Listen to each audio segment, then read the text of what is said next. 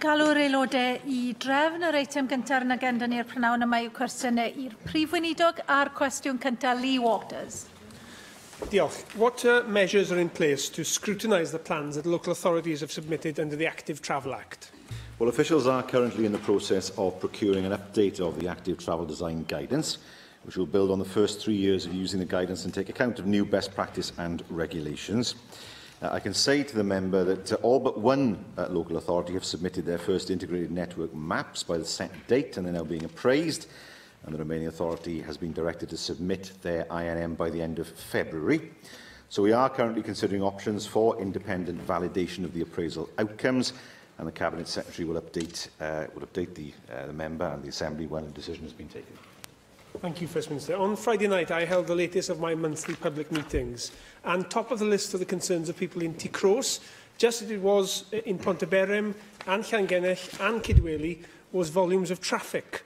Now, the deadline has recently passed for councils to submit their long-term plans for a network of active travel routes they'd like to create over 15 years, and properly done and funded, these have the potential to cut traffic as well as improving health and local neighbourhoods.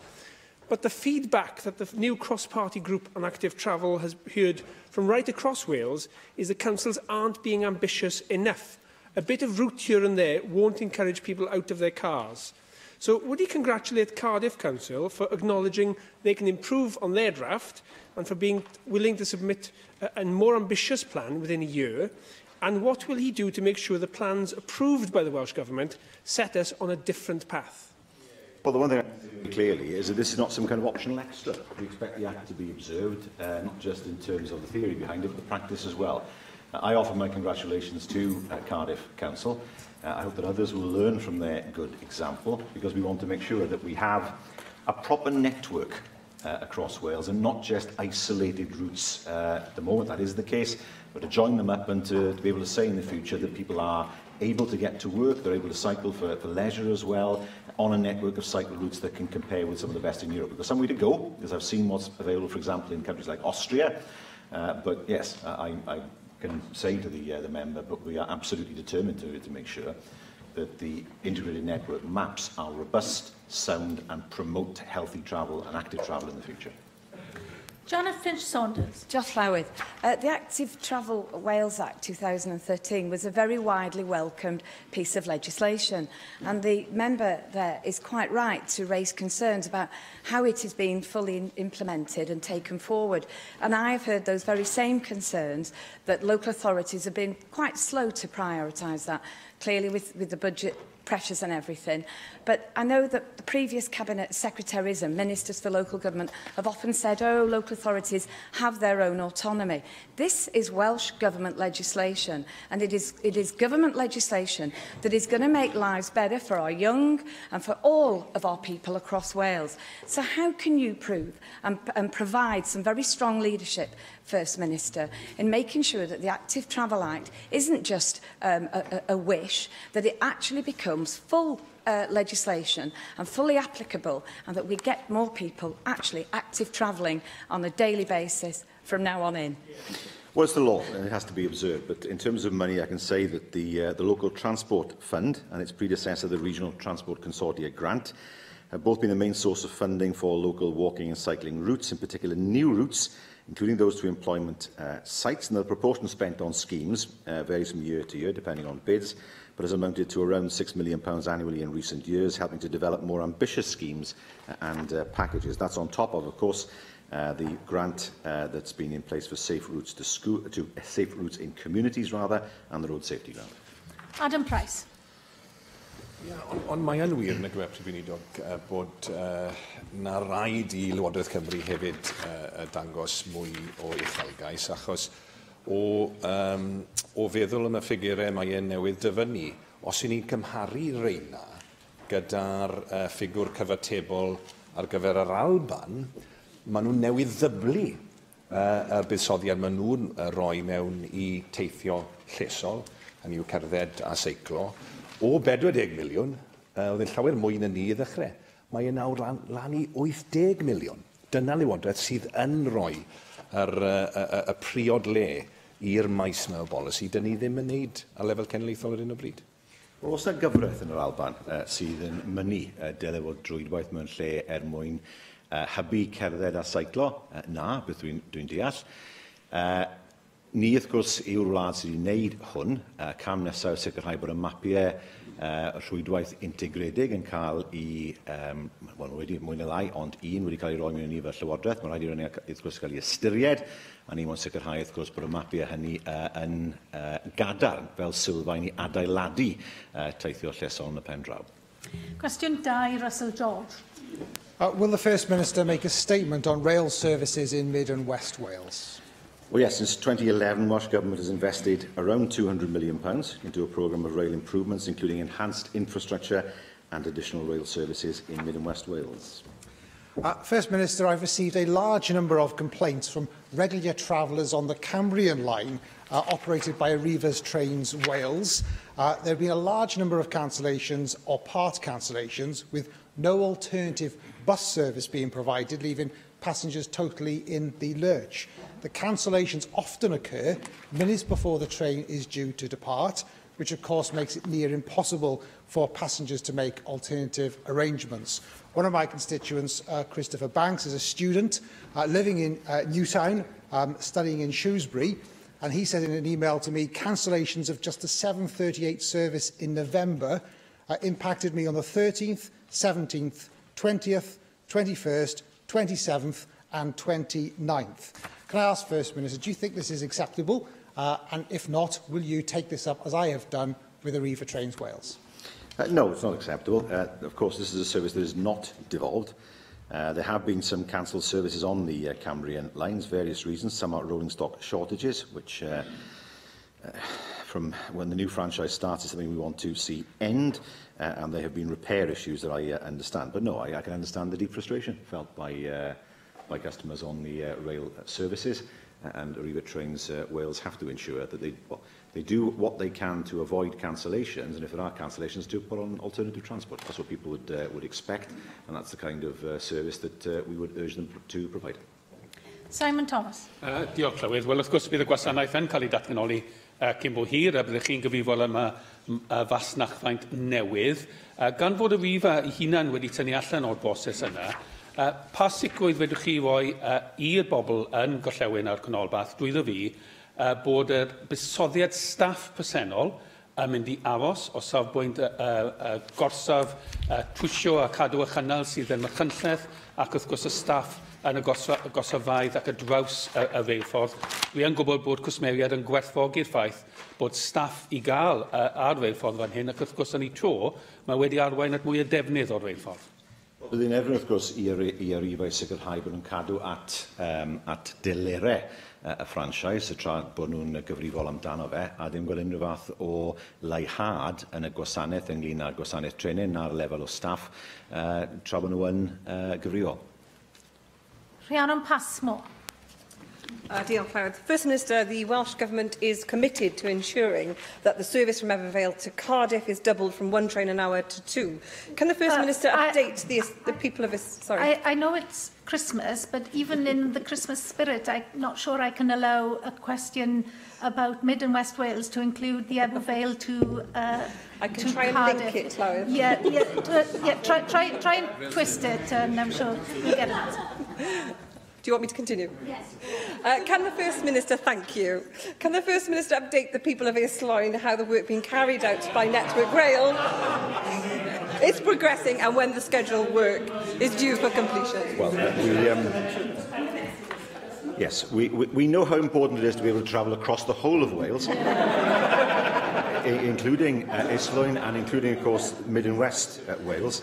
And it's hugely important that people are able to use the rail network to travel north, south and up and down and across our country. We want to make sure, of course, as part of the franchise that is agreed from spring of next year onwards, that services are provided at a much higher level, both for her constituency and indeed the Mid and West of Wales.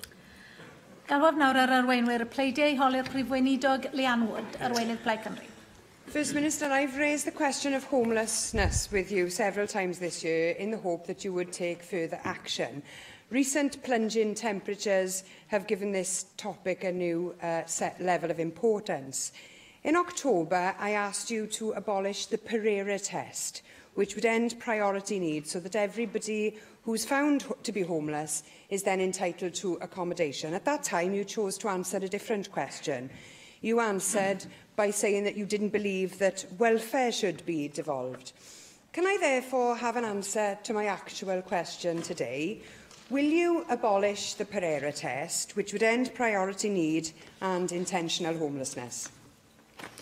Well, I think we should tread carefully in terms of looking at tests. What I can say is that we as a government, of course, have delivered legislation to deal with homelessness. We know that many, many thousands of people have avoided homelessness because, of course, there is a duty now to be proactive in avoiding homelessness. Nevertheless, it still exists. I was at the Purple Bus last night with the Salvation Army. I saw there and heard stories of people who were homeless and the difficulties, the multiple difficulties that many of them faced. And it was made clear to me that there needs to be an individual tailored package for individuals in order to address the issue of homelessness for them. Of course, we saw the sad news about the young woman who died in Cardiff, and that is something, of course, that I'm sure all members would express great regret about. But in terms of looking to deal with homelessness, that is something that we've addressed via legislation.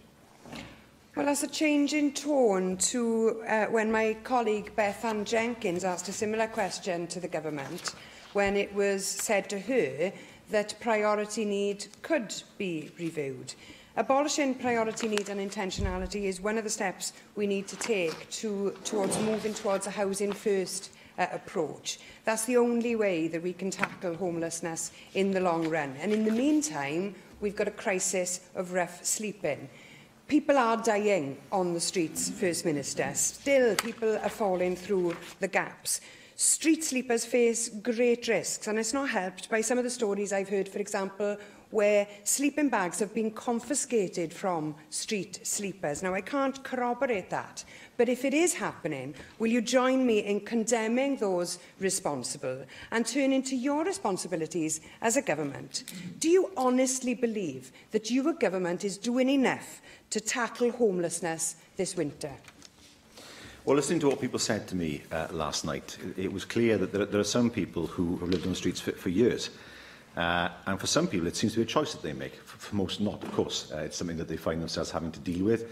What I did hear last night is that many people find that they are able to get accommodation within weeks, sometimes within 1 week. And could I pay tribute here to the work of the Salvation Army and the outreach work they do with the people who come to the Purple Bus. She asked me particularly, what is humane about taking sleeping bags away from people, especially when the weather is so cold? People need as much much insulation, if I can call it that, as they can in order to avoid dying in the cold weather. Nobody surely could agree with that course of action. She asked what we're doing. Well, we're already providing £460,000 to support a range of third sector services helping rough sleepers in Cardiff, including night shelters, outreach services and a day centre.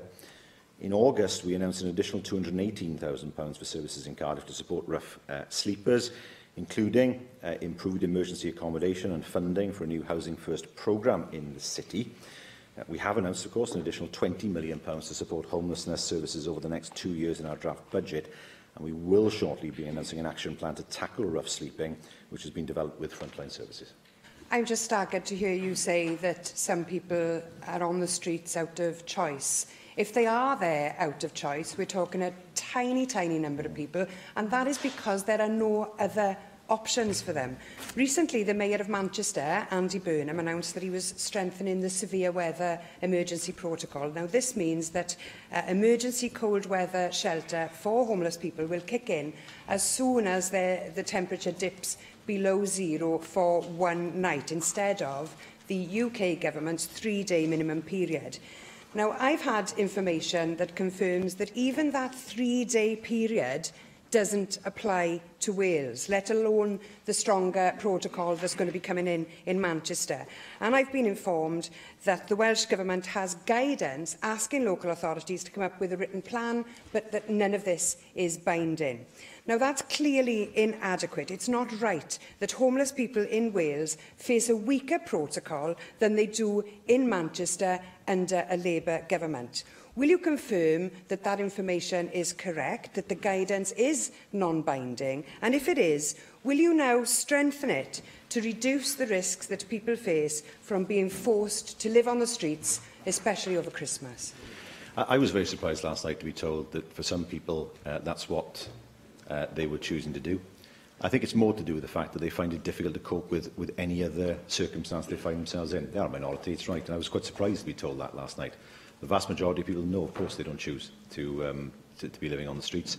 For them, the impression I got last night is that it's easier to help them because for them well, that's what I was told. I mean, we can speculate as to why that is, but that's what I was told. Nevertheless, we know there are people sleeping rough on the streets, and dealing with them is hugely important in order to be able to help them for the future. With regard to the guidance, that is something I can write to her on. But what I can say is that if guidance is not observed, then of course we will look to take steps to strengthen the support that's in place for homeless people, and that of course will form part of the action plan that we're developing in the future. Arweinydd yr wrthblaid Andrew R.T. Davies. Thank you, Presiding Officer. As this is the last plenary before the Xmas recess, may I wish the First Minister and other members the compliments of the season, and in particular, hopefully, a happy and peaceful New Year as well, then, First Minister. First Minister, over the last couple of weeks, I've asked several questions in this chamber, and I've been reviewing those questions over the last couple of days. And as we are now going to recess, I'd be grateful if you could provide some clarity to some of the answers that you have given over the last couple of weeks. Namely, did you meet a former member of your Cabinet in October 2014 to discuss their concerns about the behaviour of one of your special advisers? No, I think the time has come to leave this now to the independent advisor to look at, and the other inquiries, to have individual questions about individual dates 3 years ago. I mean, clearly that's a piecemeal approach. I think the reasonable approach to this now is to let the independent advisor get on with his work, to let the investigation get on with its work, and of course ultimately the inquest. I am grateful that those inquiries are underway, but I do think it is appropriate in this chamber where we're elected to ask these questions, because if we don't ask those questions, then what is our role? That's what First Minister's questions is about. And I have to say, as I have spoken to people who don't normally show much of an interest in Welsh democracy, this is an issue that they have taken great interest in. And some of the answers, like myself, they do require some clarity over. And that was a really straightforward question, asked succinctly, and I just wanted a simple answer for that. So maybe if I try you on another question, were you at any time in October 2014 made aware, either by ministers or special advisers, of concerns about the behaviour of one of your special advisers? And did you put another special adviser to make inquiries of these assertions? Well, again, I mean, oral statements 3 years ago are things that it wouldn't be right to comment on this without looking at the whole picture. As I say, I think it's perfectly reasonable, given the fact that we have now a number of inquiries running, that it's for those inquiries, it's independent inquiries, to look at these issues now in the round. I think that's a perfectly reasonable approach. I do regret, again, you haven't been able to give me an answer to the second question. With the greatest respect, that is an elected member's ability to come to this chamber. That's the privilege that we have as elected members to ask those questions. That's what First Minister's questions and ministerial questions and statements is about. We choose the questions, we try and elicit the answers. I do regret on two rather straightforward questions, which are topical, you have not been able to give me a more concise answer, in particular to clear up some of the answers that you've given over the last 5 weeks. On two other occasions, I have asked you, and you haven't provided me with an answer, would you lift collective responsibility to Cabinet Ministers when they give evidence to the independent person you've appointed to make inquiries? On both occasions, and on a third occasion when Darren Miller has asked you the question, you still have not given a yes or no to that answer. Will you confirm that you will lift collective responsibilities for ministers to make those representations to the independent person if they so wish? Well, collective responsibility applies to policy. It's never applied to anything else, and I made that particularly clear. But I think it is important that with all these issues, and there are serious questions have been asked, I understand that, and they need answers, and they will get answers. But I do think it's important that those answers are provided as part of a whole picture. I think it's not right that people should pick out little bits, mention them, and then not give the full context in terms of which answers are given, for example, or the context of what happened some years ago. Now, He's asked questions. I understand he wants answers. All these matters will be dealt with as part of the independent inquiries. I can't see that anybody reasonable out there would see there's anything wrong with that. It's hugely important those inquiries now are able to get on with their work. If people are serious about engaging with those inquiries, then of course they should make their representations to the people running them. Arweinydd Grŵp UKIP, Neil Hamilton. There's clearly no point in pursuing the line of questioning which the Leader of the Conservatives has embarked upon, as you're determined to kick this issue as far into the long grass as possible. So I'd like to turn to something else. I wonder if the First Minister saw in the Times last Thursday a news story under the headline "End of Wind Turbine Blight After Lake District Campaign," which refers to the demolition of a major wind farm development, first time this has ever happened, after 25 years, because planning permission for an extension was refused on grounds that the wind farm desecrated an area of outstanding natural beauty. This follows numerous examples in England and indeed in Northern Ireland, where the protection of majestic landscapes has been given higher priority than reducing CO2 emissions. I wonder if the First Minister therefore will follow this lead for Wales and give greater protection to our own majestic landscapes rather than reducing CO2 emissions. Well, TAN8 does that, of course, because when TAN8 was first developed, it recognised, for example, there were special conditions in national parks. And there were particular areas where wind applications were due to come. Now, he mentions wind turbines, but nothing else. You know, is he saying that, for example, that open cast is fine? Is he saying that other forms of nuclear energy, well, we support nuclear energy. We want to see a new nuclear power plant on Anglesey. But I don't think it's right to say you can pick out wind farms and say they are particularly more of a blight on the landscape than anything else.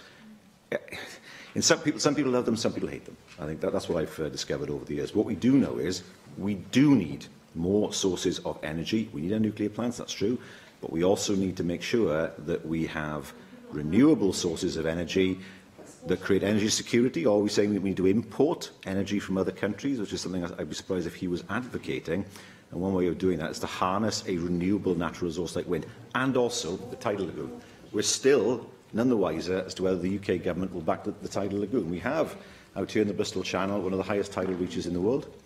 It is energy that will always be there as long as the moon is above us, and yet no decision yet from the UK government. We need to make sure that we harness the renewable resources that we have, and it's about time the UK government took a decision supporting the tidal lagoon.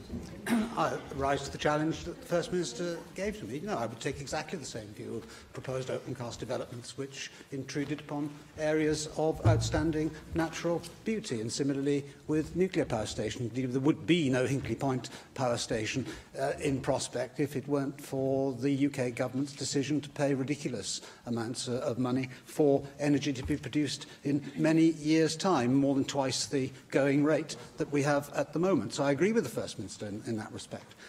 He'll know that there have been many controversial projects involving wind farms in mid-Wales.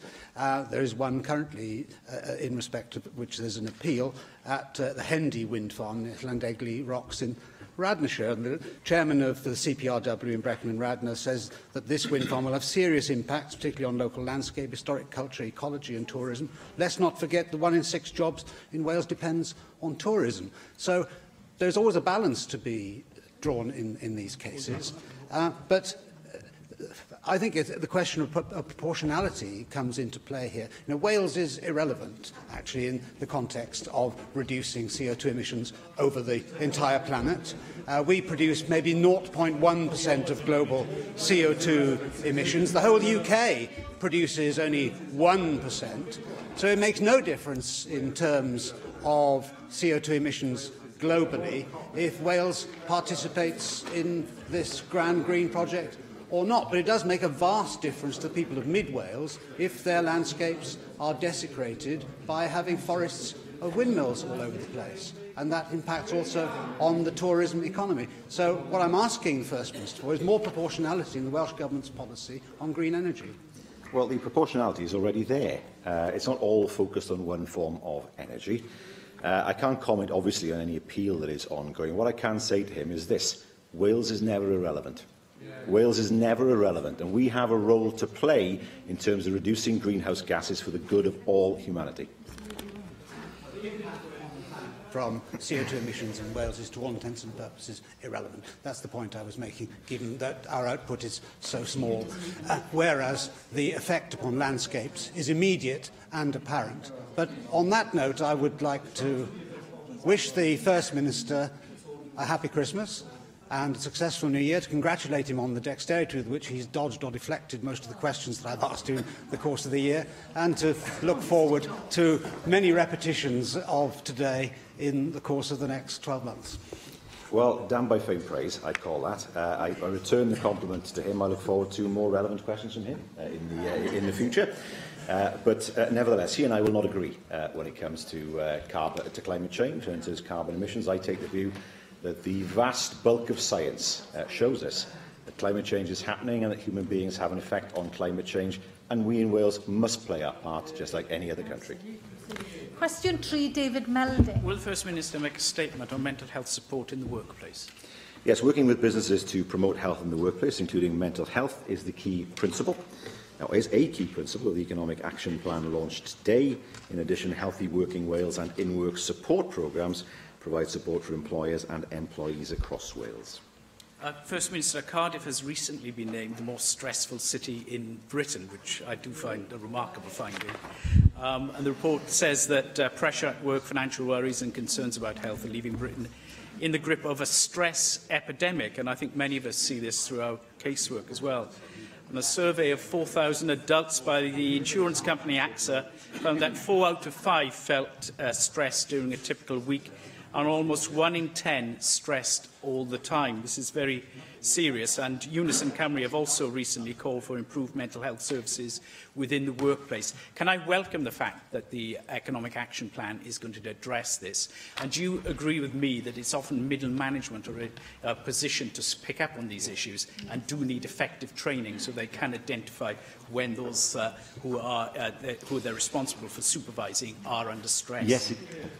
Forgive me. Yes, that's absolutely right. It's those who are closest to those who might experience stress are best placed to deal with it. But it's hugely important that people are able to recognise it.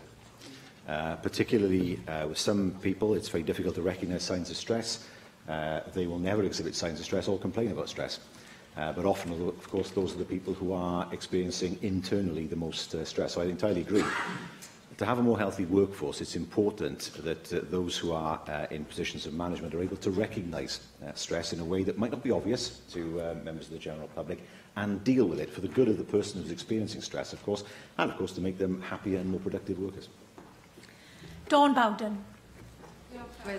David Melding's actually just touched very briefly on the Unison event that took place recently, and I wonder, First Minister, if you would join me in welcoming successful initiatives like the Unison Mental Health in the Workplace conference that was organised in the Pierhead building, which I think once again showed the central role that trade unions can play in helping to tackle difficult issues in the workplace, and demonstrates the valuable role of social partnership in delivering better outcomes for issues like tackling mental health in the workplace. Yes, I applaud what Unison have done. In terms of what we have done, well, Healthy Working Wales is our work and health programme. It aims to improve health at work by focusing on prevention and retention or rehabilitation of those made ill at work, and funding has been committed until 2020 as part of our Prosperity for All commitment to focus on support for employees' health and well-being. I can say that Healthy Working Wales is delivered by Public Health Wales. Further work is taking place in partnership with Business Wales to target the programme for SMEs and to increase outreach. And that will include focusing on the need to improve the mental health and well-being of staff by putting in place policies and practices which protect mental health in the workplace. Caroline Jones. First Minister, we lose an average of 2.5 days per employee to mental health-related absence each year. It is also estimated that presenteeism, where mental health issues lessen work performance, costs the UK around £15 billion a year. It has been estimated that optimal treatment for mental health disorders will only reduce the impact of mental health illness by 28%. So we have to focus on prevention. The Mental Health First Aid programme can provide help to prevent the mental health problems developing into a more serious state. First Minister, what can the Welsh Government do to encourage more businesses to train their staff in mental health first aid in the same way that they employ first aiders to treat physical ailments? Well, two things. First of all, it's already happening through Healthy Working Wales. 3,549 organisations in Wales, employing 503,914 people, have engaged in the Healthy Working Wales range of programmes since July 2011. That represents 36% of the working population of Wales. It is something, of course, that will form part of the economic contract, as the Cabinet Secretary will explain later, as part of the Economic Action Plan. Question 4, John Griffiths. What action is the Welsh Government taking to promote joint working between the health sector and the leisure and sports sector in Wales? Well, Prosperity for All makes our expectations for collaboration very clear. We have asked Sport Wales and Public Health Wales to set out how they will build on existing examples of good practice and work together on joint policies. First Minister, if we are to meet the challenges of achieving a more preventative and proactive approach to better health in Wales, we do need a more physically active population. That is an important part of making that necessary change. In Newport, the Aneurin Bevan Health Board, Public Health Department, together with Newport Live, Newport City Council, Natural Resources Wales, local sports groups and many others have been working together for some time to try and achieve a more physically active local population so that we do get that better health. In addition to what you've outlined in your initial answer, First Minister, I know locally, and I'm sure it applies to many other such initiatives across Wales, there is great interest in what further action, what further support Welsh Government might be able to provide to support those initiatives, to make that fundamental change to a more preventative and proactive approach to health in Wales. Well, I can tell my friend the member for Newport East, the Public Health Wales Act places a requirement on Welsh ministers to publish a national strategy on preventing and reducing obesity, where engaging in physical activity and tackling sedentary lifestyles will play an important role. That work is being led by the Chief Medical Officer, and both the sports sector and health sectors are fully engaged in the development work. We also have, of course, the National Exercise Referral Scheme, Welsh Government-funded scheme that's delivered by Public Health Wales. It's been developed to standardise exercise referral opportunities across all local authorities and local health boards in Wales, and it targets patients who have a chronic condition or who are at risk of developing chronic disease, and there were over 28,000 referrals across Wales in 2016. And in terms of Newport, I can say the total investment into Newport from Sport Wales, for example, is over £610,000, over £500,000 core funding, which covers work with schools, community participation, free swimming and other regional work with and through Positive Futures, and £100,000 roughly, which is community chest funding, which a local Newport community chest panel oversees. Angela Burns. Thank you, Presiding Officer. First Minister, I listened to your answer, your initial answer to John Griffiths, and I absolutely accept, and it was very clear during the Public Health Bill process, that ministers are acutely aware of the need to improve our health and well-being by using sport and leisure. However, there is still a woeful level of interaction between those who are responsible for the commissioning of sport and leisure in order to provide these services and those who are responsible for driving the health and well-being agenda. I note what you say about Public Health and Sports Wales. However, I would like to ask for, one, more imagination in what we provide, because leisure does not just mean sport. And if you are elderly and infirm, to be frank, a sports hall down the road with a football in it is not going to do you any good. And secondly, what can your government do to try to get at a local level these commissioning agents, those who have the duty to provide and those who want to have well-being and good healthy living for our citizens, to actually work together on a daily, weekly and monthly basis? It's quite right to say it's not all about sport, and more to do with activity and exercise, of course. I can say that work is taking place between Sport Wales and Public Health Wales, which will include the establishment of a new outcomes framework for physical activity, some shared performance measures, actions and methods for evaluating impact and value for money. The Cabinet Secretary for Health and Social Services and the Minister for Culture, Tourism and Sport have agreed to extend funding for 16 months for Let's Walk Cymru, delivered through Ramblers Cymru, and that works with local authority coordinators to develop a range of walks and routes across Wales for people with varying levels of abilities. And it's quite right to say it is vital for older people and people with disabilities to be provided with opportunities to engage in leisure and cultural programmes. And of course, the recent Olymp Age Games are an excellent example of what can be achieved when organisations work collaboratively towards the shared goal of population health improvement. And I'm pleased that event was a success. And I hope it continues next year. Rhina Piorwedd. Diolch, Llywydd. Dwi'n grediniol mai drwy'r system addysg mae cael pobl ifanc ar y trywydd iawn tuag at weithgarwch corfforol mwyn gwella iechyd nhw. Mae'n gyfle fan hyn i dynnu sylw at ddechrau'r ymchwiliad gan y Pwyllgor Iechyd yma i mewn i weithgarwch corfforol gan blant a phobl ifanc. Rwan mae Iwerddon newydd gyflwyno gweithgaredd gorfforol fel arholiad y Leaving Certificate yno. I ba raddam ydych chi a'ch Llywodraeth yn credu bod angen elfen o brofi neu hyd yn oed arholi gorfodol mwyn sicrhau bod bob person ifanc drwy gydol ei hamser yn yr ysgol yn sicrhau bod gweithgarwch gorfforol yn uchel ar ei hagenda? Wel, wrth gwrs, mae hwnna'n digwydd yn ysgolion yn barod yn un o'r ffaith bod addysg gorfforol yn rhywbeth sydd yn rhywbeth mae'n gorfod wneud. A hwnna'n rhywbeth, wrth gwrs, mae rhai nhw'n cael ei arholi ar hwnna'n wir yn un a tygau a lefel A, ond mae'n rhan o'r cwricwlwm i bawb. Mae fe'n wir i weid, fi'n credu bod yn holl bwysig i sicrhau bod plant ifanc yn datblygu'r ffordd o fihafio sicrhau bod nhw'n cario ymlaen i wneud chwaraeon yn y pen draw. Ond ni yn colli bobl, gwrs, mae'n oedran yn dod lle mae rai bobl ifanc ddim eisiau wneud unrhyw fath o chwaraeon. A i fi, yn yr amser, i ni ystyried pa fath o bethau eraill bydd o ddiddordeb i nhw, felly maen nhw ddim yn cystadlu. Felly bod nhw'n moyn neud pethau sy'n falle cerdded neu rhaid ddim yn cystadlu erbyn bobl eraill. So, wy'n credu bod na sawl ffordd i ystyried hwn. I rai, wrth gwrs, bydd nhw'n moyn i addysg gorfforol, bydd nhw'n moyn neud chwaraeon, ond beth o'n i sicrhau yw bod ni'n edrych gyda ysgolion ar beth allan nhw'n wneud i hybu rhywna sydd falle eisiau wneud pethau corfforol, ond ddim eisiau wneud chwaraeon. A fyna fi'n credu yw'r ateb ynglyn â sicrhau bod mwy o ferched ifanc yn enwedig yn cario ymlaen gyda nid fe chwaraeon, ond ymarfer corfforol yn y pen draw. Cwestiwn 5, Hefin David. Will the First Minister make a statement on the delivery plan for Our Valleys, Our Future?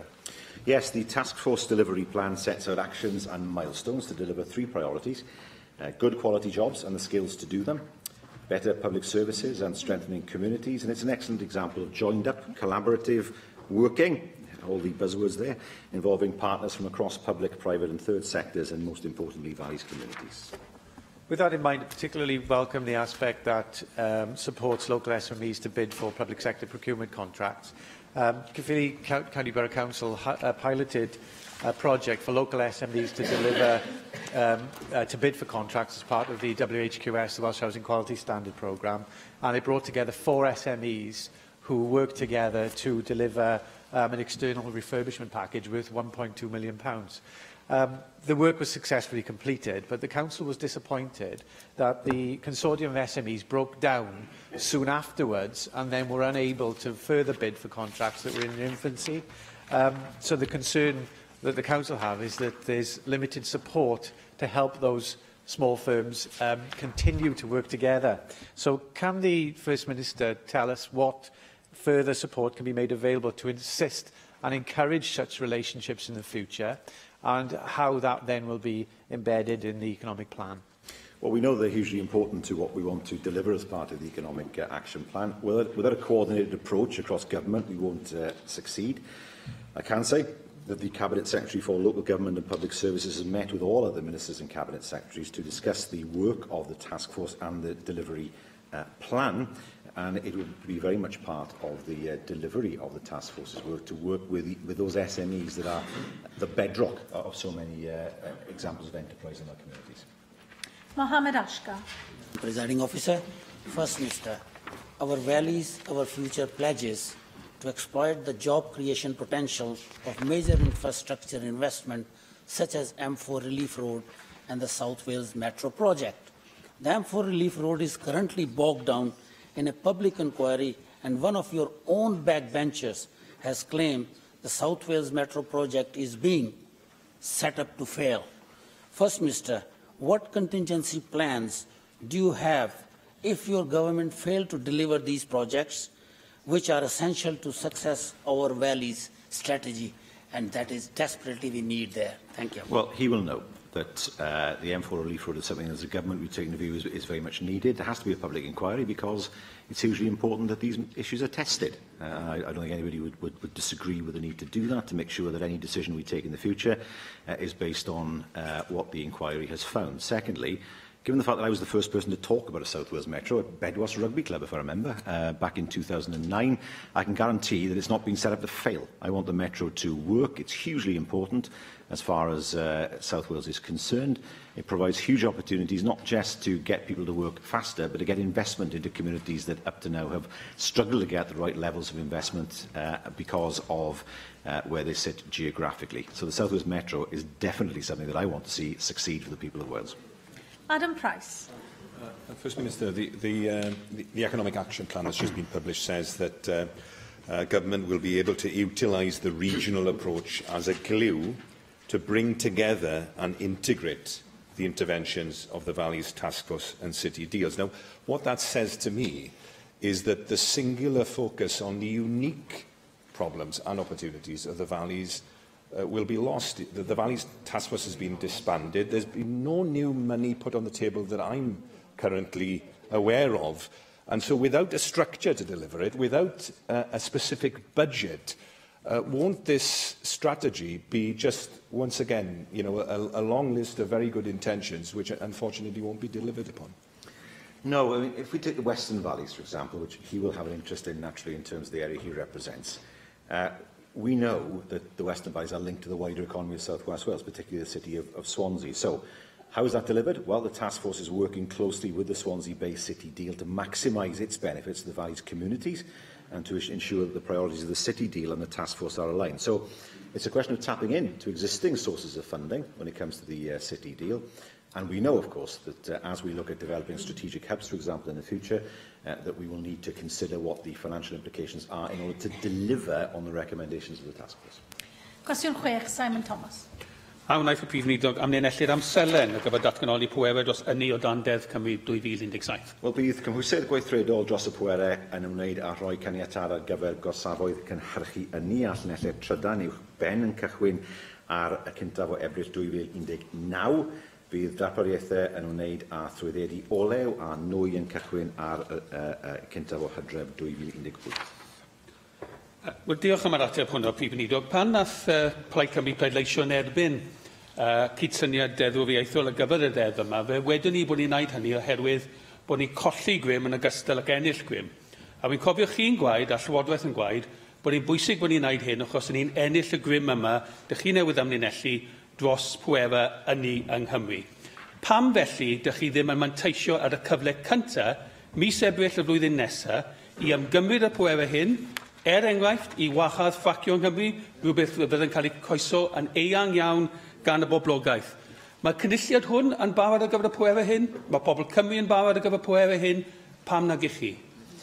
Wel, mae'n holl bwysig bod y strwythur mewn lle er mwyn bod ni'n gallu defnyddio'r pwerau. Ni sydd wedi gofyn am hyn bod y pwerau yn cael i ddod i bant oddi off am cwbl o fisoedd er mwyn bod y strwythur mewn lle i ni gallu gweithredu. Beth ni ddim moyn wneud i bod mewn sefyllfa lle ni'n cymryd y pwerau a wedyn ni'n ddim yn barod iddyn nhw. Maen nhw'n gymleth iawn, maen nhw'n pwerau ddim wedi cael o'r blaen, o'n i'n hyderus iawn wrth gwrs ynglyn â'r amserlen ni wedi cytuno gyda Llywodraeth y Daearys Unedig bod hwn yn rhywbeth sydd yn rhoi cyfle i ddod i'r strwythau mewn lle er mwyn bod y pwerau yn dod. Cwestiwn 7, Mike Hedges.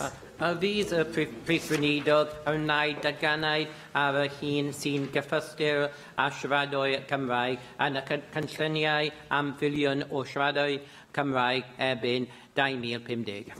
Wel, na beth yw'r cwestiwn?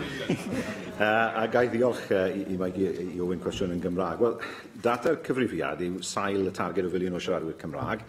Roedd cyfrifiad 2011 wedi cyfnodi bod 582,000 o ddinasyddion Cymru yn adnabod eu hunain yn siaradwyr Cymraeg, ond mae fe'n anodd ynglyn â ymha ffordd mae rhywun yn diffinio ei hun fel rhywun sydd yn siarad Cymraeg. Wedi cwrdd â bobl sydd â Cymraeg digon da, Cymraeg pob dydd sydd ddim yn cyfri hunain fel siaradwyr Cymraeg, o achos y ffaith bod nhw'n clywed beth maen yn Gymraeg ar y teledu, ar radio, meddwl os yna beth yw Cymraeg, so mae'n Gymraeg yn digon da. So i fi, mae yna dasg wrth gwrs dros y blynyddau i fagu hyder gyda bobl sydd ddim unrhyw fath o gefndir llenyddol, bobl sydd ddim yn darllen bethau yn Gymraeg, ond sy'n gallu siarad Cymraeg ar lafar, mwyn bod nhw gallu ystyried eu hunain fel siaradwyr Cymraeg ac i ddiffinio eu hunain fel siaradwyr Cymraeg yn y cyfrifiad.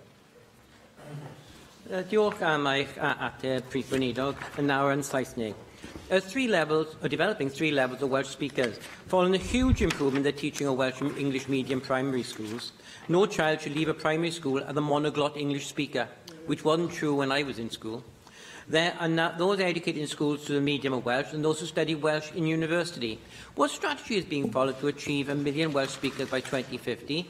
And more importantly, as you said earlier, how to get people who speak Welsh on a daily basis, but not to a technical level, to identify themselves as Welsh speakers?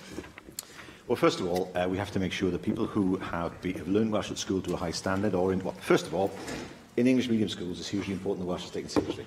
And of course, the Welsh short course has been a difficulty, and that is something that we are addressing. And to get rid of what I think is an artificial barrier between first and second language. How do you define that with any language? And to get rid of to look at whether that actually works in terms of the Welsh language. Secondly, it's hugely important that those who receive their education through Welsh, who don't live in a community where Welsh is spoken widely, who don't come from a Welsh-speaking family background, they don't lose their Welsh as a result of leaving school because of lack of practice and lack of opportunity to use it. It's why, of course, we've invested in hubs across Wales in order that people can go there and use their Welsh in a natural way in parts of Wales where it's not spoken on the street. So that is part of it. How do you get people to become more confident? That's a more complicated question.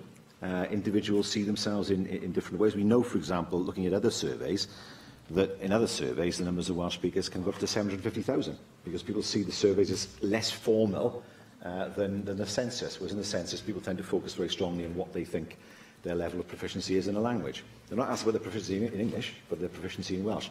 And I do think a lot of people, this is based on anecdotal evidence, tend to identify themselves as Welsh understanders rather than Welsh speakers, particularly in some parts of Wales, Holyhead, parts of southern Carmarthenshire, even though their Welsh is good enough to be regarded as a native speaker. And encouraging those people to make that jump, to see themselves as Welsh speakers, is an important part of what we're trying to do. Susie James. Llywydd o'n gytuno 100% y Prif Weinidog, mae Gymraeg wedi bod yn rhan o'r cwricwlwm datganoli, felly mae yna nifer fawr o bobl gyda sgiliau Cymraeg, ond sydd ddim yn ei defnyddio, neu sydd ddim yn ystyried bod gyda nhw sgiliau Cymraeg. Mae gan athrawon rhaglen sefyllol wrth gwrs, os gyda chi syniad eto am sut y gallai cefnogi yn ystyrlon unigolion allweddol mewn gweithleoedd eraill? Wel, un o beth wrth gwrs ni'n ystyried fel rhan o'r strategaeth ni wedi dod i mewn lle. Mae'n holl bwysig bod yn cael y cyfle i ddefnyddio'r Gymraeg yn y gweithle. Mae hefyd yn bwysig dros ben bod yn gallu gloiwi i Cymraeg. Mae'n rhaid i weid, pan des i fan hyn yn 99, byddwn ni byth wedi sefyll yn drad a siarad yn Gymraeg. Byth. Achos y ffaith o dim hyder o gwbl fi yn Gymraeg, yn y geirfa gyda fi, o dim unrhyw fath o gefndir llenyddol da fi o gwbl. A felly, mae fe'n holl bwysig i roi'r cyfle i bobl i ddefnyddio'r Gymraeg yn y gweithle. Ar un adeg, mae'n rhaid i weid, o'n i ddim o blaid bobl yn gwisgo bathodyn, ond erbyn hyn wedi newid yn feddwl, achos fi'n credu bod e'n bwysig bod bobl yn gallu gweld bod rhywun yn siarad Cymraeg a gallu defnyddio'r Gymraeg gyda rhywun mwyn rhoi'r cyfle i'r personau i ddefnyddio'r Gymraeg hefyd. So un o pethau hoffwn i weld yw bod mwy o bobl yn hybu i staff i wisgo bathodynau os maen nhw eisiau, mwyn bod nhw'n gallu dangos i bobl eraill bod nhw'n gallu siarad Cymraeg a mwyn wrth gwrs bod nhw'n gallu defnyddio'r Cymraeg yn y gweithle. Diolch i'r Prif Weinidog. Yr eitem nesaf felly o'r datganiad a chyhoeddiad busnes, a dwi'n galw ar Julie James arweinydd y tŷ i wneud y datganiad. Julie James. Diolch Llawer. After this business statement, the Cabinet Secretary for Economy and Transport will make a statement on the Economic Action Plan. Otherwise, business for the first 3 weeks of the new term is shown on the business statement and announcement found amongst the meeting papers which are available to members electronically. Mike Hedges. Health in more than hospitals and emergencies involved lifestyle choices. In trials, half the people who had type 2 diabetes for less than 6 years were cured by diet alone. We know how harmful smoking is and how important diet and exercise are. Working with GPs, we can improve health. I would like to ask for a statement on government action to improve public health, including the role of primary care. Well, thank you for those very important remarks, and actually it's very important, of course, that people understand how they can best help themselves in these matters. The Health Secretary is here listening to you, and I know he takes these issues very seriously. I'm sure he will update the Senedd in due course. Mohammed Ashkar. Madam Presiding Officer, Cabinet Secretary, may I ask for a statement from the Cabinet Secretary for Health on the provision of dementia services in South East Wales, please? Proposals by the Naibavan University Hospital Board to close the dementia ward at Chepstow Community Hospitals are causing considerable concern among the community in the area. If this ward closes, patients would have to travel to Abervale or Newport for treatment, which would cause huge difficulties in rural county where public transport is infrequent, expensive and slow. It is reported that this proposal is a result of staffing problem in the older adults' mental health care. That is a department where the real problem is, and they're going to close it down. So can I ask for a statement on this damaging reorganization, please? Thank you. Well, I know that the Health Secretary has been working very hard with the dementia community to put together the new dementia strategy for Wales, and indeed this came up in the business statement only a couple of weeks ago, where he confirmed that the strategy would be published in the new year. I'm sure he'll take into account the matters that you've raised in regards to this important service when he does so. Neil Hamilton. The Health Secretary announced last week a £68 million plan for health and care hubs, including 11 new hubs and GP centres, as well as the refurbishment of existing clinics and health centres, which is all very welcome. But there are towns in various parts of Wales that feel they haven't had a fair share of health service resources. As far as Montgomeryshire is concerned, last week's announcement will lead to a redevelopment of facilities in Machynlleth and a new primary health care centre in Llanfair Cerenion. But Newtown feels very much neglected, all seems to be forgotten about. There's been a massive hospital redevelopment project in Llandrindod Wells to the south of Newtown. So, I mean, there are what we might call Cinderella towns in Wales. Blaenau Ffestiniog is another which I've raised many times in this chamber. I wonder if we can have a debate upon the subject of these Cinderella towns which feel they've not got the fair share of resources from the NHS. Well, I don't share the member's definition of any town in Wales as a Cinderella town. I'm sure all the towns in Wales are equally important, both to Wales as a whole, all of its communities, and to the people who live therein. I don't see any reason why we should allow the member to continue with such a description. Jane Hutt. Got two questions for you, Leader of the House. Part of the commitment to the Code of Practice on Ethical Employment and Supply Chains is for employers to progress towards becoming real living wage employers. Do you welcome Barry Town Council's commitment to become the first real living wage town in Wales? And what support has been given to the Real Living Wage campaign in Wales, led by Citizens Cymru and Canal Cymru? My second question is to say, would you welcome Patrick Okecho from Toro in eastern Uganda, a student at Atlantic College who's here with us today, supported by Ugandan NGO Tasida and the Veil for Africa charity, of which I'm a trustee. Patrick was able to join me at a meeting of the cross-party group today, which focused on international development, chaired by Rhun ap Iorwerth. And will the Welsh Government give a statement to update the Assembly on the Wales for Africa programme, supporting initiatives of mutual benefit to Wales and Africa? Yes, in terms of the Wales for Africa thing, I very much welcome Patrick. Patrick is the fourth Ugandan student to benefit from a 2-year scholarship at Atlantic College, and under this great scheme funded by the volunteers at Veil for Africa. And indeed, we were both at a reception for Atlantic College quite recently in the Senedd, and it was great to meet some of the parents and students and some of the teachers there as well. Vale for Africa are one of more than 350 community groups across Wales with a link to sub-Saharan Africa, and we're very proud of the programme and all of the benefits it brings not only to the people of Africa but actually to the people of Wales as well in terms of the cultural exchange between them. We encourage more people in Wales to get involved in international development projects and help those projects make a real difference, as I say, both here and in Africa. In the last 3 years, a total of £640,000 has been distributed by way of 131 grants to 89 Welsh organisations to support the partnership working in sub-Saharan Africa by Hub Cymru Africa, funded through the Wales for Africa programme. Actually, last year I opened the Wales International Development Summit in Swansea, attended by over 200 people for Wales for Africa as well. So it's a hugely important programme, both to us here in Wales and to the people of Africa, and very much congratulate Patrick for being here with us today. Maybe I'll get the chance to meet him, that would be great.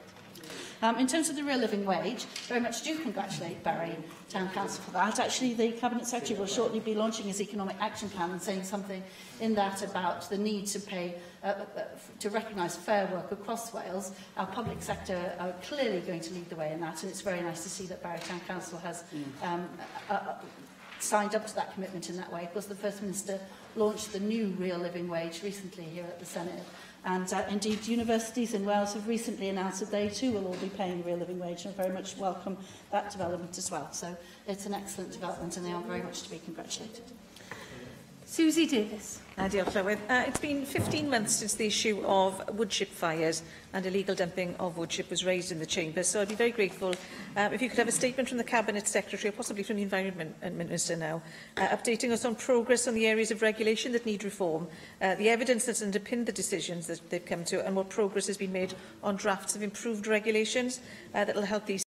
As I can see, there's been no indication that that's as soon as she's able to in her portfolio, and I'll certainly remind her of that. Mick Anthony. Next year, we celebrate the 75th anniversary of the founding of the National Health Service, one of the great civilising institutions that's ever been established, I think, by a government. It is obviously very sad to see the way the NHS is being undermined and privatised across the border in England. But in Wales, where we maintain the ethos and the principles of the National Health Service, I wonder if you could outline what the Welsh Government's intentions are to celebrate this major achievement and to celebrate this institution and its future. Absolutely. I'm very much looking forward to celebrating the 75th anniversary of the NHS at events in Tredegar, of course, the home of the NHS, for the whole of the United Kingdom, and indeed celebrations right across Wales. 2018 provides us with an excellent opportunity to celebrate the people's decision to make a National Health Service for all of the people, and indeed to celebrate our decision to hold to the founding principles and ethos of the NHS here in Wales. We're very much working with organisations and groups across Wales to plan and coordinate the celebrations, and also to take the opportunity to look at the future of the NHS and how we can make it a more integrated and sustainable NHS to deliver our healthy and active commitment outlined in Taking Wales Forward. Neil McAvoy. Diolch, Llywydd. Look at the government statement on Rothbrook. Welcome the proposed work being put on hold by Natural Resources Wales. But if it goes ahead, then people in Pennylan, in this part of Pennylan, will lose half their park. A large number of mature trees will go. The reason given is flood prevention, but there's been no flood in this particular park for certainly more than 70 years, if ever. And the modelling undertaken by Natural Resources Wales looked at the whole area, and the data circulated with the consultation was wrong. It was very badly wrong.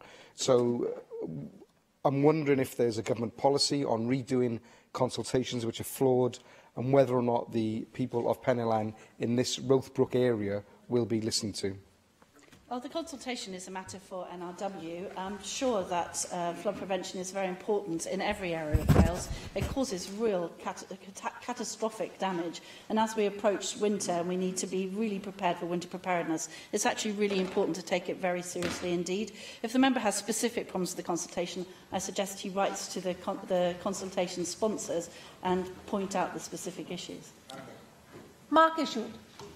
Diolch, Clive. I call for two statements. Firstly, on the impact of winter weather on transport after the weekend of disruption we've had.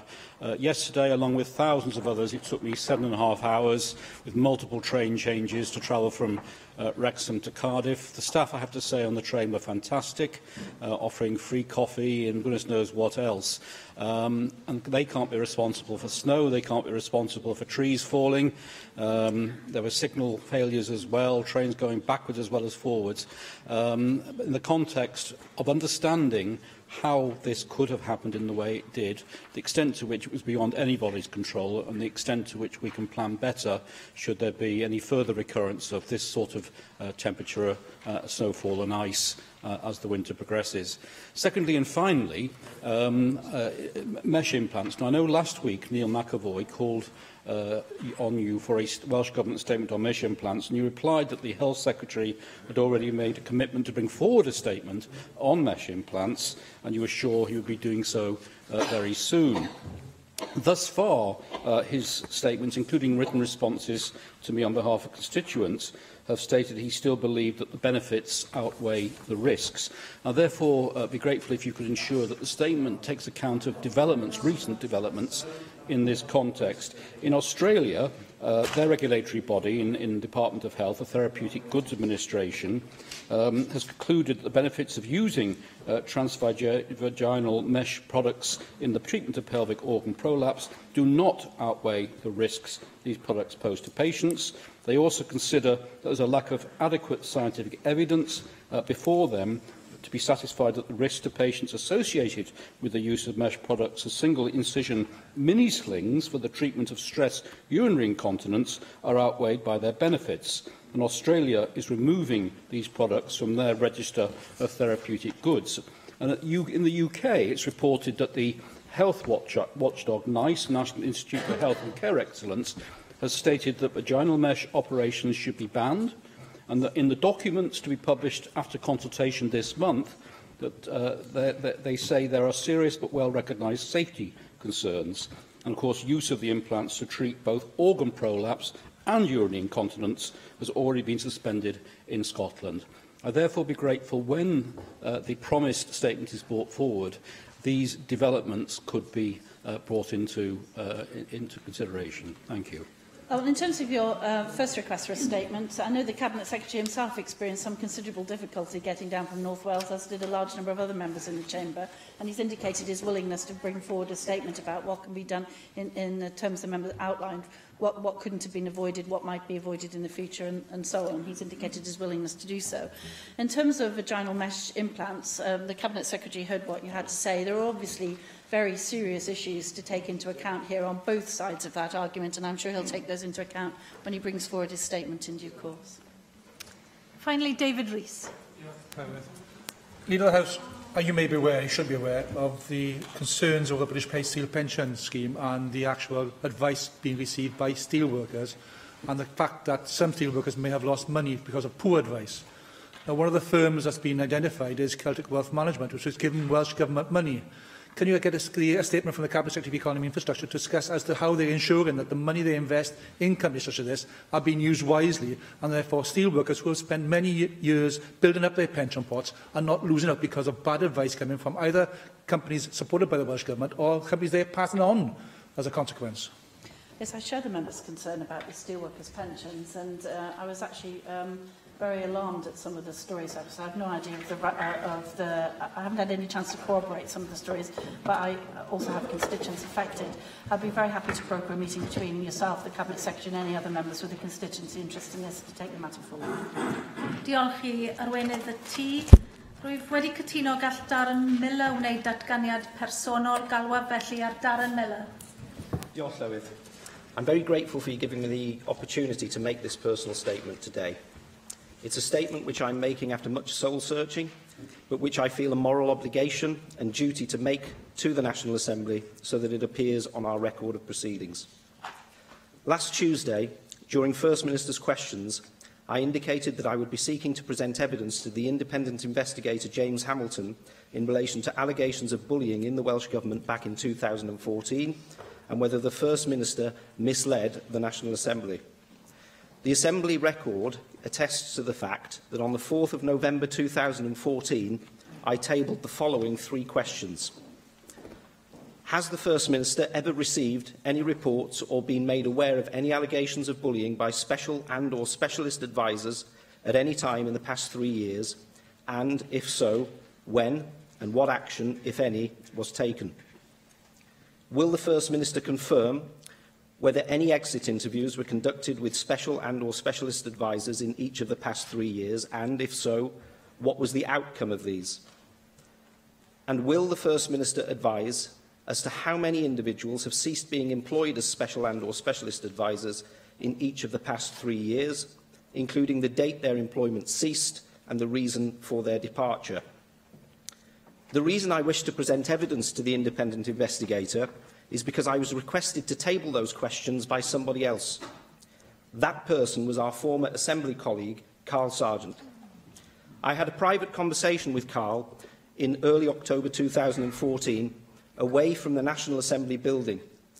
During that conversation, Carl told me that he was unhappy because there was bullying going on within the Welsh Government, which was coming from an individual in the First Minister's office, and that this was taking a toll on him personally, along with others.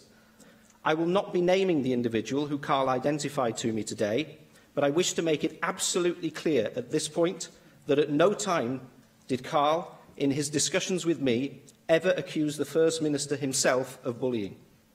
I offered to help, although I felt powerless to do so. Carl responded by thanking me and said that he would think about my offer and come back to me. Around 2 weeks later, on the 22nd of October 2014, Carl approached me in the members' tea room during plenary with a handwritten note containing draft questions for me to consider tabling to the First Minister. He explained that he hoped that the tabling of the questions would be sufficient to prompt internal Welsh Government action by the First Minister to address the bullying problem. I chose to redraft the questions slightly, and I shared these privately with Carl.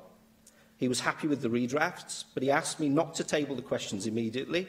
Instead, he requested that I hold off until he spoke to me again about the matter. During the first week of November 2014, Carl indicated to me that the time was now right for me to table the questions, as a complaint had indeed been made to the First Minister about the conduct of a special adviser. I subsequently tabled the questions on the 4th of November 2014, and the answers that were provided by the First Minister are now a matter of public record. Once I had received the written answers, I passed them on to Carl before they were published on the Assembly website. He was surprised and disappointed by the First Minister's answers and resigned himself to the situation continuing. Let me be clear. Carl Sargent was a loyal member of the Welsh Government and a loyal member of the Labour Party. He took his cabinet duties and collective responsibility seriously. His only motivation in disclosing the problems within the Welsh Government to me and requesting my support in this way was to attempt to resolve the frustration and stress of the ongoing situation at that time for him and his colleagues in the Welsh Government. It was out of his loyalty to the government and the party that he loved that he wanted the issues to be addressed. And at no other time, in the 10 years we served together as members of the National Assembly, did Carl ever approach me in this way or ask me to do anything of this nature. Back in 2014, Paul Davis was made aware of the reasons that I tabled the questions, and he's prepared to corroborate the facts in this statement. I understand that others were also made aware by Carl Sargent himself that he had asked me to table the questions and of the circumstances surrounding them. Out of respect to Carl's family, I did not wish to make this statement prior to laying Carl to rest or without their knowledge. I can confirm that they are aware that I'm making this statement today, and a copy has been shared with them in advance. In closing, I would like to thank the presiding officer for allowing me to make this short personal statement today. In it, I've simply stated the facts to you as my fellow Assembly members, facts which my conscience compelled me to share with you and to put on the public record, and I want this personal statement to be considered as evidence by James Hamilton to assist him with his inquiry. I will not be discussing this matter further outside of that inquiry, and nor will I be speaking to the press. Diolch yn fawr. Reitem nesaf ar yn agenda ni felly yw'r datganiad gan ysgrifennydd y Cabinet dros yr economi a thrafnidiaeth ar y cynllun gweithredu economaidd. A dwi'n galw'r yr ysgrifennydd Cabinet i wneud ei datganiad. Ken Skates. Thank you, Presiding Officer. Since devolution, we have strengthened the foundations of the Welsh economy. Our labour market performance is strong, with more people in work than ever before. We have a record number of active businesses, and new business births are at their highest level for over a decade. Our exports and levels of foreign direct investment continue to impress, demonstrating global confidence in the quality of Welsh business products and services. However, this is not a time to stand still. We live in an age of unprecedented change alongside huge opportunity. Fired by the fourth industrial revolution, the way we work, live and spend our leisure time is transforming before our eyes. This has implications for all of us, for every business and every community. We must get ahead of that change to equip our people, places and businesses to face the future with confidence, and that is why I am publishing Prosperity for All, the Economic Action Plan. The plan sets a clear vision. A vision of inclusive growth, an economy built on strong foundations, supercharged industries of the future and regions empowered to become more productive. Responding to what businesses, trades unions and communities have told us over the last year, this is a whole government plan for growth. And I'm grateful for the work of Cabinet and ministerial colleagues whose input into this framework has been essential and will be critical to delivering it on the ground over the coming years. This is a plan for everyone in Wales, a plan that meets the needs of today and the opportunities of tomorrow, a plan that drives change in policy, delivery and the way we work in government and with others.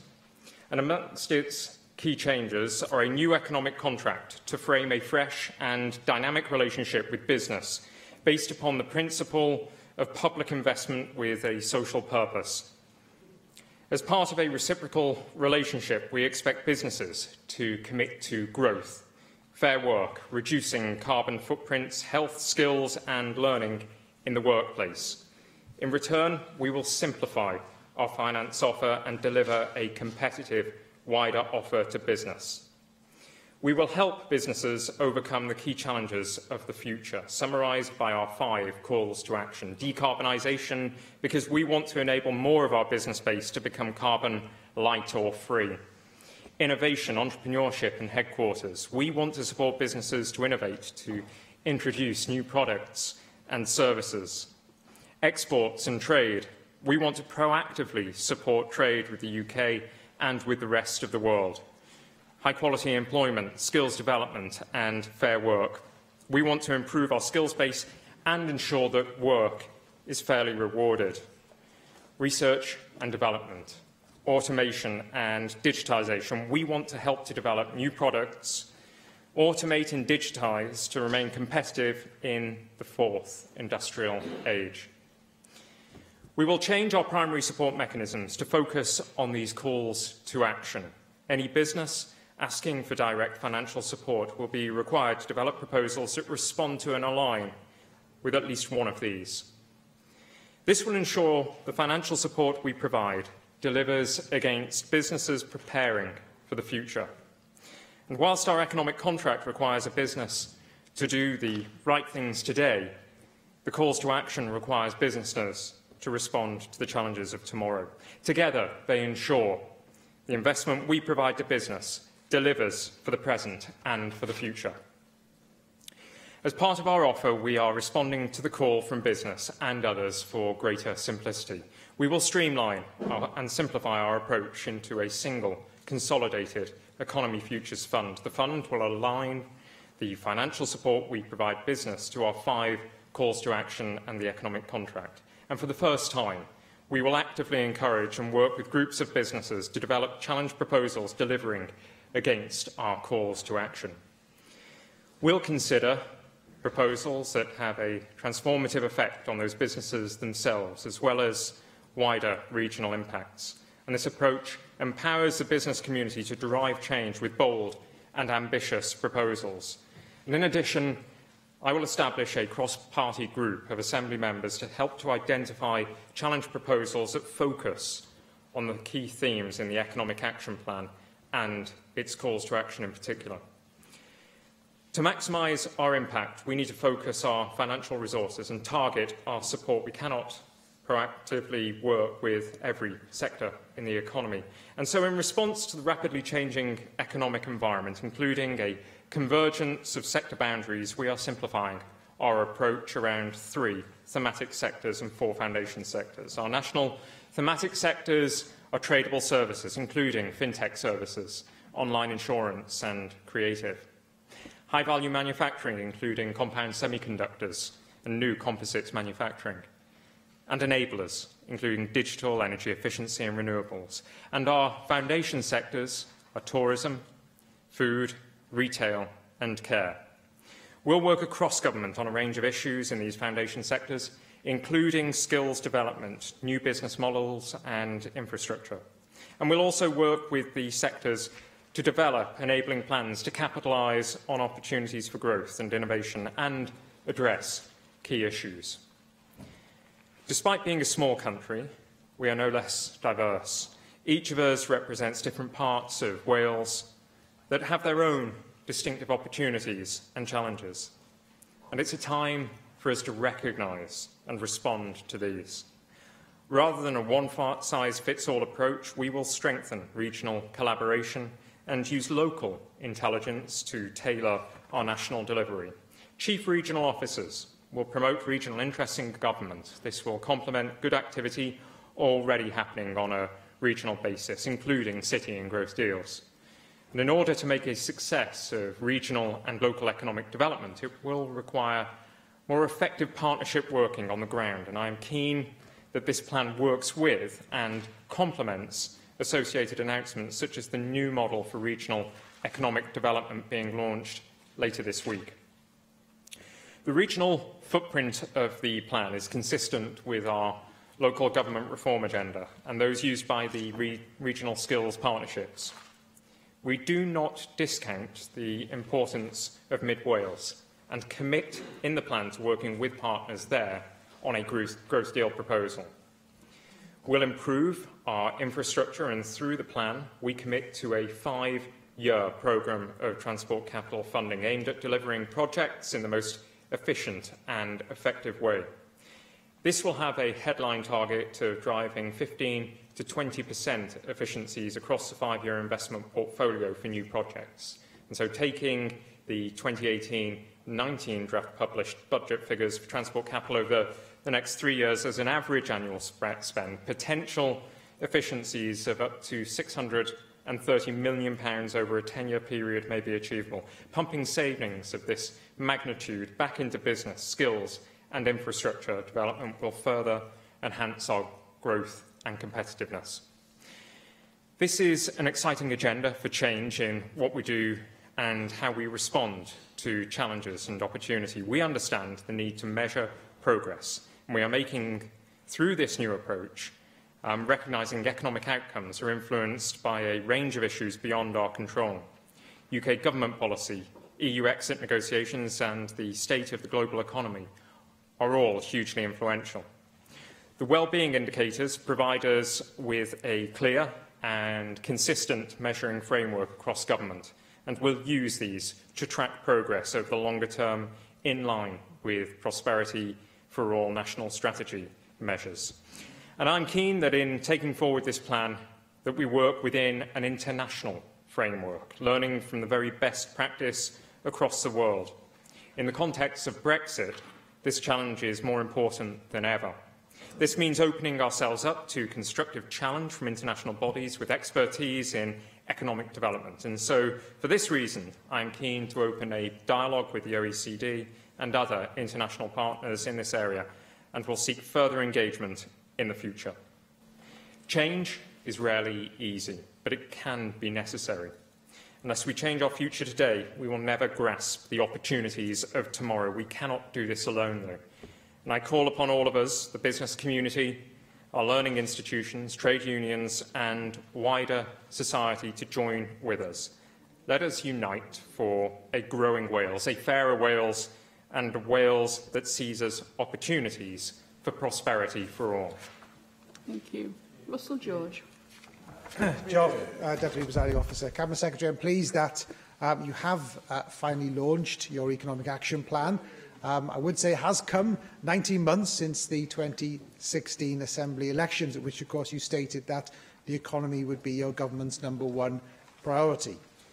The document was only, of course, received this morning by Assembly members, but I've done my best to read as much as I can in the time I've had this morning.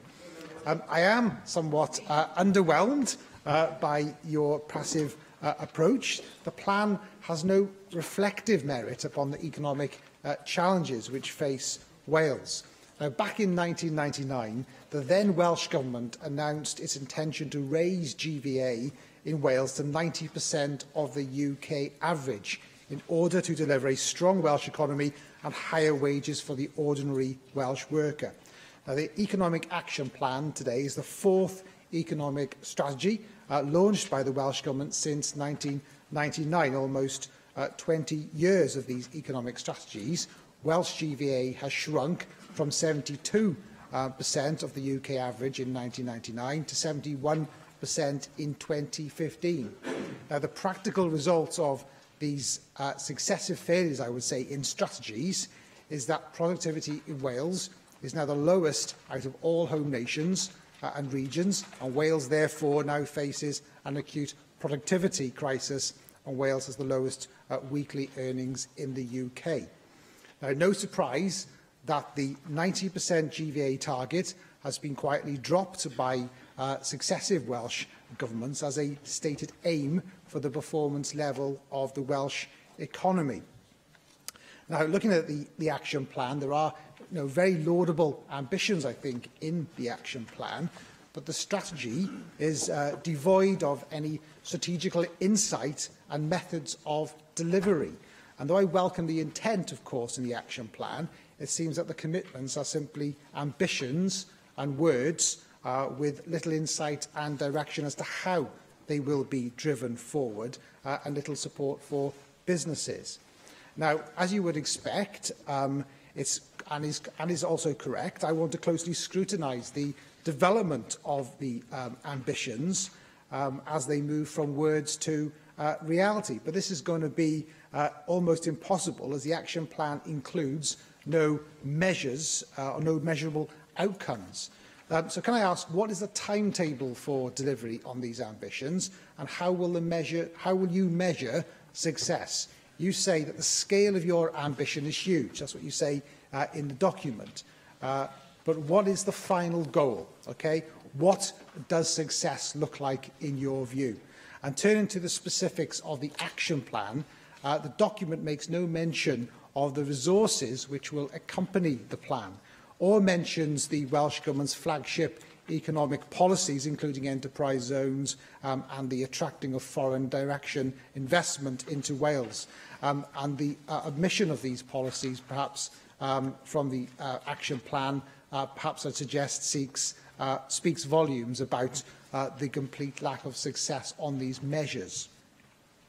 Now, through the economic contract and calls to action, you also appear to be changing your approach from targeting a number of priority sectors to a broad headline sectors, but it provides no meaningful detail as to how the Welsh Government plans to support businesses going forward. So it does nothing to increase or speed up business lending, I'd say, and only adds to the administrative burden facing firms seeking support to grow and flourish. Now, from a business perspective, I do have concerns about whether businesses will be able to identify to which sector they belong. Now, as you're no longer going after sectors any longer, I would welcome more detail on why the Welsh Government has adopted for this change of approach. Now, turn to the Economy Futures Fund. I understand that the fund will operate as a mix of grants and loans, with the balance between the two changing depending on the economic cycle. So this doesn't appear to be very different from the system of repayable finance. So I would welcome more detail on the following areas. what do you envisage the mix of grants and loans will be in the first year of the fund? What will be the reporting milestones in assessing the balance between the mix of grants and loans? And what existing funds are going to be simplified and consolidated into this fund? And finally, I welcome the shift to a more regional approach and addressing regional inequalities. I was very pleased to see this direction in the action plan.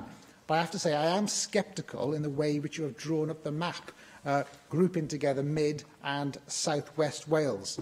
Parts of Powys have very little in common, I'd say, with Swansea and Port Talbot. The economies are very, very different. So I would like to understand more about your logic in terms of how you've developed the map. Now, reading on page 23 of the plan, you indicate... I'm sorry, I think you've had to finally then, so I'm going to say you've had to finally. Thank you. Cabinet Secretary.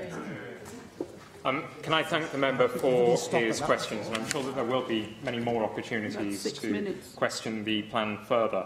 And I'm happy to offer, for any member in this chamber, a briefing session on the Economic Action Plan. Implementation of the plan will be crucially important, and this will be conducted in consultation with social partners, including businesses and trade unions, third sector and other stakeholders. But I am delighted that this action plan has been published following the publication, of course, of the National Strategy Prosperity for All. And I think the member asks us to reflect on the challenges of the Welsh economy. I think they're being well rehearsed, but I think what's clear, and especially from the member's own contribution, is that the productivity gap with the UK and indeed much of the Western world is our key concern, but so too is the degree of inequality. Over the last 5 years or so, the economy has performed exceptionally well in terms of jobs growth and in terms of driving down unemployment and economic inactivity. But what's quite clear is that the benefits of economic growth have not fallen equally across Wales. That's why we're keen to pursue a place-based approach to economic development. That's why, in turn, we're keen to make sure that there is a regional development ethos to what we offer. But there are some obvious areas of intervention that can be made to improve the productivity of the Welsh economy. We've examined them, and we found that principally improving the skills base of Welsh workers, improving the infrastructure of Wales, improving leadership within business, improving the diffusion of innovation across the Welsh economy, and improving working practices will contribute to improved productivity. These align with the calls to action and the employability plan, and of course the Welsh infrastructure investment plan. All of our interventions are now designed to improve the productivity of the Welsh economy. Now, as I say, implementation will be crucial, and this is a plan for the long term. It would be easy to chase targets, but the problem with many targets is that they're easy to meet if you pick off the low-lying fruits. We now need to deal with those deep structural problems within the Welsh economy, and that is why I have every confidence in the likes of the OECD to provide external and expert challenge to be able to monitor our success or indeed failure to perform against international best practice. And I'm also confident that we should be judging our success and progress against the well-being indicators. My view is that success takes a very simple form, that we improve and increase the level of well-being and wealth across Wales, whilst at the same time reducing levels of inequality across Wales. This isn't about spending necessarily more money on our interventions. It's about making sure that the money that we spend across government is better aligned with our priorities. And that's why I think it was essential that we introduced Prosperity for All, the national strategy, ahead of this particular action plan. And although the policy, the plan, does not go into detail in terms of the specific allocation of resources to the Economy Futures Fund, because there are literally dozens of funds that are going to be consolidating. We're looking at a launch of that new Economy Futures Fund at the start of the next financial year. The plan does identify approximately £630 million over the course of a decade that could be invested back into delivery, and that could make a major difference to our competitiveness and our productivity levels. I do think that the balance of grants and repayable finance that we offer currently is appropriate for the economic cycle. And I think we need to be able to flex appropriately to remain competitive in any given time of the economic cycle. Right now, our export rates, our FDI investments are all healthy. What we need to do is we need to make sure that our investment in those areas that drive up productivity remain healthy and appropriate for any given space in time. And in terms of the sectors, well, sectors in their traditional sense are already converging, and I think this has been recognised as well by the UK government with its recent UK industrial strategy. It's very difficult to determine, for example, whether fintech sits neatly with digital or whether it sits neatly with financial and professional services. The fact is that many new industries of tomorrow overlap the current sectors that we operate and support. So it's absolutely vital that we look to the future, that we leap to the future, that we're not dragged there, or that we don't follow others into a new way of supporting business development. So our thematic sectors, with experts and support from Welsh Government available to support the growth of those new thematic areas in business, I think is the right path to be taken. And in terms of our foundation economy, we determined that those 4 particular areas of the foundation economy are most significant because of the numbers employed within those particular sectors, because of the numbers of people that are employed across all regions of Wales. These are, in many respects, the foundations of the economy across every community in Wales, and particularly in the rural economy. And also, we identified them because they present some of the most pressing social and health changes as well in the coming years, particularly if you take, for example, care and food and retail. And retail is one area where we will be giving a new focus, a renewed focus in terms of place building as well. And the approach that we're taking to the foundation economy therefore aligns very well with the announcement recently made by my colleague Rebecca Evans concerning the £100 million regeneration scheme, which will significantly add to the potential to improve quality of place, and with it, the retail potential in towns and cities across Wales.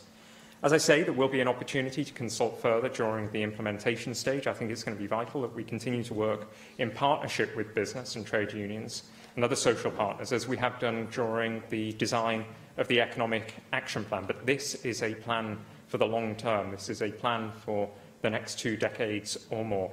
Thank you. Adam Price. There are some aspects of this economic action plan that you welcome, the new focus on the foundational economy and on decarbonisation, for example. But in stepping back and looking at the economic strategy as a whole, I think it's important to benchmark it against the 3 key ingredients that we know from across the world make up successful economic strategies. A strategy needs to diagnose what is holding us back. It needs to identify new activities that we're particularly well placed to develop. And it needs to build institutions that have the coordinating capacity to leverage collaboration within and across sectors. And against all 3 of those benchmarks, I mean, it's difficult to see how this strategy takes us forward.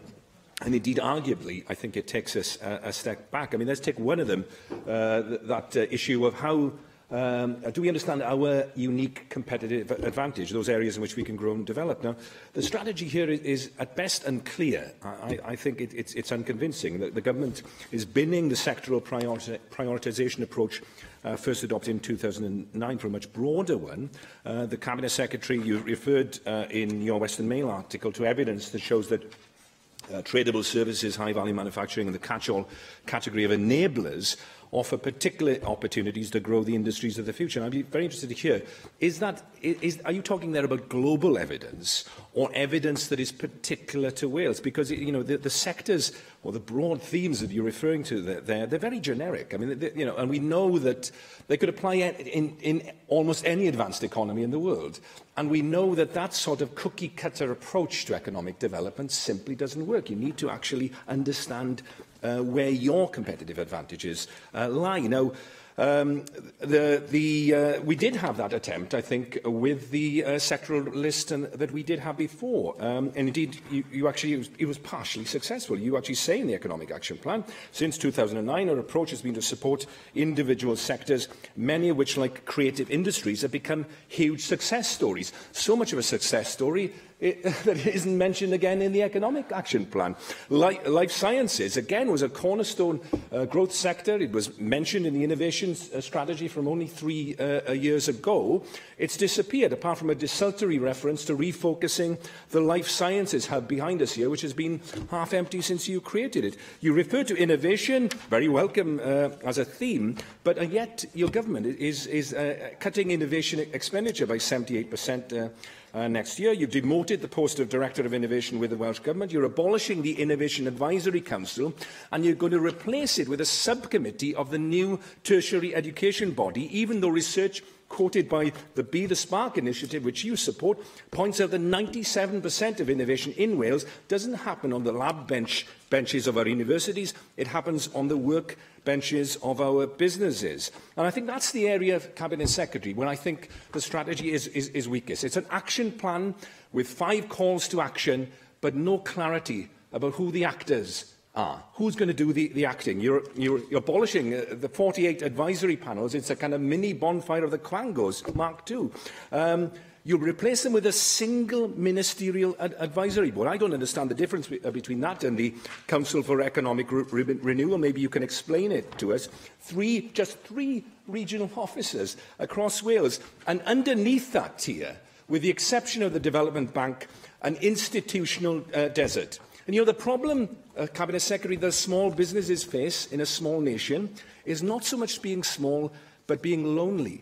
And it's the job of government to build up that social capital to create the kind of economic institutions that other nations have at their disposal. A trade and investment promotion agency, a chamber of commerce movement on the continental model, regional development corporations, a national innovation body. We are facing the economic equivalent of climate change, an epochal challenge of global proportions, from Brexit to automation. But I fear, Cabinet Secretary, you are leaving us naked in the eye of that storm. Can I thank the member for those compliments that he's given to the plan, the elements of the plan that he has welcomed, the change that he has welcomed, and insofar as the criticisms that he also raises, I'll try to address them. First of all, I think in his final words, he actually presented what he believes is a way forward for Wales, which is to create more bodies, whether that be in terms of international trade or new mini WDAs across the regions of Wales. What we have been clear of is that there is a need to simplify and enhance what we are doing, which is what we are doing well. We have achieved record levels of employment. We have driven down unemployment to the lowest level in a generation. But we recognise that to deal with the stubborn structural problems, we now need to change direction, and that direction must be to the future. I know that it's very difficult for some members to appreciate that the move from 9 priority sectors to 3 thematic national sectors is a radical departure, but one that will mean that wherever a business sat in the traditional silos, provided they are operating in a way that will future-proof them, provided that they are operating in a way that aligns with the calls to action, they will be able to get the appropriate support from government and support with government in order to become more productive and more competitive in the future.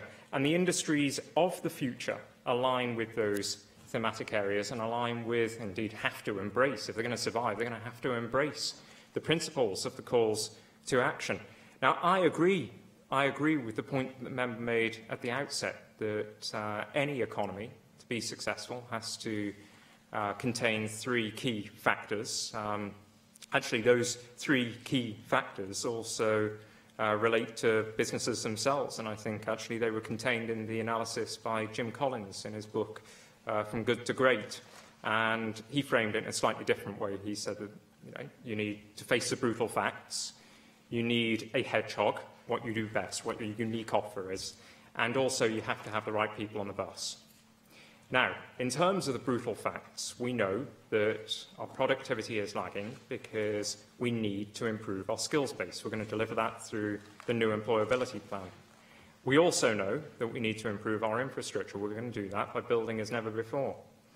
We also know that we need to improve leadership skills within business. And again, the calls to action are designed to do that, to offer that financial support, to offer that incentive to improve leadership skills. And of course, with the focus in particular, and I know members in the Chamber have already raised it today, on mental health and wellbeing in the workplace.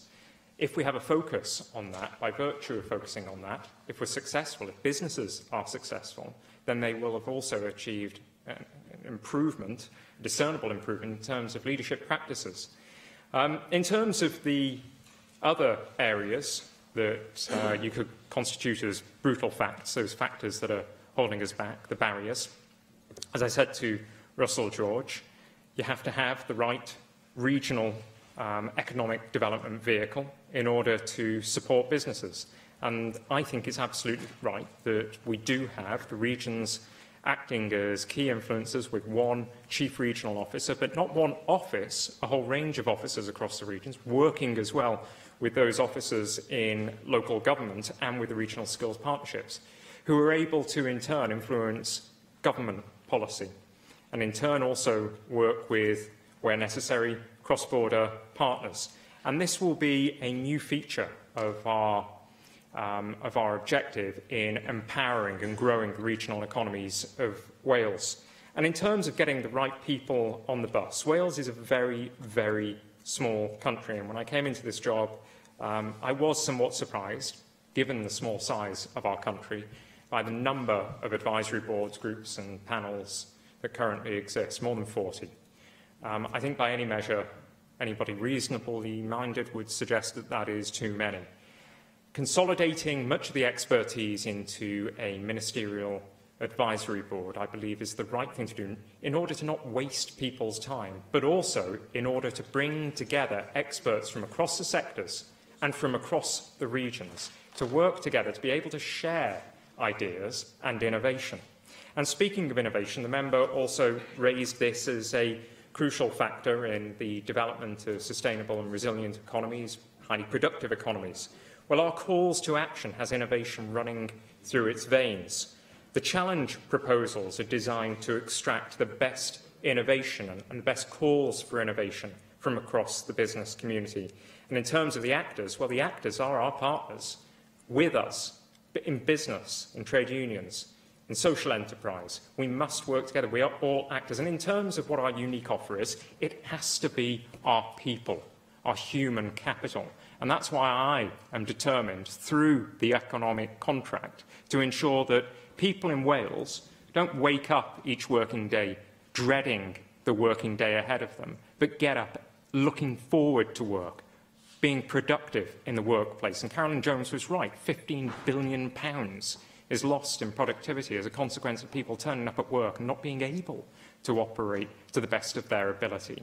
I want Wales to be known as a place where people want to work, where they don't just deliver enough during the working day, but where they excel, where they have unique skills, all of them, and they are able to utilise their skills, where they have transferable skills, where they have secure employment, but also know and have the security of mind, knowing that they have the skills that can easily be transferred to other occupations should they lose their place of employment.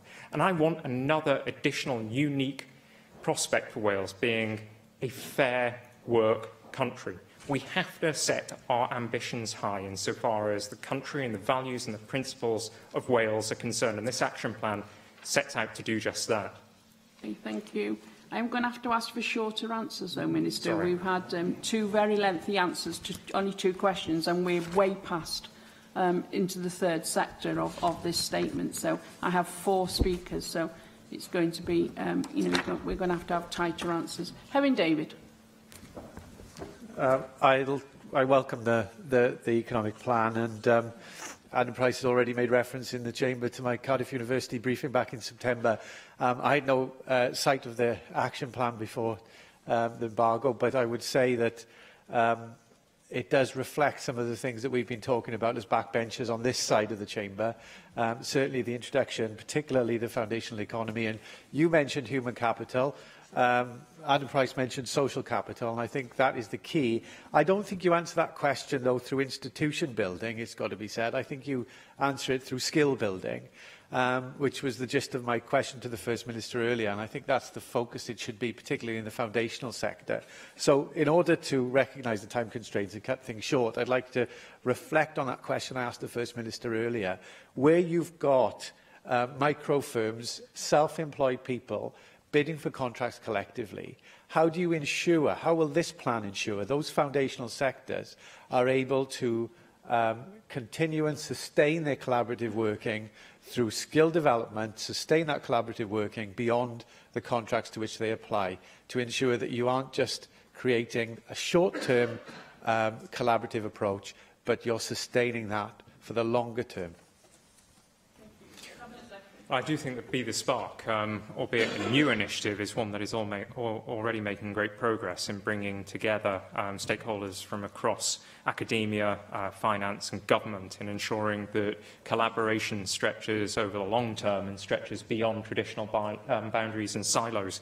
But I also think that if the member looks at page, I think it's page 16 in particular, there is a particular focus on disaggregating components of major procurement exercises so that we can better benefit smaller and medium-sized enterprises. It's absolutely essential, though, that micro businesses and people who are self-employed get opportunities to get on the procurement ladder and grow as a consequence, and working to ensure, with the work that is taking place by my colleague Mark Drakeford, ensure that people who are self-employed and people who operate micro-businesses are able to take advantage of all procurement opportunities in their local area. There is a lot of work that can be done in the coming months in implementing this plan, but also in taking full advantage of the reforms that have been taken forward by Mark Drakeford, which could and should benefit micro-sized firms across Wales.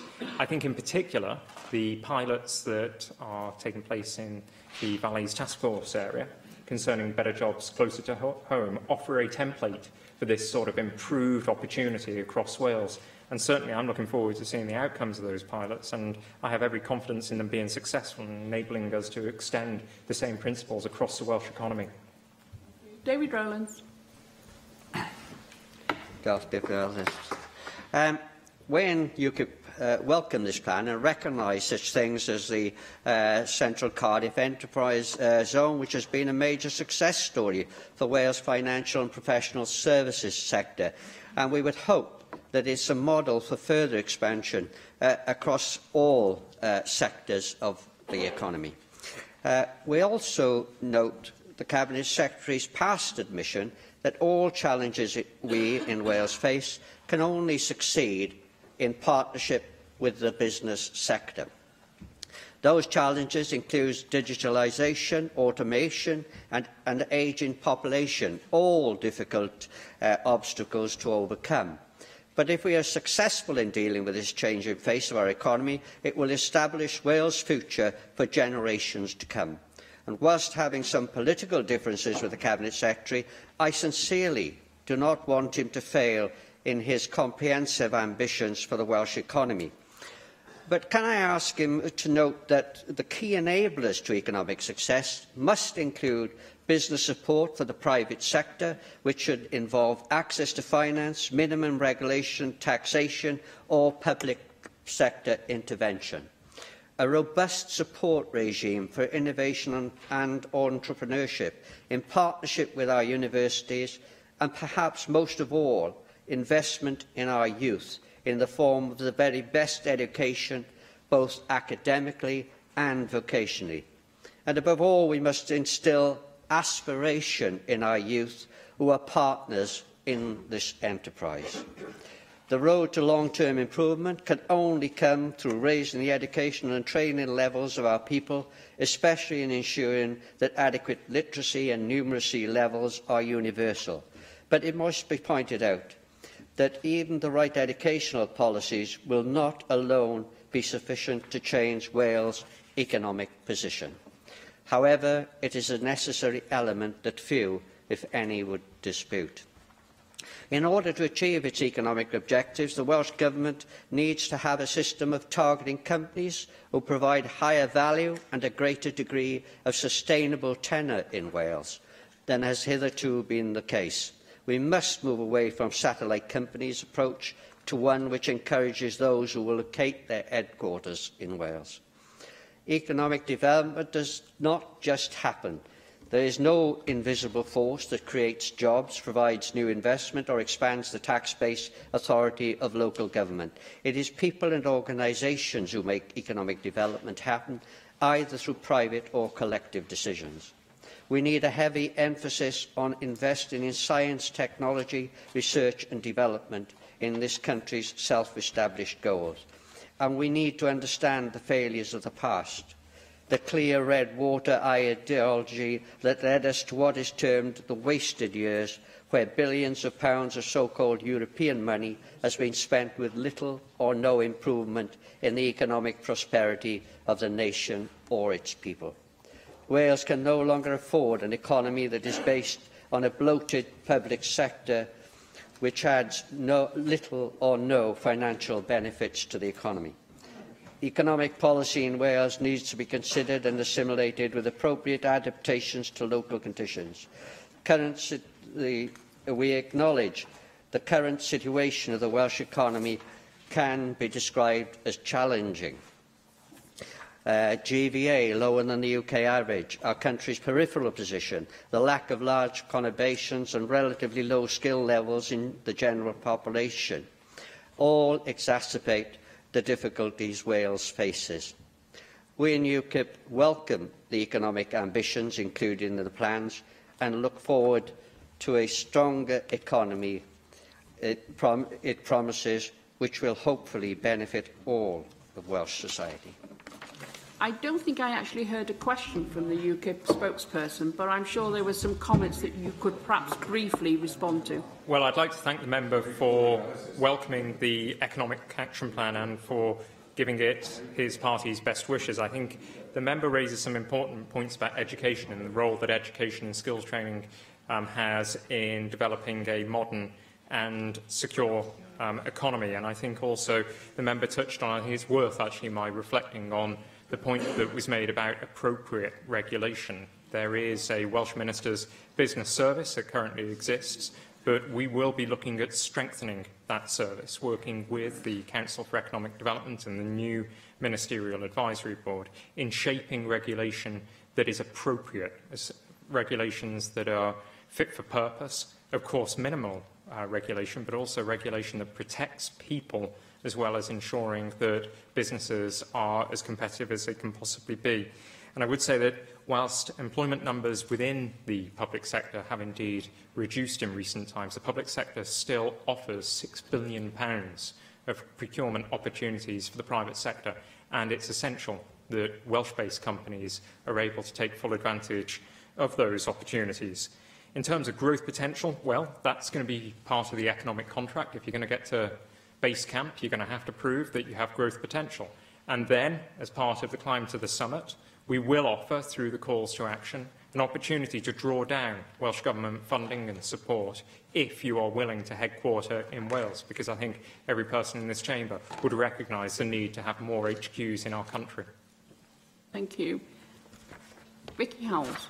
Diolch, Dibro Llawer. I'd like to start by congratulating you, Cabinet Secretary, on the publication of your long-awaited Economic Action Plan. And looking at the way it's cross-cutting across all aspects of government, I think it very much was worth the wait.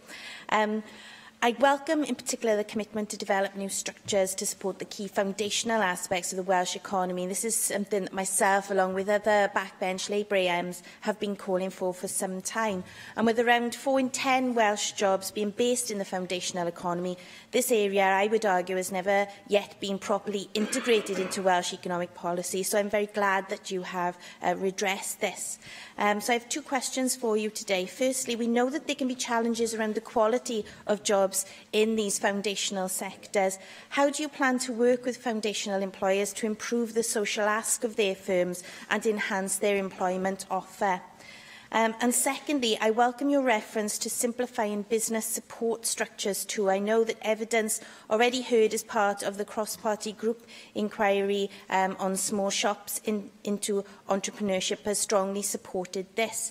But what can the Welsh Government do around supporting those entrepreneurs who may have a great idea but who lack the time, capacity or skills to apply for funding?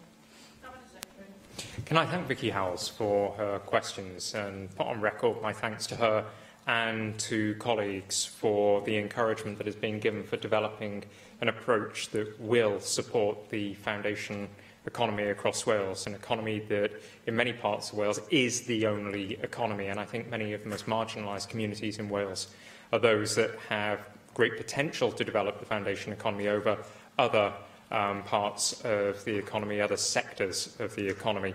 And I think it's going to be incredibly important as we move forward to recognise that some of the big societal challenges that we face, an ageing population, the childcare demands that are faced across communities, are also huge opportunities to grow the foundation economy. But each of the 4 foundation sectors that we have identified have their own unique challenges, own unique opportunities, and will therefore have different interventions applied to them. For the care sector, for example, there is a particular need to address the skills challenge and the need for more sustainable business models. So we'll be working with the sector to develop, again, through short, sharp, task and finish work aligned to the Ministerial Advisory Board. We'll be looking at solutions that deal with those challenges. In retail, we know that a major problem facing the retail sector is competition posed by online retail, but also the lack of quality places where people can feel safe, where people can feel good shopping, and therefore it's absolutely essential that as part of the intervention to support the retail sector, we look at enhancing the quality of place across communities in Wales. For tourism, well, tourism has already been invested heavily in by the Welsh Government, but it continues to possess huge potential. In all likelihood, given changes to the way that we work, people will have more leisure time in the years to come, and therefore there is great potential to fill that leisure time with business opportunities within the tourism sector.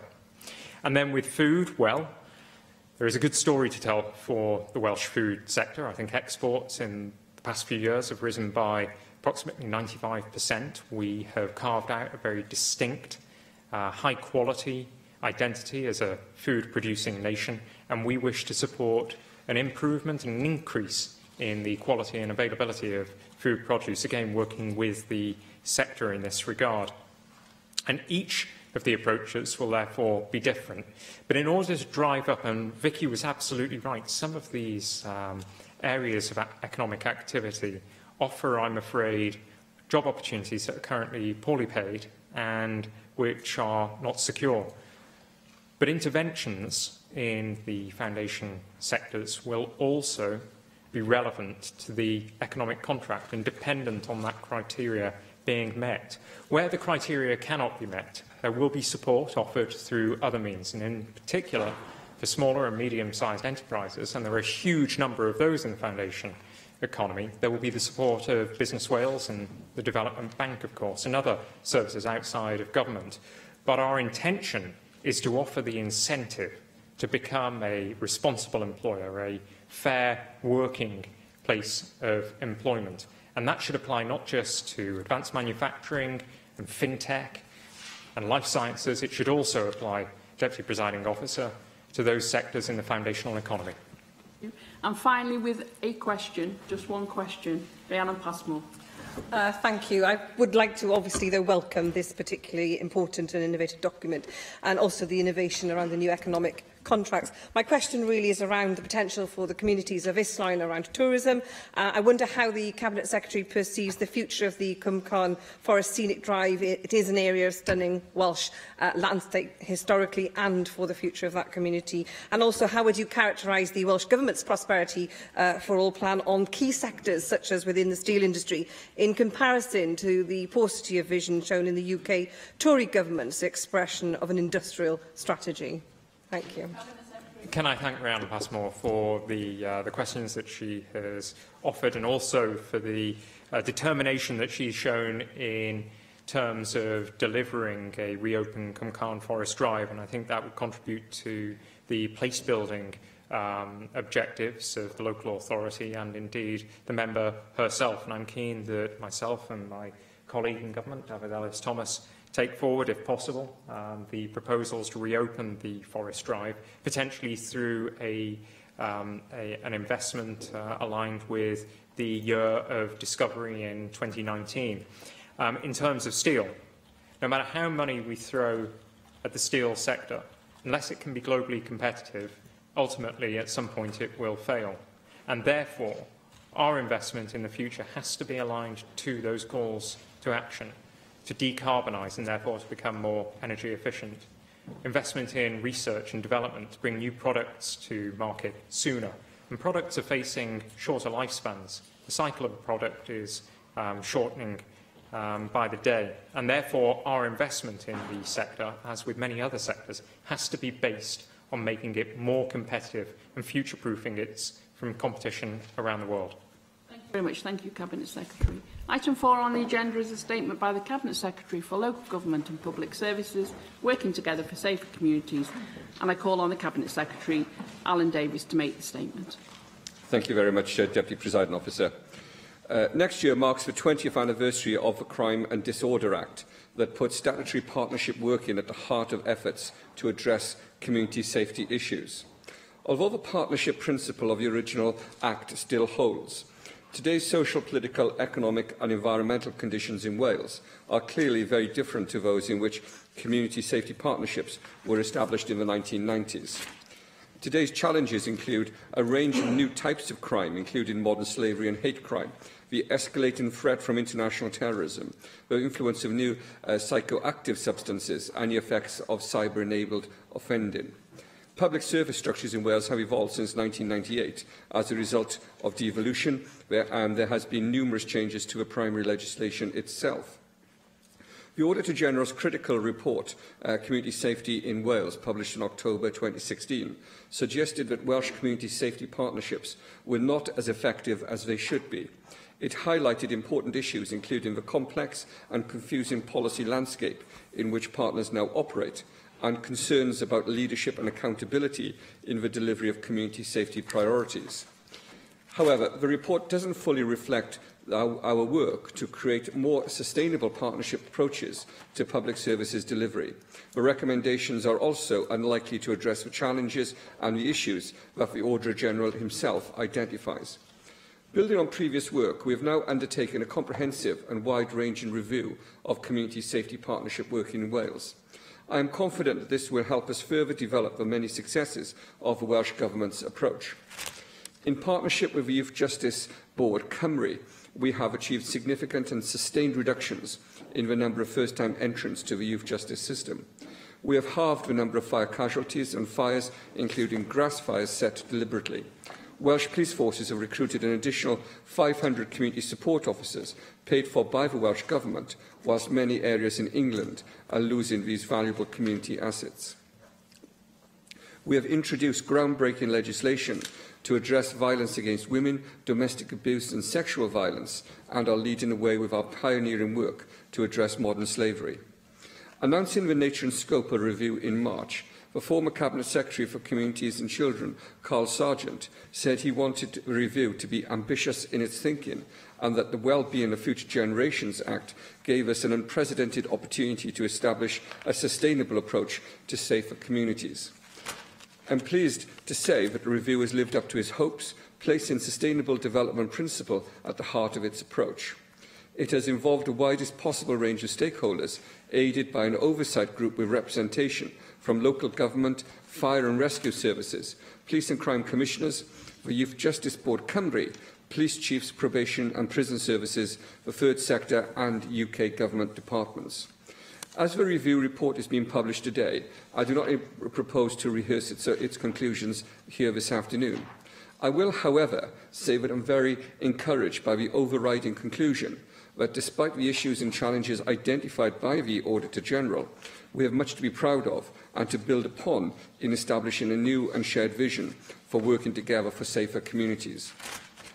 Deputy Presiding Officer, this vision will be achieved through collaborative and integrated multi-agency activity that is evidence-based and intelligence-led, is supported by appropriate skills and knowledge, is sustainably resourced and matches local needs, engages and involves citizens, takes a preventative approach and intervenes as early as possible, and focuses on long-term improvements and benefits.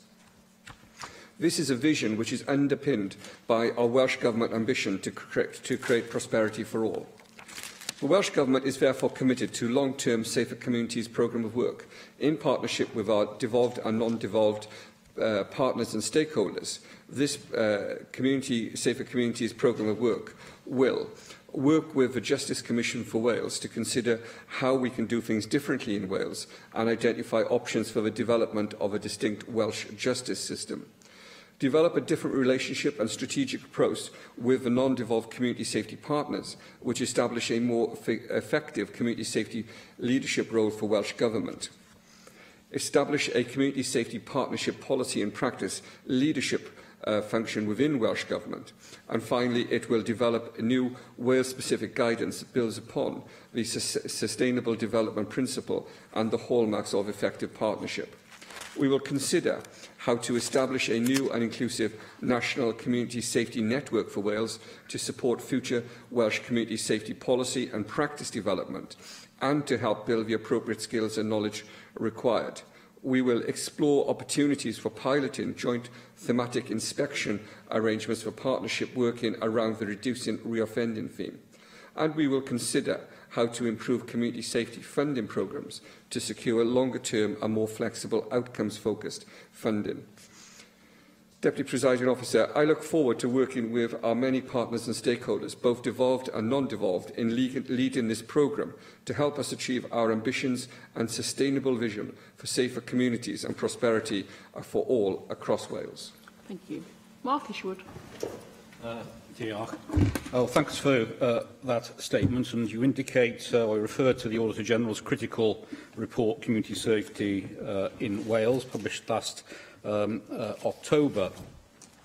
When the Communities and Children Secretary, Carl Sargent, announced his review of community safety, actually on the 7th of February, he said he was establishing an oversight group to review the current arrangements, saying it will help to develop a shared vision for safer communities in Wales and also take account of the Auditor General's recommendations, and he wanted the review to develop a clear vision for community safety that is for the long term.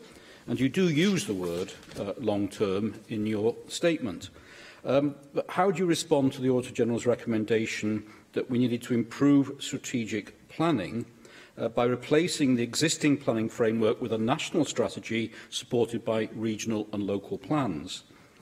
His statement that we needed to formally create effective community safety boards to replace existing community safety structures, and his statement that we need to ensure effective management of performance of community safety by setting appropriate measures at each level, ensuring performance information covers the work of all relevant agencies, and establishing measures to judge inputs, outputs and impact to be able to understand the effects of investment decisions and support oversight and scrutiny.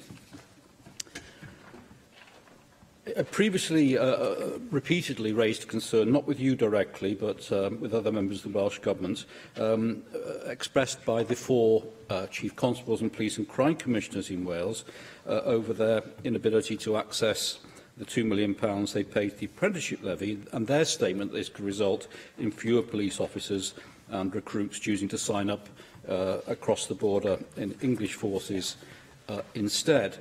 When I raised this with the First Minister, he said we received a share of that. We will use the money to pay for apprenticeships. We can't pay towards schemes that sit in non-devolved areas. Yet the Welsh Government received £128 million, which was actually an £8 million extra sum above the reductions in other areas. Now, the Office of the North Wales Police and Crime Commissioner told me 2 weeks ago the situation had been delayed as it was Carl Sargent who was going to bring together the Westminster and Cardiff government stakeholders. He said that due to the very sad and sensitive events in recent weeks, this had not been taken forward, and he said it's now for the new Cabinet Secretary to decide whether to continue with the commitment of the previous Cabinet Secretary on this issue. Because can you indicate, alongside the welcome work with PCSOs, that the Welsh Government, that you will take up or are taking up the work that Carl was taking forward on this area, where whatever the reasons, whatever the whys and wherefores, this must be resolved if we're not going to have a negative impact. You refer many times to partnership in different contexts, and you refer to the third sector being one of those who'd worked in the review group. But how do you recognise, or will you recognise, the key role that third sector partners will play in the delivery of community safety as we go forward? A key direct front-line role is played by Drug and Alcohol Charities Wales, but organisations like the Red Cross Welfare Service I went out with in Wrexham a few weeks ago, street pastors, organisations like the Woolwich and homelessness issues and so on, without whom the statutory bodies cannot deliver alone. And finally, in the North Wales context, you'll be aware of many references to the situation in Wrexham town centre, largely driven by synthetic drugs like Black Mamba and Spice. A year ago, here in the debate on substance misuse, I quoted the chair of the North Wales Safer Communities Board, who said that too much is being spent on firefighting and not enough on intervention and prevention. Well, he's now the Deputy Leader and lead member for People, Communities, Partnership, Public Protection and Community Safety in Wrexham, and he says, having learned from their experiences, that council is bringing together a body of professionals working in a way that is now seen as an exemplar. So what engagement will you have, or are you perhaps already having, with that exemplar to see how you can learn together on ways that might benefit all in the future? Cabinet Secretary. I'm grateful to the Conservative spokesperson for his remarks. I will say at the outset, this is the first opportunity that I have had as Cabinet Secretary to outline my approach and the Government's approach to this area since those statements were made and those commitments undertaken. So I will, with your patience, Deputy Presiding Officer, seek to outline the approach that I would like to take in delivering on the commitments made by our friend Carl Sargent. I felt at the time, and I do now, that Carl's foresight in establishing a group to look at those long-term issues is now bearing fruit, is beginning to bear fruit. I think the work of the Oversight Group over last year has been demonstrated in the production of a report today, but also in the way that it has taken forward the criticisms made in the Auditor General's report, but also the wider analysis that underpinned those criticisms. I recognise and I welcome the report of the Auditor General in shining a light, if you like, on these issues and the way in which he argued for a significant change in the way that we deliver community safety in Wales. I hope that the work of the Oversight Group and the work that's been undertaken and will continue to be undertaken over the coming months in delivering on the vision outlined in the report is one which will deliver on both the strategic planning but also on the delivery of those longer-term visions. And I will answer directly the question he asked me on third sector bodies. We do certainly see and appreciate the value of the third sector, both in delivering the strategy, but also managing and reviewing that strategy as well. We want the third sector to be fully a part of both the development, management and delivery of the overall programme. In terms of some of the wider issues that the Conservative spokesperson raises, I will say to him that whilst we would probably disagree on some aspects of these different policy imperatives, I hope that we would agree that this is one area where the devolution settlement is most broken. I don't for a moment disagree with the challenges that he's placed upon the record this afternoon and his challenge to me as a minister. But I will say to him that many of the issues that we face in terms of community safety and wider aspects of justice policy are made more difficult and are more difficult in Wales than in any other part of the United Kingdom, because we do not have the tools available to bring together devolved and non-devolved areas and functions to deliver a holistic and comprehensive response to those challenges. And it is a matter for the United Kingdom government to demonstrate that their vision for a devolution settlement, which is not supported by the majority in this chamber, or, I believe, a majority in this country, is one which is sustainable, robust and coherent. It is my concern that the current settlement is neither coherent, sustainable or robust, and it is at this point of policy that it is at its most broken. And it would therefore be, I think, an imperative for all of us to demonstrate that we will work within the settlement to deliver at present. But he must recognise as well that it is the failure of the United Kingdom government to resource the police and also to provide for a constitutional settlement for this country that enables a holistic and broad-ranged and wide-ranging response to the challenges he rightly outlines in his contribution that lies at the heart of many of the issues we're seeking to resolve. Jenkins. Thank you. Thank you for this statement. And initially, I think what it shows is the complexity of the arrangements in Wales, and the lines of accountability is clearly divergent. As has been mentioned previously, I think the devolution settlement in this regard is highly convoluted. We see a situation where the police commissioners, the Welsh Government, the health boards, all in some way have responsibility or play their part, and is holding them to account when there are those different devolutionary processes. That makes it more complex to deliver and for us to scrutinise those services. So it's always going to be more difficult when we look at the picture as it stands, and that's why you would not be surprised to hear us say as a party that we need to have a separate Welsh legal jurisdiction and devolution of justice to Wales so that we can come to grips with some of these issues. And I hope that's what the Cabinet Secretary means by a distinct Welsh justice system, because without all the tools in the box, it's very difficult for us to come to sound conclusions. What I would say is, with regards to this particular statement, is it should be called an understatement, as it clearly understates the issues that have been raised in both the Auditor General's review and the Welsh Government review. I'm struggling to see the solutions to those conclusions that you didn't want to rehearse. Your statement is very fond of using words such as develop, consider, explore, when listing the programmes of work resulting from this review. So if I may, can I ask for some more meat on the bones about what you are considering? And my first question relates to the review's conclusion that, and I quote, there is evidence of structural and resourcing conflicts and confusion posed by an array of both regional and local operational and strategic partnership footprints at play within the community safety agenda. Can I ask how the programme of work will be clarifying and streamlining these partnerships to tackle these conflicts? And secondly, the review states, and I quote, we also found a confusion of community safety funding streams from multiple government sources, with many of grants tied to quite prospective and inflexible terms and conditions, and requiring significant levels of administrative effort, monitoring and reporting for what are usually comparatively small and short-term sums of money. How are you going to tackle this directly, Cabinet Secretary?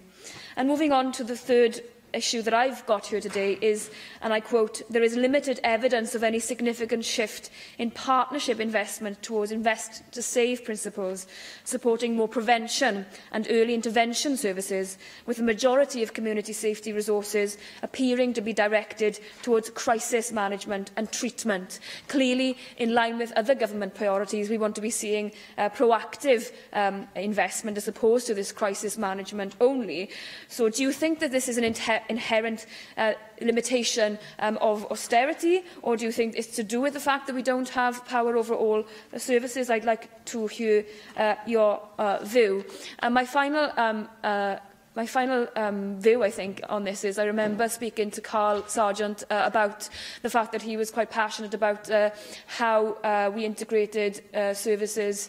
In Swansea, he gave an example of how ambulance services were providing places for people who were intoxicated on a night out to go to get treatment. This was then funded by the Police Commissioner. He was very keen to see how those services could be better integrated so that the costs could be divvied out, and that not one service within the Welsh Government would take all the hit from that. So that was something that I heard quite clearly from him, and I was wondering if that's something you are going to progress to. Cabinet Secretary. I'll start by thanking the Plaid Cymru spokesperson for her warm words at the beginning of her statement. And I must say, I think there's probably a fair degree of agreement across the chamber on these matters. I will start by answering your final question first, if you don't mind, and I certainly do endorse and give a reply that the points that were made by Carl Sargent, and I certainly is my intention to take forward the work and the objectives that he set at that time in the way that he outlined to you. I think the conversation that you repeated between yourself and Carl reflects very well his commitment to many of these issues, and that's certainly a commitment that I would seek to undertake to repeat this afternoon. In terms of the wider remarks and the questions that you asked on this statement, you began your response, of course, by describing some of the complexities in the current structures that we have available to us, and that is a complexity that I sought to outline myself in my answer to Mark Isherwood, and much of our complexity is imposed upon us rather than of our own creation. And what I seek to do in this statement this afternoon is to seek to find a way through that complexity by bringing people together, agreeing on what our objectives are, and then setting out a very clear work programme which will achieve those objectives. In answering the debate on the Petitions Committee debate on the prison in Baglan last week, I sought there to outline my approach to this area of policy. And in many ways, I'm being tempted, again, Deputy Presiding Officer, into going perhaps further than my thinking has allowed me to do so in the few short weeks I've had this responsibility. But let me say this. But let me say this. I think the work that's been done by the Oversight Group over the last year, over the last 9 months, has been excellent. It's used the Auditor General's report as a foundation, but it hasn't been restricted by the Auditor General's reports, his findings or his recommendations. It's gone further and sometimes in a different direction to that outlined by the Auditor General. And I'm grateful for that tension, if you like, which has delivered what I hope is a reasonable and a well thought out policy approach.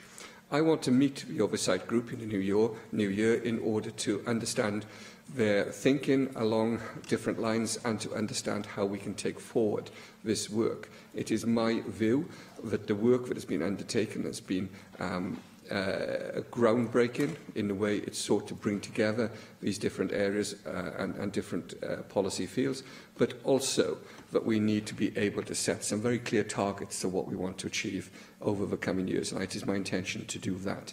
It is also my intention to take forward the work that has begun with the police commissioners. You refer to the work of different police commissioners, and so did Mark Isherwood. They were represented, of course, on the Oversight Group, and I've been able to meet some police commissioners since my appointment last month. It's my intention to take forward conversations with the police commissioners to ensure that we do have the wider holistic view of policy. But in terms of the overall approach, let me conclude by saying this. I hope that I was clear in answer to a question from Jenny Rathbone last week that I regarded youth and female offending as a priority, one where a holistic approach would take the place of previous approaches, and one where I would seek to bring together all the devolved services, together with non-devolved services and the Ministry of Justice, in trying to pioneer a different way of working. I believe that is a fundamental tenet of how we approach this area of policy. It is overly complex. I agree with your analysis and your criticism.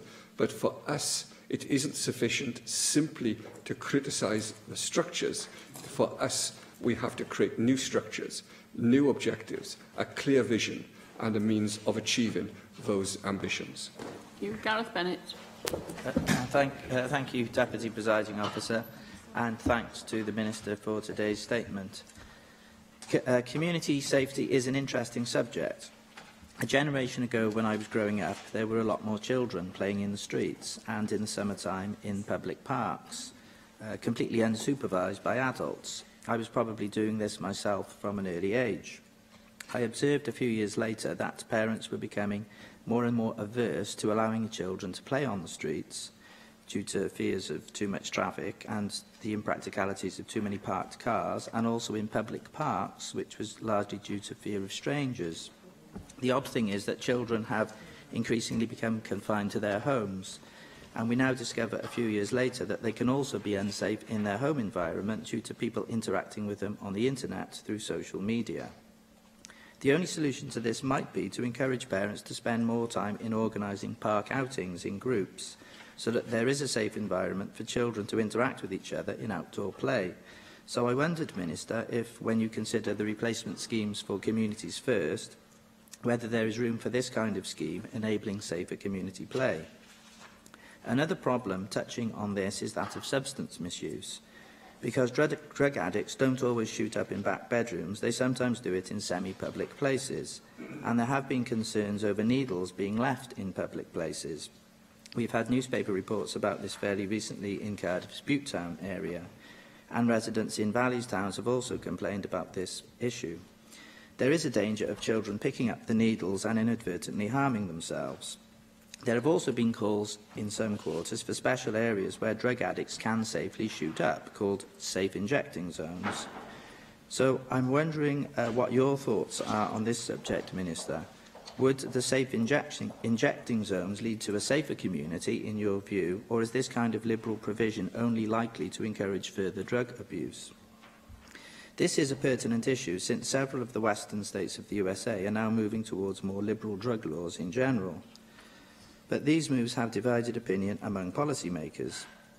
There is a certain amount of statistical evidence already indicating that where you do liberalise the drug laws, what you end up with within a few short years is simply more drug abusers, meaning more people having to be treated by health professionals. So they do become more of a drain on society. Now, we are having a debate here in the new year about the medicinal use of cannabis. Now, people taking cannabis for medicinal use is not the same thing as heroin addicts shooting up with needles. I fully understand that. But liberalisation of drug policy has to start somewhere. So I suppose people who want to legalise hard drugs may have a good starting point in advocating the medicinal use of cannabis. So I wondered, what are your views on this subject and what are the views of the Welsh Government? We've had a couple of debates here recently concerning the so-called super prison that you mentioned in your last remarks, and I was intrigued to listen to some of the contributions in last week's debate and to note that most of the people opposing the prison were doing so partly on the grounds that they didn't agree with the concept of super prisons. I thought this was interesting since I wasn't aware that we had legal competence over this aspect of the criminal justice system here in the Assembly. But of course, some of the people who oppose super prisons may also want us to have more legal competence over aspects of the criminal justice system. And Bethan, I take it that that is yours and Plaid's position. And I also take it from your remarks, Minister, that may well be your position. So you spoke about the current devolution settlement not being coherent. What is your vision of how things would work if you had all the legal competence over the justice system that you wanted to have? Thank you. Cabinet Secretary. I'm not sure where I'm going to start, Deputy Presiding Officer, but let me start with his final question again. I seem to have fallen into a habit of doing so. My vision is very, very clear. I think the policing should be devolved to the National Assembly alongside with justice policy within a distinct Welsh legal jurisdiction, which will provide us with the clarity and the ability to both deliver holistic policy approaches and to do so within the structures of a clear devolution settlement where we have clarity of accountability for this place to be responsible for all of those different policy imperatives and approaches. And let me tell you why. in terms of where we are today, this isn't simply a dry constitutional debate to take place amongst lawyers late at night. What this is about how we deliver policy for some of the most vulnerable people in the country. The UKIP representative spent some time talking about substance misuse and other potentially criminal activity. You do not address those issues with a policing response alone. The one lesson we have learnt time and time again, and forgotten all too often, that if we are to address offending at its most basic level, then we need to take a far more comprehensive and holistic approach involving social and other services, as well as policing and other enforcement agencies. It is not possible, and I think most people recognise this, whether UKIP do or not, I don't know, that it is possible to address these issues around community safety and around offending with simply using a policing and a prison or a penal policy approach. And that certainly is not the view of this government in a way that we address these issues. So we do want to see a more holistic approach to a more comprehensive way of delivering safer communities within a justice policy that has rehabilitation at its heart. And I will say this in terms of the original points of the introduction that was made by the UKIP spokesperson this afternoon. One of the passions, if you like, of Carl Sargent in office was that of creating an environment where children didn't simply grow up, but were nurtured. Were nurtured in warm, loving families, in communities where they were able to go out and play, but to grow up feeling safe and secure. He brought the whole question of ACEs, adverse childhood experiences, into the heart of government. And I sat around many tables talking with him as he drove home the importance of childhood and ensuring a safe and happy childhood for children across the whole of this country. And at its heart, what we are seeking to do in developing policy on safer communities is to enable all of us to live safe lives where we feel safe in our homes, safe on our streets, and where we're able to grow up and to grow old in a community that cares for everyone. Thank you. Dawn Bowden. Thank you, Deputy Presiding Officer, and can I thank the Cabinet Secretary for his statement, and perhaps just take this opportunity to reflect on a couple of my recent experiences in my area, which I think reinforces a number of the points that you've raised in your statement.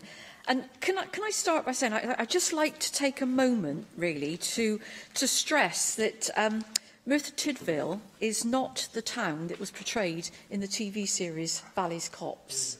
I just think anybody that's been in the area over the last few days and seen the community's response to the poor weather conditions is shown yet again that this is a town with a big heart that's always ready to go the extra mile for its neighbours when adversity strikes. And I think our response to the need for ever safer communities needs to reflect that spirit.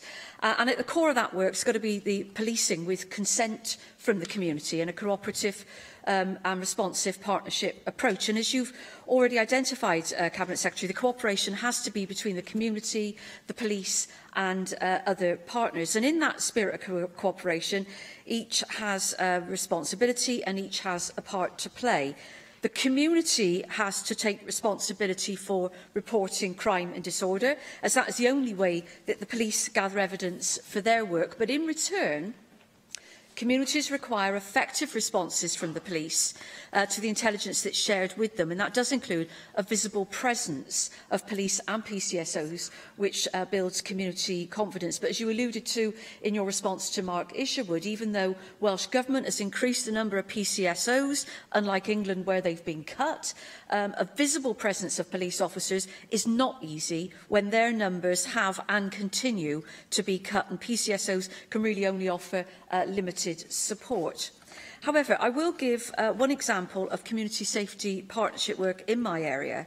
I was recently very pleased to see that the Gwent Police and Crime Commissioner Jeff Cuthbert, respond positively to concerns around antisocial behaviour raised by residents in the Upper Rumney Valley. He called partners together to discuss these issues, and we're now following up with those actions based around those concerns. And some of those actions and responses are coming from partners other than police, because working together for safety communities is clearly a team game, and we're all part of that team.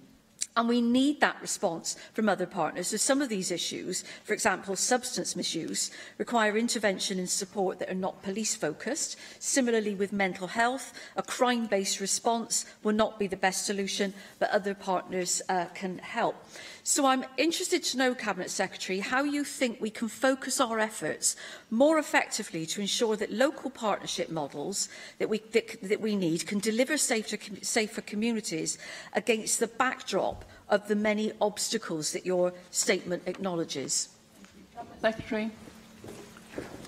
Myself and the member for Merthyr Tydfil represent very similar communities at the heads of the valleys, and I saw her response to the Valleys Cops TV programme, and I shared many of your frustrations. Sometimes programme makers' desire to create drama on our screens means that we don't always represent the reality of life in our communities, wherever they happen to be. I think that's certainly a case in point. Can I say this? I've met with both the police commissioners from South Wales and from Gwent Police. I met them last week to discuss both this report but also how we take these matters forward over the coming months and years. I find it very refreshing to hear both police commissioners talking about how they wanted to work alongside their colleagues in Dyfed-Powys and in North Wales, and also seeing themselves as a part of our communities, wanting to work with and across and through some of the barriers that have been created by statute, which affect us all. And I felt it was a very positive example of how police commissioners can actually help act as catalysts themselves to bring together different community groups to deliver the community safety within and across all of our communities, whereby some of the issues that has been raised by the member for Merthyr are clearly affecting the lives of many people, too many people at present. So I hope that we will be able to continue with the Welsh Government providing a catalyst and leadership, bringing together devolved and non-devolved agencies and organisations, and to ensure that we have a very clear shared vision of how we intend to deliver for our communities, and then to establish, and this is absolutely key, Deputy Presiding Officer, to what I'd like to say this afternoon, is that we need to establish a very clear plan of action so that we will be able to create a tempo whereby we can move forward with pace and with some speed in order to deliver some very real community benefits. And I think we've already seen some of that, the groundbreaking work of this government and the previous Assembly in the Violence Against Women Bill or Act has brought together services that couldn't have been done before and without the leadership of the Welsh Government and the National Assembly for Wales. And I hope that has established a template for how we can move forward in the future to deliver a holistic approach to some of the deepest rooted problems we have in our communities. And I'm absolutely convinced that that holistic approach is one which will deliver real benefits for people in Merthyr and elsewhere in the country. Thank you very much, Cabinet Secretary. We now move on to a statement by the Cabinet Secretary for Economy and Transport, connecting Wales, a strategic approach to transport, and I call on the Cabinet Secretary for Economy and Transport to make the statement. Ken Scales. Thank you, Deputy Presiding Officer. And transport has a pivotal role to play in improving Wales's prosperity, connecting people, communities and businesses to jobs, facilities and services and markets. It has a key role in delivering cohesive communities and against our healthier and more responsible well-being goals through the choices people make and a modal shift to more sustainable travel modes, including public transport, cycling and walking. The Transport Act imposes a duty on us to develop policies for the promotion and encouragement of safe, integrated, sustainable, efficient and economic transport facilities and services to, from and within Wales. These policies are set out in the Wales Transport Strategy, together with how the Welsh Government proposes to fulfil these policies.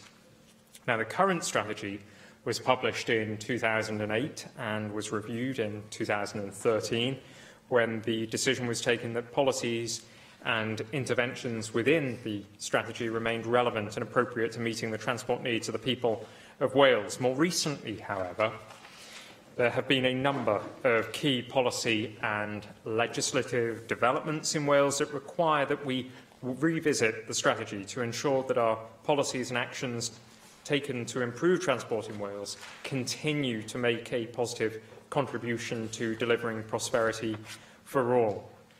The Welsh Government's programme for government sets out how the government will deliver more and better jobs through a stronger, fairer economy, improve and reform our public services, and build a united, connected and sustainable Wales.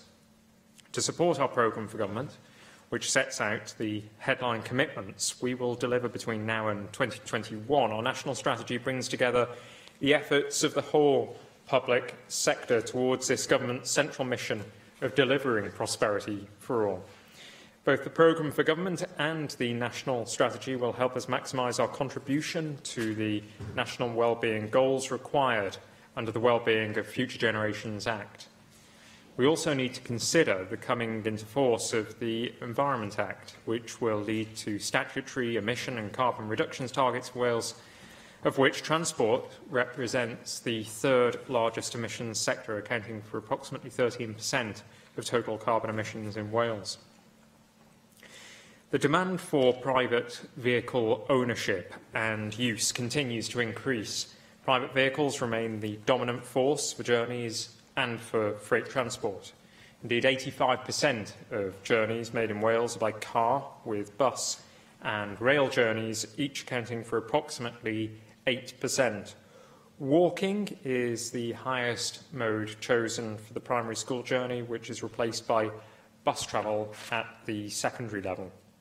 Demand for public and private transport is forecast to increase significantly over the next 10 years. Forecasts show increased demand of at least 150% for public transport and private vehicle modes by 2030.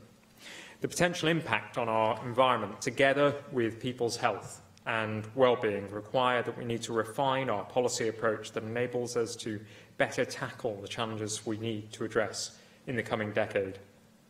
New responsibilities in relation to the registration of local bus services, licensing of taxis and private hire vehicles, and the setting up of the Traffic Commissioner's Office here in Wales are new realities, together with additional responsibilities for the management of the Welsh Rail Service, which is expected to take place early in 2018. So our transport strategy not only needs to reflect these realities, but needs to be framed in the context of the United Kingdom's departure from the European Union, exploiting the opportunities to be gained through trade in the emerging global economy and harnessing technological developments in the transport sector in developing ultra-low emission vehicles, autonomous vehicles and other new technologies. We need to design tools that enable us to maximise these opportunities. And so I am pleased to announce that our new Welsh Transport Appraisal Guidance will be published tomorrow and will better enable transport planners to develop and implement interventions that better meet the transport needs of people living in Wales. This guidance will be critical to the success of the 3 metro programmes and delivery of key transport projects such as on the M4 and along the A55 corridor and the A40 in West Wales. Taking all of these factors into account in developing a new Wales transport strategy, I am proposing a 2-tier approach comprising of an overarching policy statement supported by a number of thematic policy statements.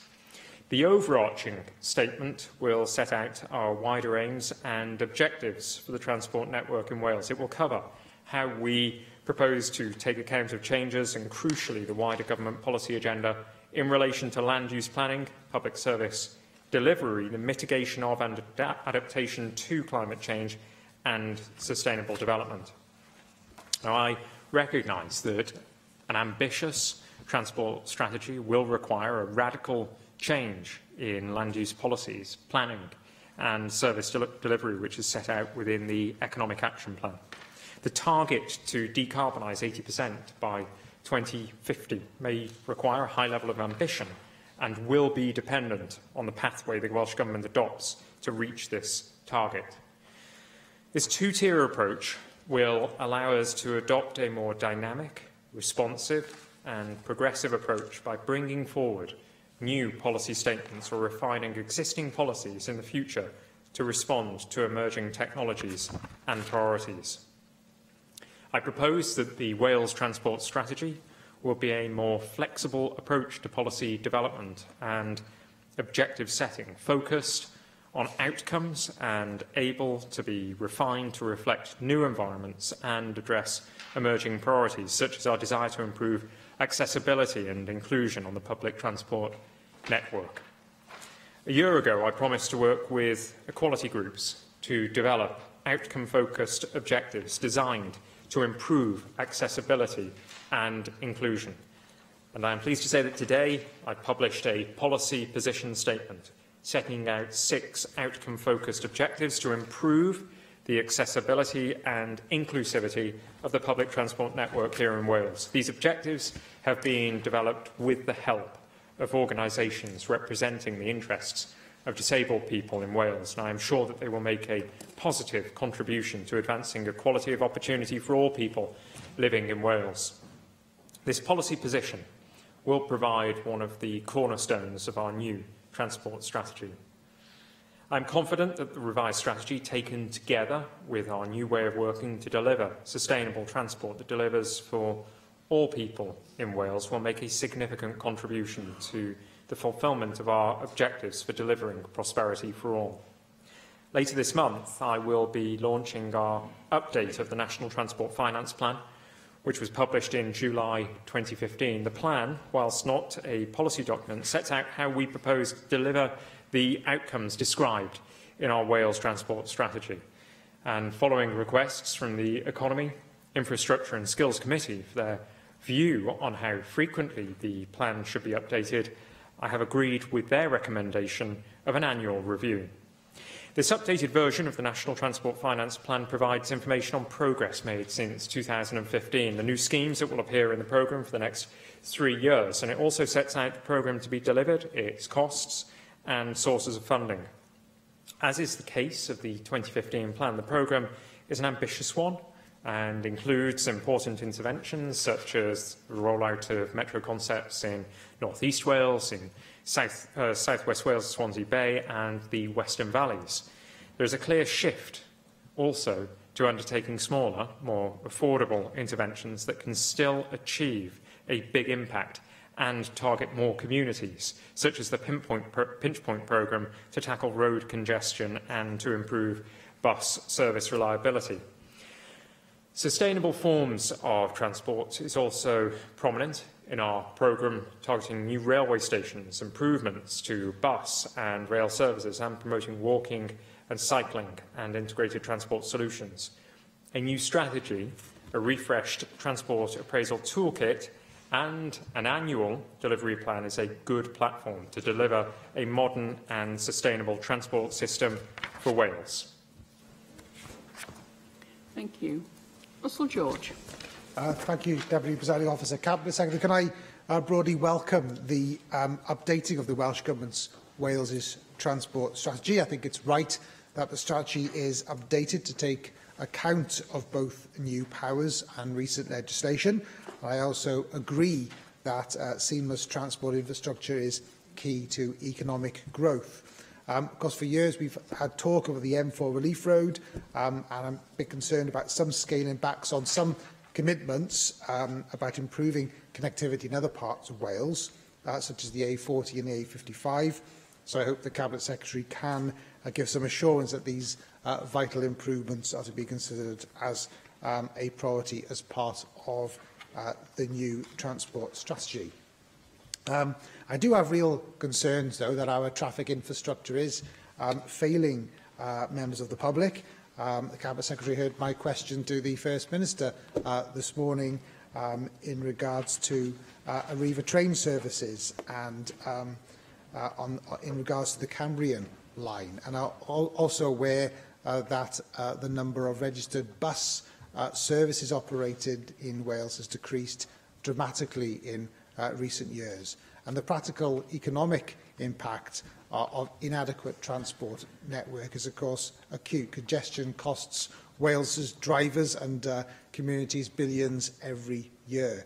And the current Wales and Borders franchise is characterised by overcrowding and underinvestment. I'm aware of that from my own journeys on the network. A total of 2.1 million was cut, of course, from supported bus funding in 2015 and 16. That's a 11.3 reduction. Any future Wales transport strategy must address these acute transport issues. I welcome the publication of the policy position statement to improve the accessibility of inclusivity of the public transport network in Wales. However, I do have some concerns whether we will achieve the legislative obligations. By 2020, all stations and trains must be fully accessible, and at present, just 53% of stations in Wales cater for full accessibility. And as Arriva Trains' franchise, of course, comes to an end next year, there's no legal obligation of them to deliver these improvements. So my question is Wales on track to deliver these improvements and to deliver these important legislative demands to ensure that disabled people across Wales have full accessibility access to the rail network?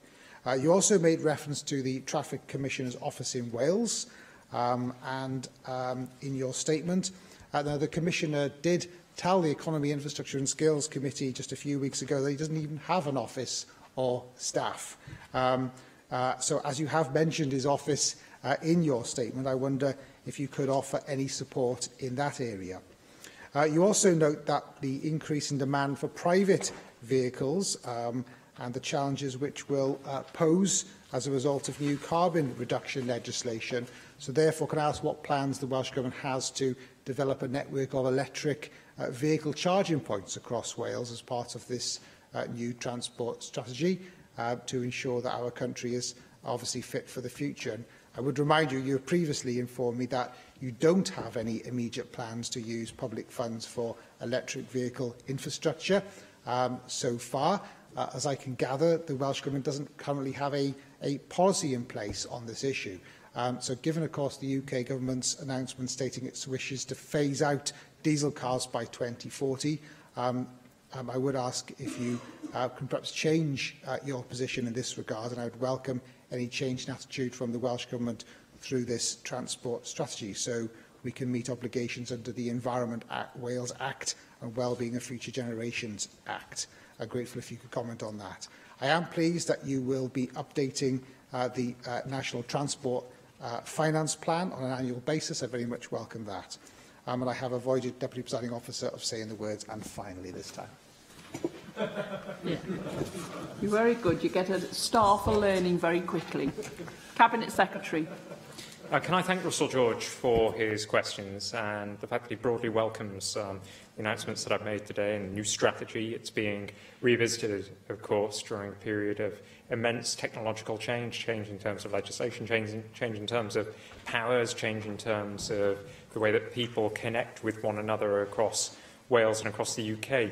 But I can assure the member that I am determined that there is to be no scaling back of investments on the A40 or the A55. Quite the opposite. Recently, I published a resilience study concerning the latter of those trunk roads, and the resilience study outlines interventions over the short, medium and long term if we are to upgrade the A55 and ensure that it continues to become an expressway for the north of our country. I think it's essential that we better connect the whole of Wales, and the member did outline some of the creeks that are currently affecting the rail services across Wales, and also some of the congestion challenges that are affecting many communities and many trunk roads across Wales. The Pinch Point programme is designed to address not just known pinch points and congestion affecting roads, but also congestion affecting bus services as well.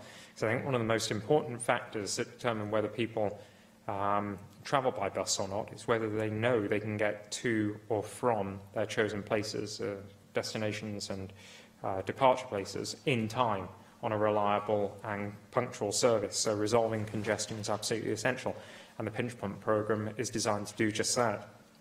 Of course, in terms of rail problems that have been quite clear this week, it does not help that historically Wales has been underfunded so badly in terms of the infrastructure in our rail network, whilst Arriva Trains Wales and Network Rail have endeavoured to do the best that they can in terms of ensuring that tracks remain clear. The problems that we faced are not just exclusive to Wales, and services affected once they cross the border have an impact on journey reliability and punctuality when they arrive or depart from or arrive in Wales. So we need an investment not just in Wales, greater investment in our rail infrastructure in Wales, but also right across the borders area as well. And that is something that we've demanded of UK government for many years. In terms of bus services, well, they're set to be reformed with detailed proposals coming forward in the spring of next year as a consequence of the consultations that have already taken place and that are currently taking place as well. And with regard to the obligations that must be met by 2020 concerning disabled access, well, the Welsh Government has been funding a number of stations to ensure that they are compliant with the regulations that have to be met in 2020. We've provided additional investment as part of the National Station Improvement Programme to improve railway stations' accessibility, and, of course, as part of the rollout of the South East Wales Metro programme. But in addition to that, we have made it very clear to those who are bidding for the next rail franchise that their obligation to disabled and people of limited mobility must stand by 2020, and that the rolling stock must be adequately equipped with all of the provisions necessary for those requirements to be met. With regard to the Transport Commissioner, I had the pleasure of meeting with him recently, and I think it would be fair to say that rather than outline any support that may be forthcoming from Welsh Government, our position is one of responding to any requests from the Commissioner. But certainly, if any requests for support are forthcoming, then I would consider them very, very sympathetically. And in terms of electric vehicle charging points, well, as a consequence of the budget deal reached with Plaid Cymru, I'm very pleased to say that a significant sum of money is being made available for the provision of charging points across Wales. We're currently conducting some work examining where there is the greatest degree of market failure. So far, we've found that along the A55 and the M4, the provision of electric charging points is adequate. However, in between the M4 and the A55, there are precious few. So we wish to resolve that entire section of north from the M4 and south from the A55 and ensure that people are able to drive between the north and the south and across the middle of Wales without the worry of whether they will be able to use an electric vehicle charging point. We're also looking at whether they should be installed at sites such as Cadw monuments, where there are visitor experiences to be had, at hospitals, and also, Deputy Presiding Officer, at major employment sites. This work is being taken forward by officials in my department and also under the leadership of Leslie Griffiths, and we hope to begin installing electric vehicle charging points in the next 12 months. We are determined to ensure that Wales does not miss out on UK government support either, and that's why we've been encouraging local authorities to bid for electric vehicle charging point resource, but it's also why we're going to continue to put pressure on all stakeholders in Wales to embrace new vehicle technology and to make sure that our infrastructure is fit for the 21st century. Thank you. Adam Price. Thank you, Deputy Presiding Officer. It's always a pleasure to have statements from the Cabinet Secretary, but, there is a but here. But, I have to say, I'm confused here and slightly disappointed because what we've had from the Cabinet Secretary, correct me if I'm wrong, by all means, is a statement about one policy position statement that he has made today, a Welsh Transport Appraisal Guidance that he's going to publish tomorrow, a National Transport Finance Plan that he's going to publish later in the month, and a transport strategy that will arrive at some point in the distant future, maybe. And, you know, it's not good enough. We've had Assembly members you know, saying today, quite rightly in my view, that, you know, there isn't enough time in the day. Well, surely, you know, what we want from government is actually a statement about actual published documents that we scrutinise. You know, we don't want a running commentary, you know, hints about the future shape of policy. We need to see the documents themselves. So can I ask him, in relation to the National Transport Finance Plan, which he says is going to be published by the end of the month, will we have a future opportunity to have a statement so we can actually respond, rather than talking about, all we know now is there's going to be one published by the end of the month? How are we supposed to respond to that? You know, can he tell us, actually, maybe he can tell us a little bit about, you know, what are the changes, what's the direction of travel, no pun intended, in that strategy. In terms of the Welsh transport strategy overall, can he at least give us a sense of the more than what he's told us about some of the broad parameters, things that are very, very important to my party? For example, at the heart of the original Welsh transport strategy was the importance of north-south connection. And unfortunately, in the revision in 2013, and certainly ever since then, that has been quietly forgotten about. And instead of a transport policy which is about the cohesion of Wales as a nation, it's our adhesion to the nation next door, with all the emphasis going on west-east connections. And, you know, that's the kind of thing that we really need to see the transport strategy itself, Cabinet Secretary, if we're going to be able to do our job of scrutinising you. Cabinet Secretary. A few members in this chamber describe hearing my statements as a great pleasure, but I'm pleased that that is the way that they are received by Adam Price. I would say that I find it bizarre that he's suggesting that there should be less scrutiny of the work that I and my officials do. I think the update today provides a valuable opportunity to scrutinise an important document, an important policy position.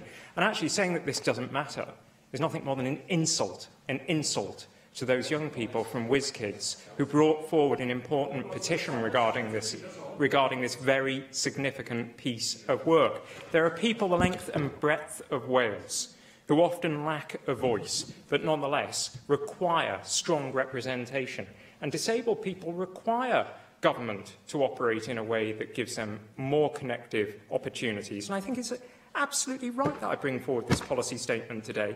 And whilst, yes, there are indications of the work that is to come, I can also give a guarantee to the member that there will be further opportunities to scrutinise me on the National Transport Finance Plan, on the strategy, on WellTag 17, on the vision for the Metro in the north east of Wales. And with regard to the connectivity of Wales north-south, west-east, I don't know why the member and his colleagues are often het up on one or the other of these taking priority. It's absolutely essential that we better connect Wales west to east, east to west, north to south, south to north, and diagonally in between. Jenny Rothburn. Cabinet Secretary, I do hope that the appraisal guidance to be published tomorrow isn't just going to be a revisit, because it seems to me that after 10 years, we really do need a complete rewrite of the transport strategy. Because one of the key goals of the 2008 strategy was that there would be a modal shift to public transport, park and ride, walking and cycling, and we simply haven't seen that. I'm somewhat alarmed by the sentence in your statement which says forecasts show increased demand of at least 150% for public transport and private vehicle modes by 2030. And this seems to be a neutral statement, you know, standing by. Are we not going to do anything about that? We absolutely, in my view, have to do something about getting that modal shift that was promised in 2008 that has failed to be delivered. Because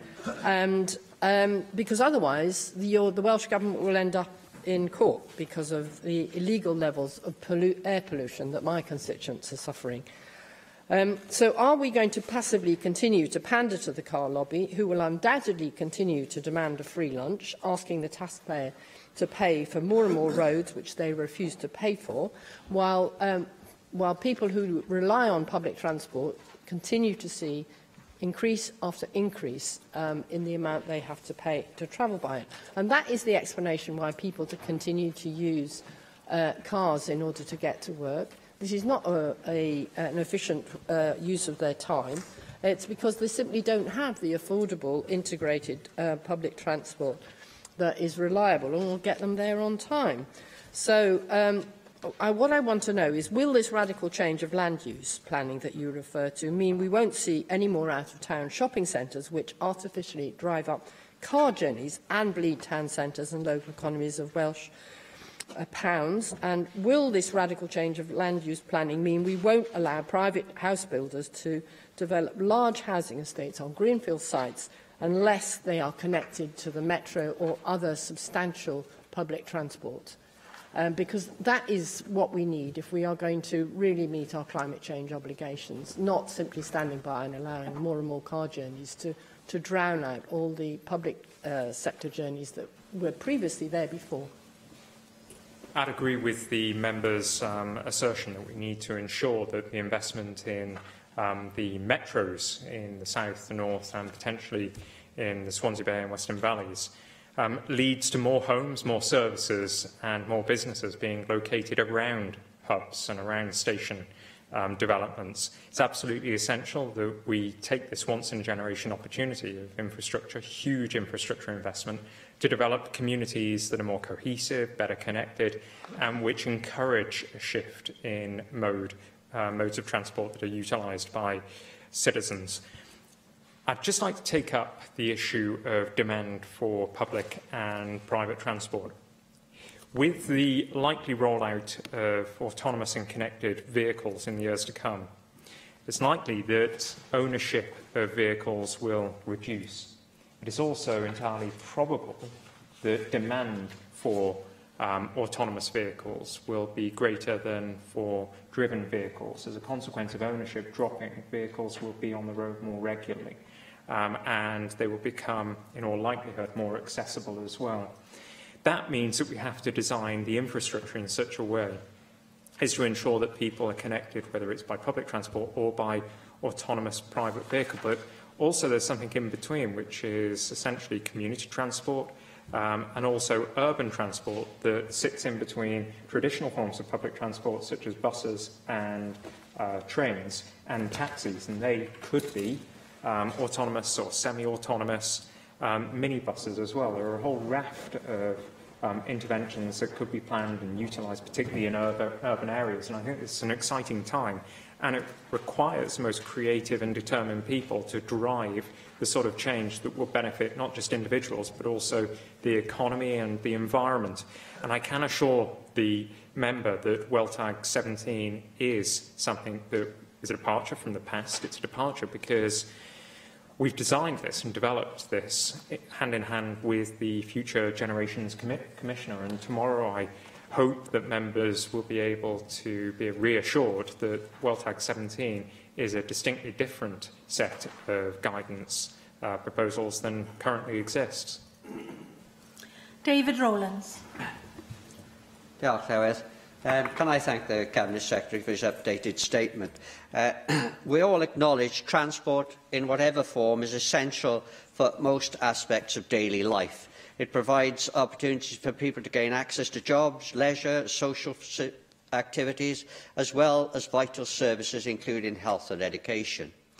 It is crucial as a driver of economic prosperity, connecting businesses with their customers and their suppliers. It can also have a profound effect on our environment, communities and even our health. The accessibility and availability of transport can influence where people live and work, their leisure activities and their opportunities to interact with friends, family and the wider community. Does the Cabinet Secretary believe that the financial support afforded his bus companies is adequate enough for them to deliver the obligations in this sector? Lack of good transport links causes congestion, which costs the economy millions of pounds each year, which is why improved transport links and reliability are consistently cited by Welsh business as one of its top priorities.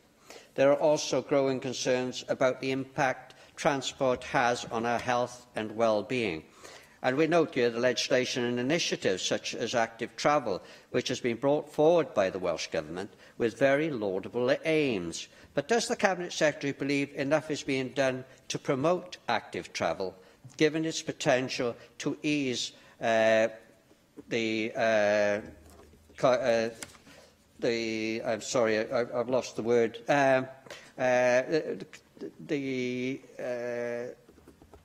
I really have lost the word this time. Congestion is the word I'm looking for. Sorry about congestion in both our cities and our towns. Wales needs a transport system which reflects our country's distinct geographical and historic nature.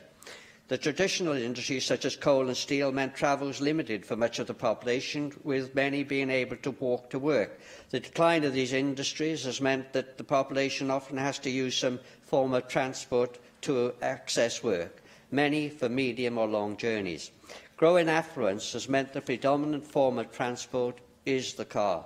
The Welsh Government faces an uphill fight to replace this cheap, flexible and convenient form of transport.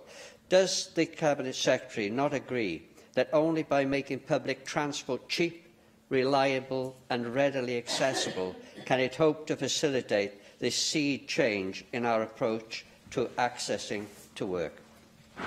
The huge change in work patterns is witnessed by the flows of traffic into and out of our major conurbations, the primary inward flows being those for Cardiff, Swansea, Newport, in the south, and Carnarvon, Bangor and Wrexham in the north.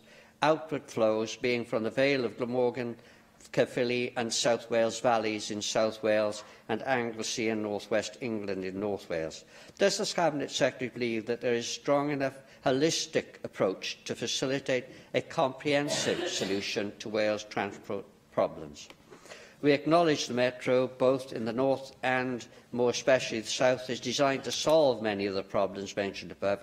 Why, therefore, Cabinet Secretary, are we not seeing the delivery of the Metro on the ground? Despite the questions raised, we look forward to working with the Cabinet Secretary to deliver these ambitious plans, which are so vital in delivering a vibrant Welsh economy. Can I thank the member for his questions? I think the point that the member made concerning the availability of affordable public transport is perhaps the most important point made. I'm reminded of a pretty terrifying statistic from the Mersey D area, where 20% of young unemployed people are unable to get to job interviews because they cannot afford public transport or cannot access public transport in order to get to those interviews. Too many young people, and that's in an urban area, far too many young people are being shut out of the jobs market because they cannot access opportunities to even be interviewed for jobs.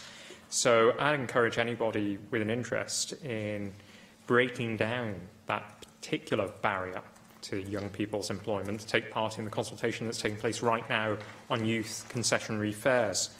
But more needs to be done and will be done. I think deregulation in 1986 was nothing short of disaster for local bus services across Wales and the rest of Britain.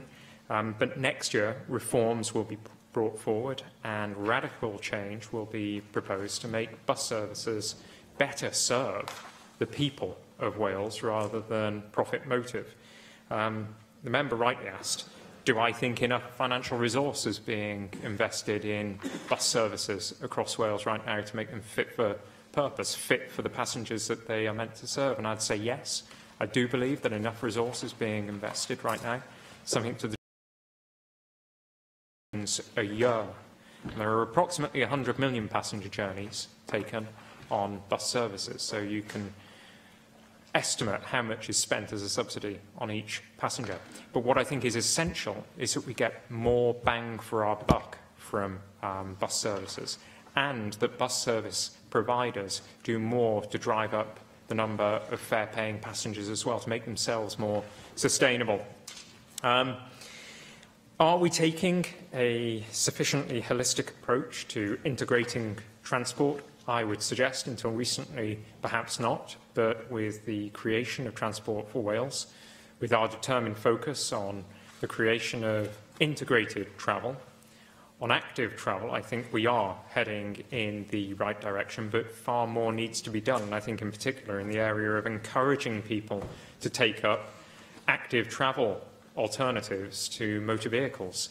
We're revising the road safety framework to address one of the key concerns that particularly young people have in using active travel as an alternative to buses or other forms of motor vehicles. It's quite telling that up to secondary school, the majority of people will walk to school, whereas at secondary school they take a bus. Now, in many instances, schools are too far from homes for people to walk, but they're not necessarily too far to cycle. The major barrier is the fear, not just by those individuals, by those young people, but also the fear of their parents that they may not be safe on the roads.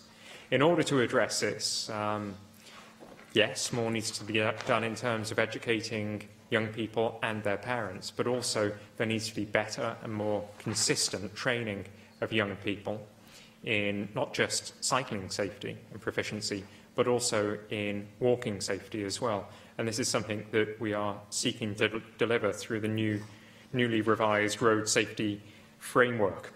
And this will cover all young people from the age of 3 to 16. Dawn Bowden. Diolch, Llywydd. And can I thank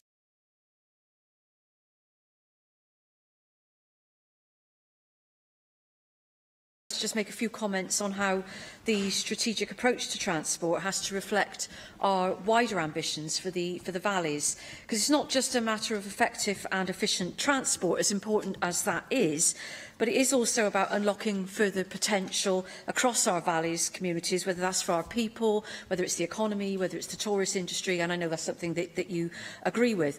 And as I've said before, one of the Welsh Government's key achievements is investing to protect the social fabric of our communities, and we have a number of strategies to that end. But we protect that social fabric in order to provide the opportunities for people in communities to flourish, and in order to flourish they require better transport connectivity. So, quick history lesson. It was 21st of February 1804 that the world's first ever railway journey ran 9 miles between the ironworks at Pendarren to the Merthyr-Cardiff Canal in a steam locomotive designed by Richard Trevithick. But having achieved that feat in 1804, I'm sure Trevithick would have expected a journey of just 30 miles from Merthyr to Cardiff to take less than the 1 hour that it takes by train in 2017. And this is why a strategic view of transport has to reflect our vision for the valleys and to ensure that transport links are upgraded to deliver the systems that people and communities need. And on that point, Cabinet Secretary, you will recall the discussions that we've had over my concerns for the Upper Rumney Valley. And I know that Caerphilly Council are pressing a very good case for a metro depot in that area, and they have my wholehearted support for that, as we need to ensure that all our valleys communities benefit economically and socially from the metro. And I have no doubt that the upgrading of the Rumney line, with more frequent services, could bring much needed help to break down the relative isolation of communities in the Upper Rumney Valley. And of course, our transport vision must also include the completion of the Heads of the Valley Road, progressing the plans from Dowlais to Hirwaun and then onwards, because delivering those effective east to west Valleys road connections has to be a high priority in any transportation strategy. But if I may now come to my main point today, and that is that as we look at our vision for the future, we can't overlook the critical importance of removing strategic problems in our existing networks now. One such problem, which I have raised before and I know you have acknowledged, is the lack of evening bus services in the Merthyr Tydfil and Rumney area, and further services being cut as we speak. And this is a major barrier for people without cars trying to secure employment in jobs that operate outside of standard working hours and is a significant contributory factor in social isolation if you have little or no chance of getting anywhere after 5:30.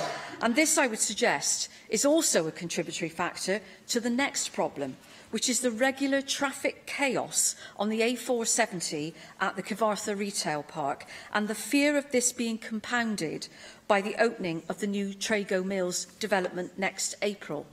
And while Trago Mills is another very welcome development for the economy of Merthyr Tydfil, the development is based on a 20-year-old planning consent when traffic was much, much lighter than it is now. So the road network there needs some early and strategic intervention to try and avoid misery for road users come next spring and summer when Trago Mills opens, around what is already a regularly gridlocked junction at weekends and holiday periods. So I welcome the initial response that you've made on these issues, Cabinet Secretary, particularly the Pinch Point programme on congestion. But in concluding, can you give me your assurance that these specific key and immediate transport issues are receiving urgent attention and that we can expect some constructive early proposed solutions to these problems?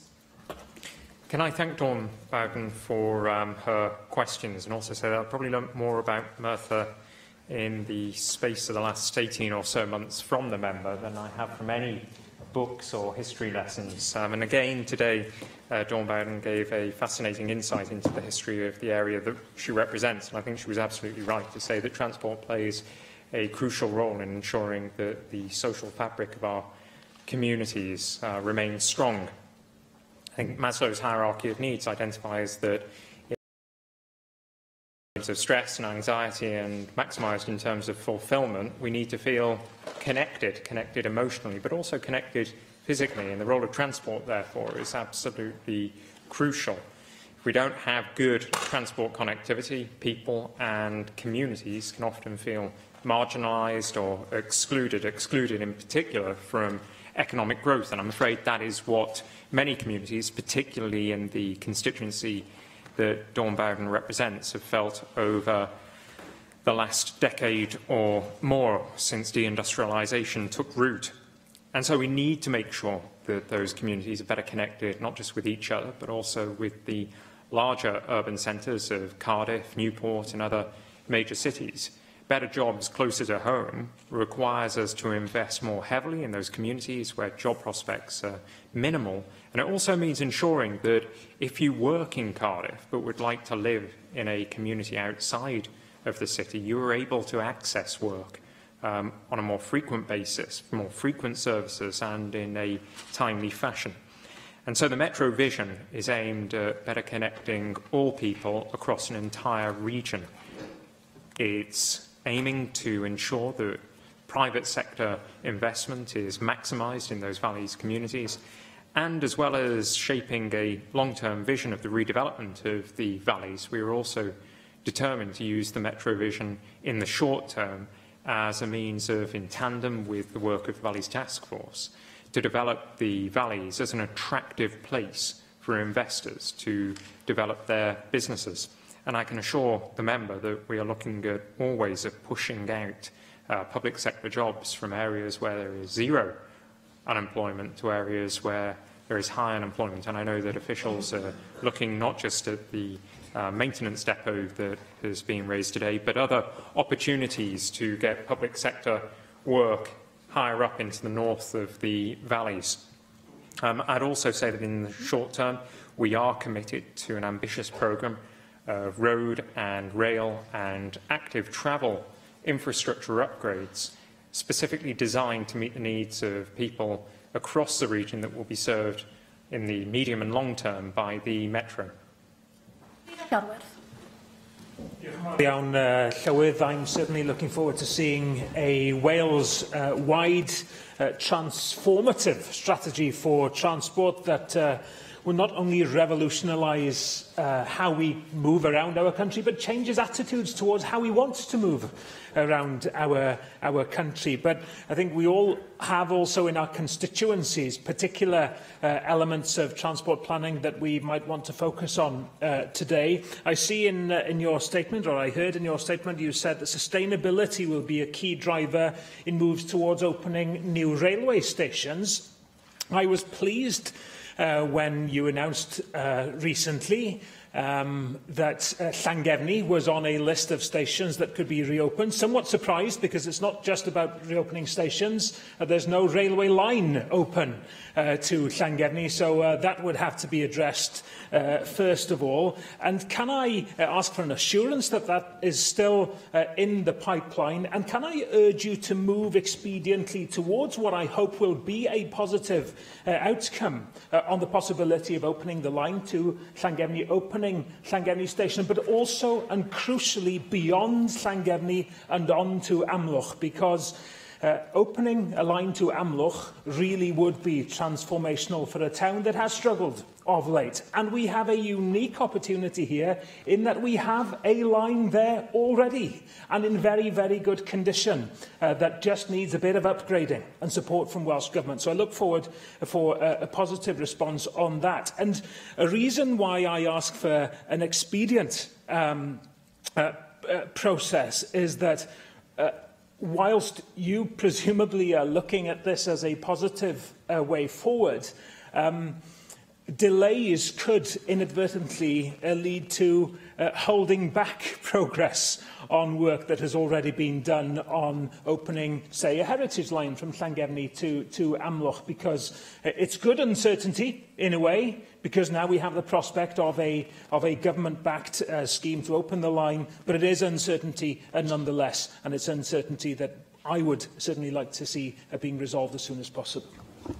Can I thank the member for his comments generally about how we need to change attitudes and behaviours about how people move around Wales. And I think in terms of changing attitudes about how we move around Wales, we need to ensure that the quality of rail services improves so that people's attitudes towards rail services shifts. And we also need to ensure that people's attitudes to active travel change by making sure that it's safer to use bikes and to walk from A to B. The member has been passionate about reopening the station at Llangefni and indeed the line to Amlwch, and it's something that I am supportive of also. We're trying to put stations in Wales in pole position of attracting UK government investment, but with regard to this specific example, I'd be happy to meet with the member to discuss progress that is being made, because I think it has massive potential in the short term, perhaps as a heritage line, but in the longer term as a whole-scale passenger line. And I think there is also exciting potential in improving links between the main line and Anglesey Airport. Lee Waters. Llywydd, Cabinet Secretary, when you do the same thing, you expect the same results. And as my friend Dawn Bowden has just mentioned, when you allow shopping developments on road-based developments, you're going to get more traffic. I note from your statement that the Welsh Government is anticipating a 150% increase in demand in transport over the next 17 years or so. Are you considering how we stop demand, how we reduce demand, how we manage demand, rather than simply continuing the habits of the past, of this predict and provide model, where we model future growth and then try and build capacity to meet it? Because that isn't working, and it's not consistent with the principles of the Environment Act or the Future Generations Act. And we need to reset our transport policy for those solutions, not keep trying the approaches of the past. I do take the point from the member that relying on a traditional predict and provide model does not always deliver the desired outcomes that we would wish to see in our communities. However, in all probability, as I said earlier to Jenny Rathbone, the development and the rollout of autonomous vehicles, the reduced ownership and increased usage of vehicles could well lead to increased demand, therefore, for road space on a more regular basis.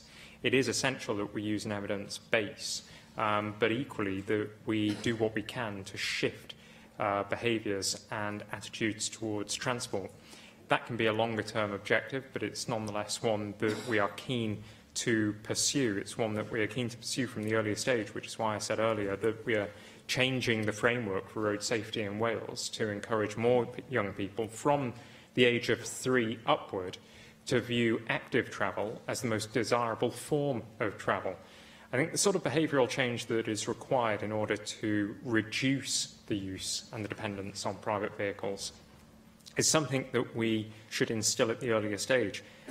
Almost like the change in attitudes towards recycling, I do believe that changing attitudes towards active travel can be shaped and can be inspired by younger people, and that's certainly something that I'm determined to do. Diolch i'r ysgrifennydd Cabinet. Yr eitem nesaf felly yw'r rheoliadau gwasanaethau rheoleiddiedig darparwyr gwasanaethau ac unigolion cyfrifol Cymru 2017, a dwi'n galw ar y gweinidog plant ac ofal cymdeithasol i wneud y cynnig. Hywir Anca Davies. Diolch, Llywyd, and I move the motion. The Regulation and Inspection of Social Care Wales Bill was passed and became the Act unanimously almost 2 years ago. The Act provides the statutory framework for the regulation and inspection of social care services and the regulation of the social care workforce in Wales. There are several items of subordinate legislation flowing from the Act, and you, the members here today, have already passed a number of these regulations. My officials have worked closely with the regulator and with the sector to develop regulations which are proportionate, which are robust, and which are fit for purpose. And the regulations before you today, the Regulated Services (Service Providers) and Responsible Individuals (Wales) regulations, exercise a number of the powers contained in the Act. They have been subject to wide public consultation. One of the intentions of the Act is to rationalise the amount of legislation and to ensure an appropriate level of consistency right across the range of regulated services. So consequently, these regulations apply to care homes, domiciliary support services, secure accommodation and residential family centres.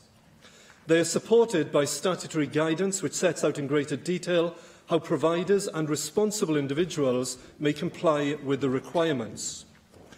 The Act empowers the Welsh Ministers to place requirements on providers of regulated services, and these regulations provide clarity and certainty by setting out those requirements in detail. They focus on outcomes and well-being and encompass matters which will underpin the quality and the safety of services. This includes the governance of the service, the way in which the service is carried on, its staffing, and how it safeguards the people in its care. There are also requirements in relation to accommodation-based services so as to ensure that premises are suitable for the people living in them. For new premises, there is a greater degree of prescription in order to support an overall improvement over time in the built estate. The quality of care is inextricably linked to the quality and the stability of the workforce who provide that care. So to support this, I have taken this opportunity to place specific requirements on providers of domiciliary support services.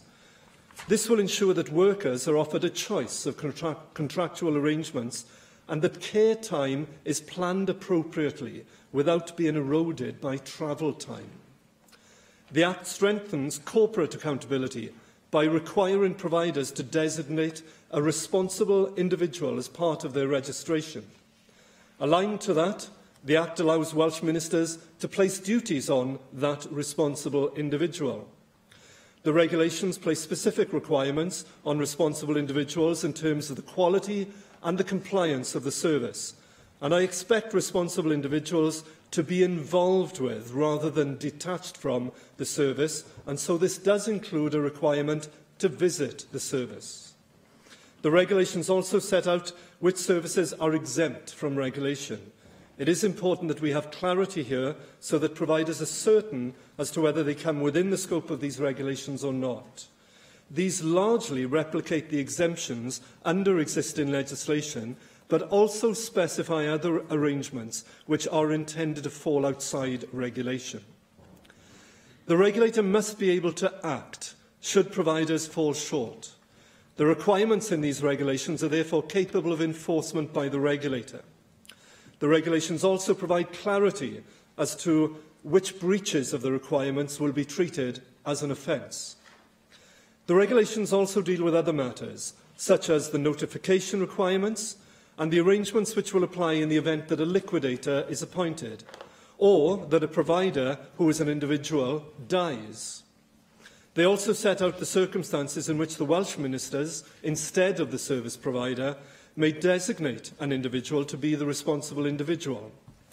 These particular regulations are largely technical in nature, but are nonetheless essential to the smooth operation of the overall system. The regulations as a whole will shape the way in which these care and support services are provided for years to come. I was very pleased with the level of engagement during the public consultation process, and naturally there are certain aspects which attracted particular interest. So I've considered the feedback from the consultations carefully and have made some amendments as a consequence. In some cases, this has been necessary to clarify the original intention. In other cases, the amendments respond to issues which were raised during the consultation process. So I have taken, for example, the opportunity to clarify the requirements in relation to registered nurses. I have also adjusted the requirements in relation to shared rooms for adults and the frequency of disclosure and bar-in service checks. Likewise, having reflected on the frequency of visits by the responsible individual, I have amended this requirement. I am satisfied, however, that these changes are necessary to establish a system which works effectively in the round without compromising our intentions, and I have published a report on the outcome of our public consultation. These regulations are necessary to deliver the new system for regulating and inspecting social care services in Wales from April next year. They will ensure that the same high standards and the focus on improvement and good practice apply right across these regulated services, and I commend them to members and look forward to contributions today. Susie Davis. Diolch, Llywydd, and thank you very, very much for the introductory contribution there, Minister. I have a lot of questions on this. I wasn't actually involved with the two acts that are referred to in this when they came through, so you forgive me if you say that I think some of these regulations have been used as an opportunity to develop policy rather than to implement them, and why it is so important that we get the opportunity in this place through the affirmative procedure to scrutinise some regulations. It was one of the things I wanted to say up front, actually, is it's really, really pleasing to see that some of the regulations here make it clear for people who are subject to those regulations how they are to comply with the regulations in terms of the evidence that they have to provide in order to comply. I think those are omissions in some of the earlier legislation that we brought through in this place, but I think this is a vast improvement on that particular score. In a way, Minister, I just want to treat this a little bit more as a statement rather than a debate, so I hope I can just ask you a few questions. So the first is that the document that we've got today, and it's a fairly chunky one, I have to say, only affects 4 types of regulated service as defined in the 2016 Regulation and Inspection Act. And I just wondered if you have any plans to introduce separate regulations for the regulated services that aren't covered in this. They may not actually be necessary, but it would be quite useful to have your take on that.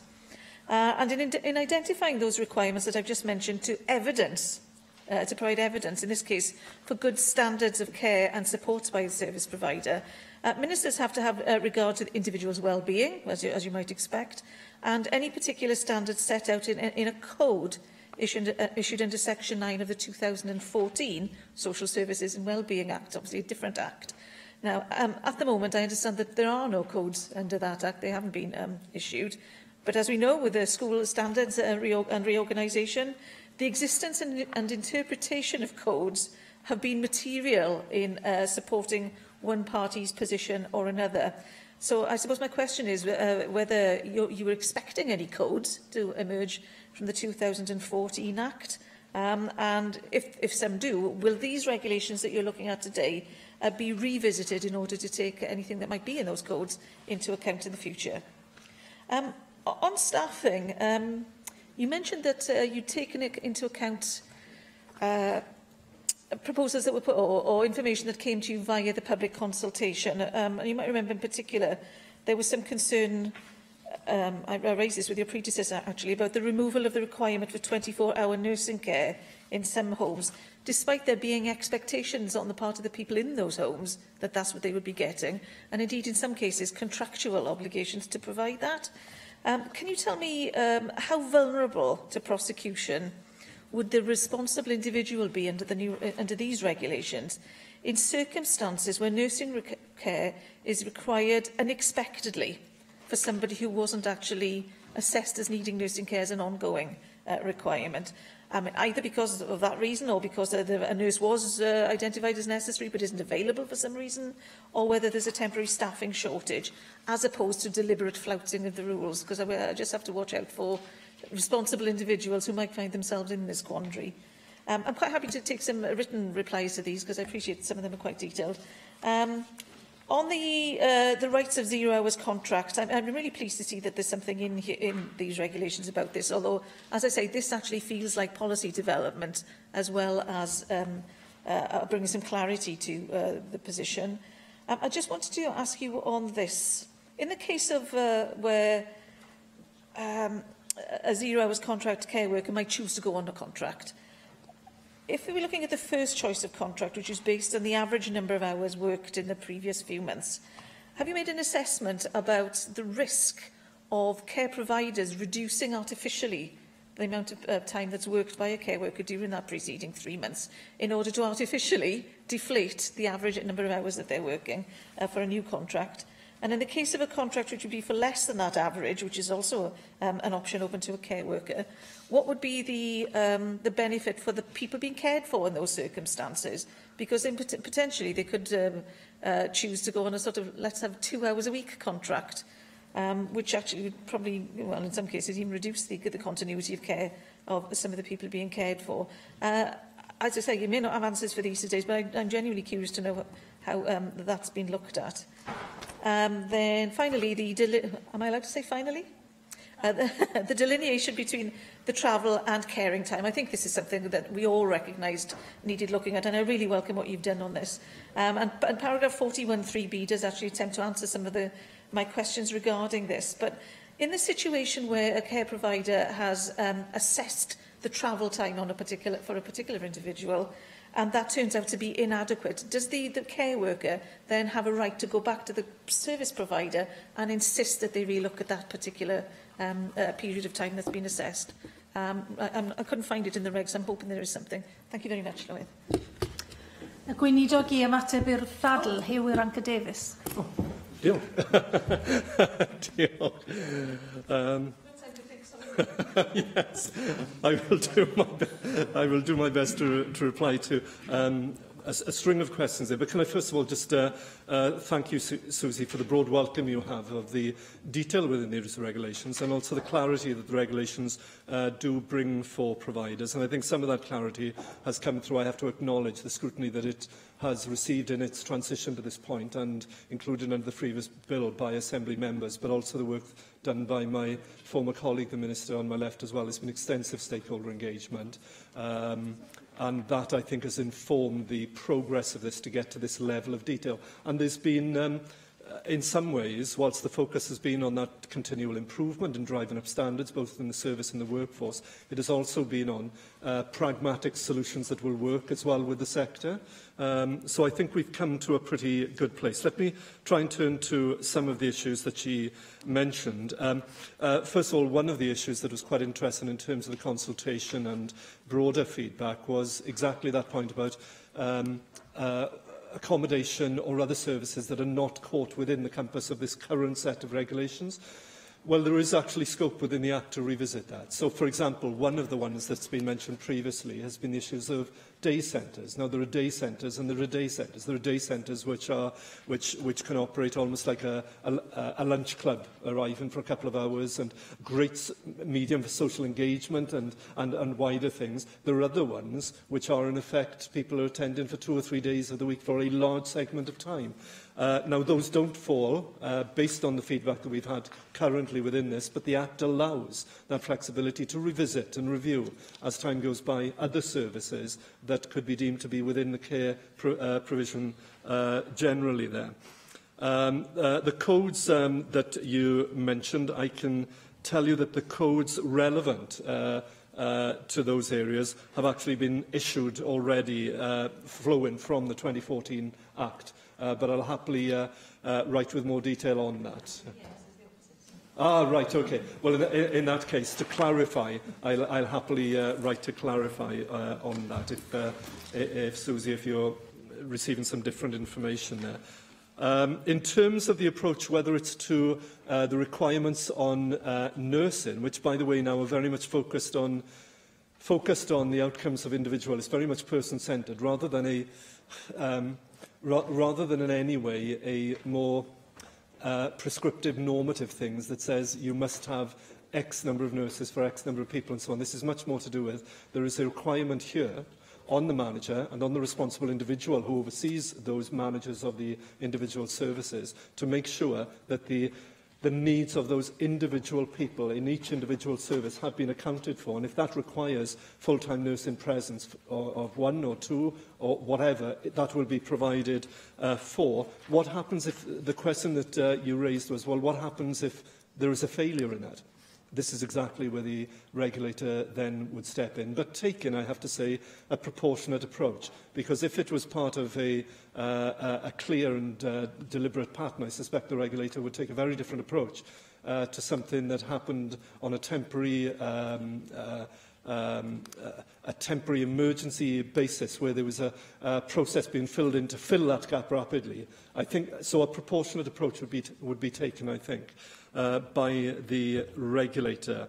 Now then, you also touched on the issue of travel time and the role there as well, of the clarity that is now given within this and the regulator. Well, again, the oversight of the what we haven't done in here, deliberately, based on a consultation, is taken again an overly prescriptive way that says to a provider, you must do exactly this model of how you account for travel time and actually care time. What we've said is you've got to have, according to these regulations, a plan in place. You've got to have a planned approach towards your rotating of staff.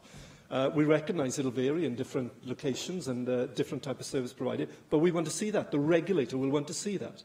And if that is not in place, then there is the ability of the regulator here to actually step in.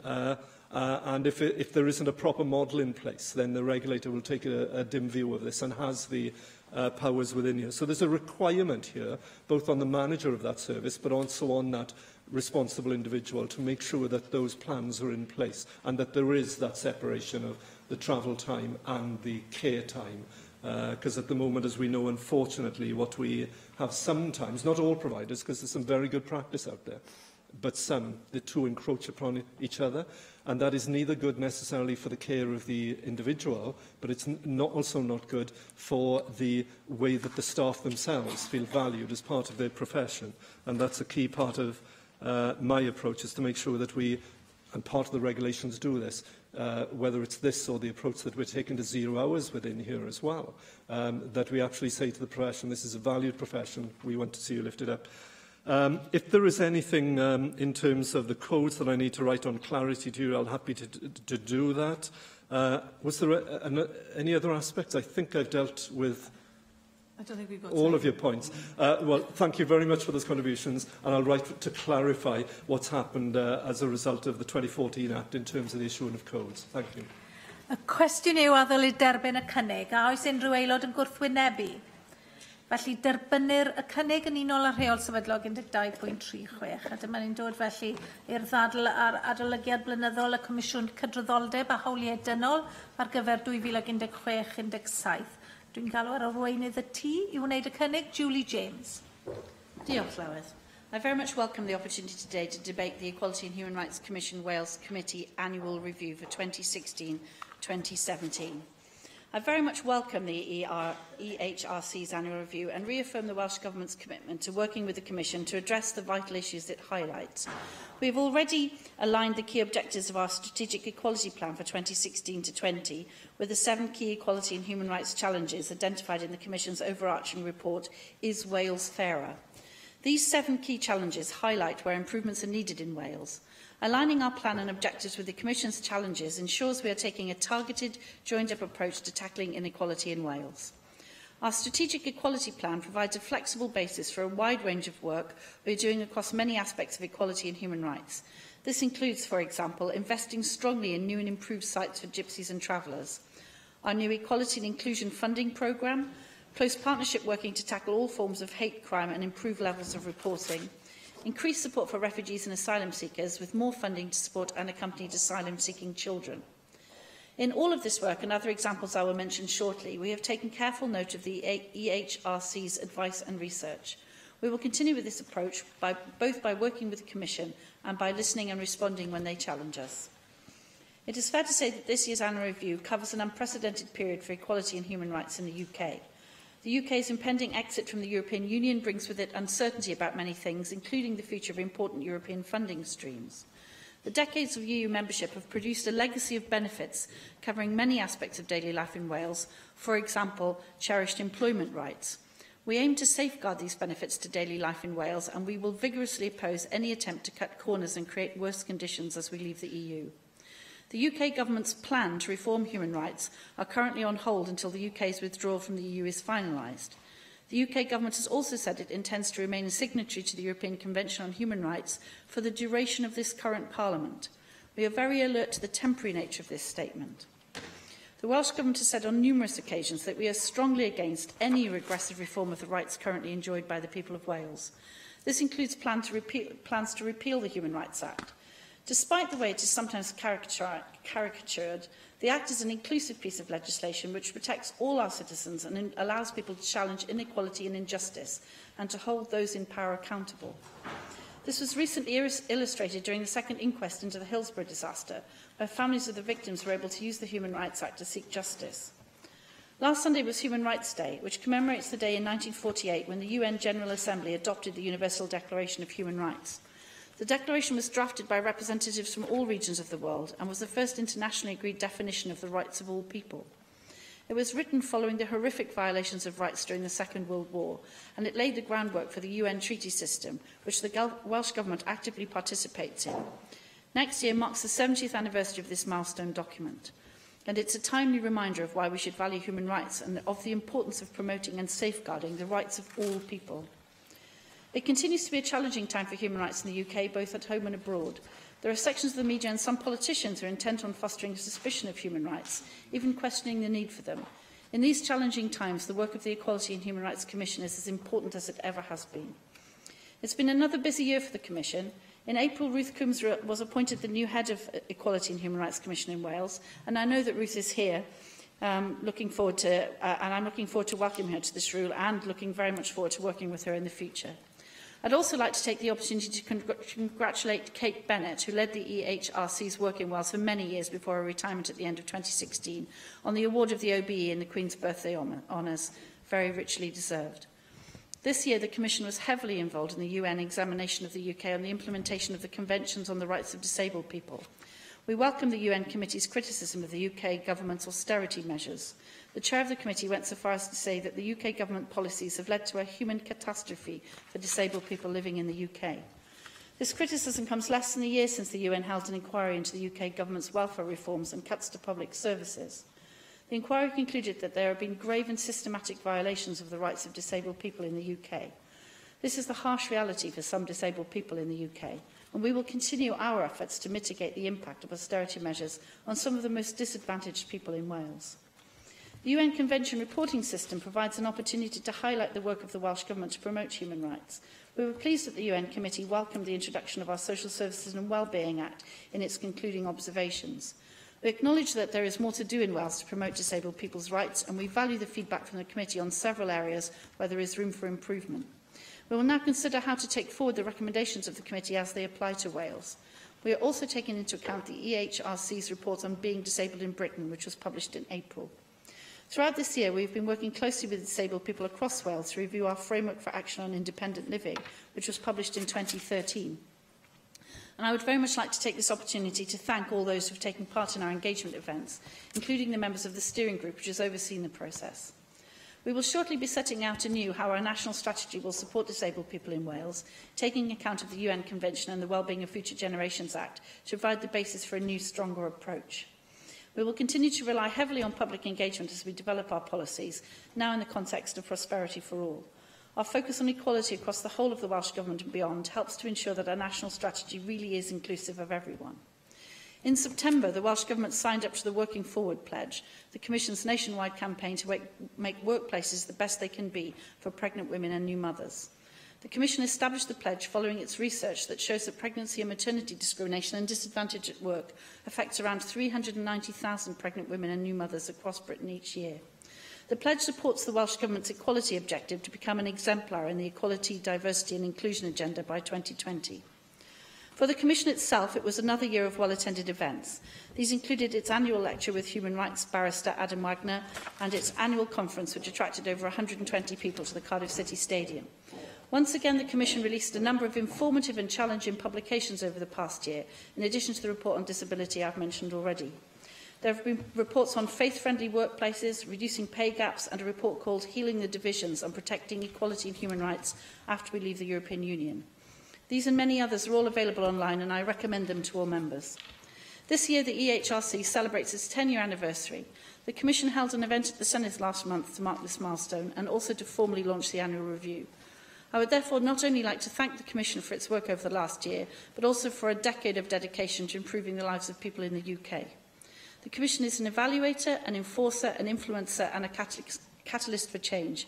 We remain grateful for its guidance and we value its strong and distinct presence here in Wales. Rwyf wedi dethol y 4 gwelliant i'r cynnig a galw fer Sian Gwenllian I gynnig gwelliant 1 a gyflwynwyd yn enw Rhina Biorwerth. Sian Gwenllian. Diolch Llywydd. Mae'r Comisiwn Cydraddoldeb a Hawliau Dynol yn parhau I wneud gwaith pwysig yn yr hinsawdd gwleidyddol heriol presennol a hoffwn ni'na hefyd ddiolch iddyn nhw am eu gwaith. Dydd Sul oedd diwrnod Hawliau Dynol. Cydraddoldeb, cyfiawnder a'r rhyddid rhag trais ydy'r rhai o'r themau mawr. Mae cwmpas gwaith y Comisiwn yn eang, ac felly heddiw dwi wedi penderfynu canolbwyntio ar un agwedd benodol o gydraddoldeb a hawliau dynol, sef rhyddid rhag trais, ac yn fwy penodol rhyddid merched ac yn ethod I fyw heb ofni trais a chamdriniaeth domestig. Yn ôl byw heb ofn, sy'n ymgyrchu I roi terfyn ar drais yn erbyn menywod, mae 7.7% o ferched wedi adrodd eu bod nhw wedi profi rhyw fath o drais yn y cartref, tua 1.2 miliwn ledled Cymru a Lloegr. Mae'r ffigwr yn debygol o fod llawer uwch o gofio natur cuddiedig y math yma o drais. Dydw I ddim am ymddiheuro am ddefnyddio'r ddadl pnawnma I hoelio sylw ar yr un agwedd yma. Mae trais yn erbyn merched ar gynnydd ac yn arwydd o ddiffyg cydraddoldeb systemig o fewn ein cymdeithas heddiw. Mae'n gwelliant ni yn gresynu am y diffyg cynnydd wrth weithredu'r ddeddf yn erbyn merched, camdriniaeth domestig a thrais rhywiol Cymru 2015. Mae'r gwelliant yn debyg I un y ceidwadwyr, y gwahaniaeth ydy bod y gwelliant hwnnw yn nodi fod angen gweithredu, tra fod ein gwelliant ni yn gresynu nad ydy'r gweithredu wedi digwydd yn ddigonol. Mater o eiriau efalla, ond mae yna wahaniaeth pendant. Yr wsos dwytha wrth holi'r gweinidog cydraddoldeb, mi wnes I amlinellu rhes o broblema gyda gweithredu'r ddeddfwriaeth pwysig yma. Ac mi o'n i'n falch o glywed y gweinidog cydraddoldeb yn cydnabod y problema ac yn dangos awydd I symud ymlaen efo'r materion. Dyma sydd wedi dod i'r amlwg. Does na ddim cynllun gweithredu o hyd ar gyfer gweithredu'r strategaeth trais yn erbyn merched dros flwyddyn wedi ei gyhoeddi. Roedd y strategaeth ei hun yn wan ac wedi ei gyhoeddi ar frys mwyn cydymffurfio ar amser lengi gafodd ei rhestru yn y ddeddf. Ymddengys na chyhoeddwyd canllawia yng nghysl strategaethau lleol. Dydy'r grŵp arbenigol ar addysg am berthynas iach ddim wedi cyhoeddi i argymhellion ar y cwricwlwm newydd. Roedd rheini i fod allan yn yr Hydref. Yr wythnos diwetha clywed mai yn y flwyddyn newydd y bydd rhain yn cael eu cyhoeddi. Na i ddim ymelaethu, mae yna fwy ac mi nes i restru'r rheini'n llawn yr wythnos diwetha. Mae'n hollol amlwg felly fod yna gryn lusgo traed. Yn anffodus, mae rhai o fewn y Llywodraeth yn dal i feddwl fod popeth yn iawn ac yn clodfori'r ddeddf yn gynharach heddiw yma. Gwrthon ddatganiad gan yr ysgrifennydd Cabinet Llywodraeth Leol a Gwasanaethau Cyhoeddus oedd yn honni unwaith eto fod y ddeddf yn torri tir newydd. Un peth ydy torri tir newydd drwy ddeddfwriaeth, peth arall ydy gweithredu. Dydy e ddim yn ddigon i yrru deddfwriaeth drwy'r siambr yma ac wedyn ista nôl yn disgwyl i bopeth ddisgyn i'w le. Yn wir, unwaith fod sel bendith brenhinol wedi cael ei gyflwyno, bryd hynny ydy'r amser i weithredu mwyn cyflawni'r newid da ni am ei weld.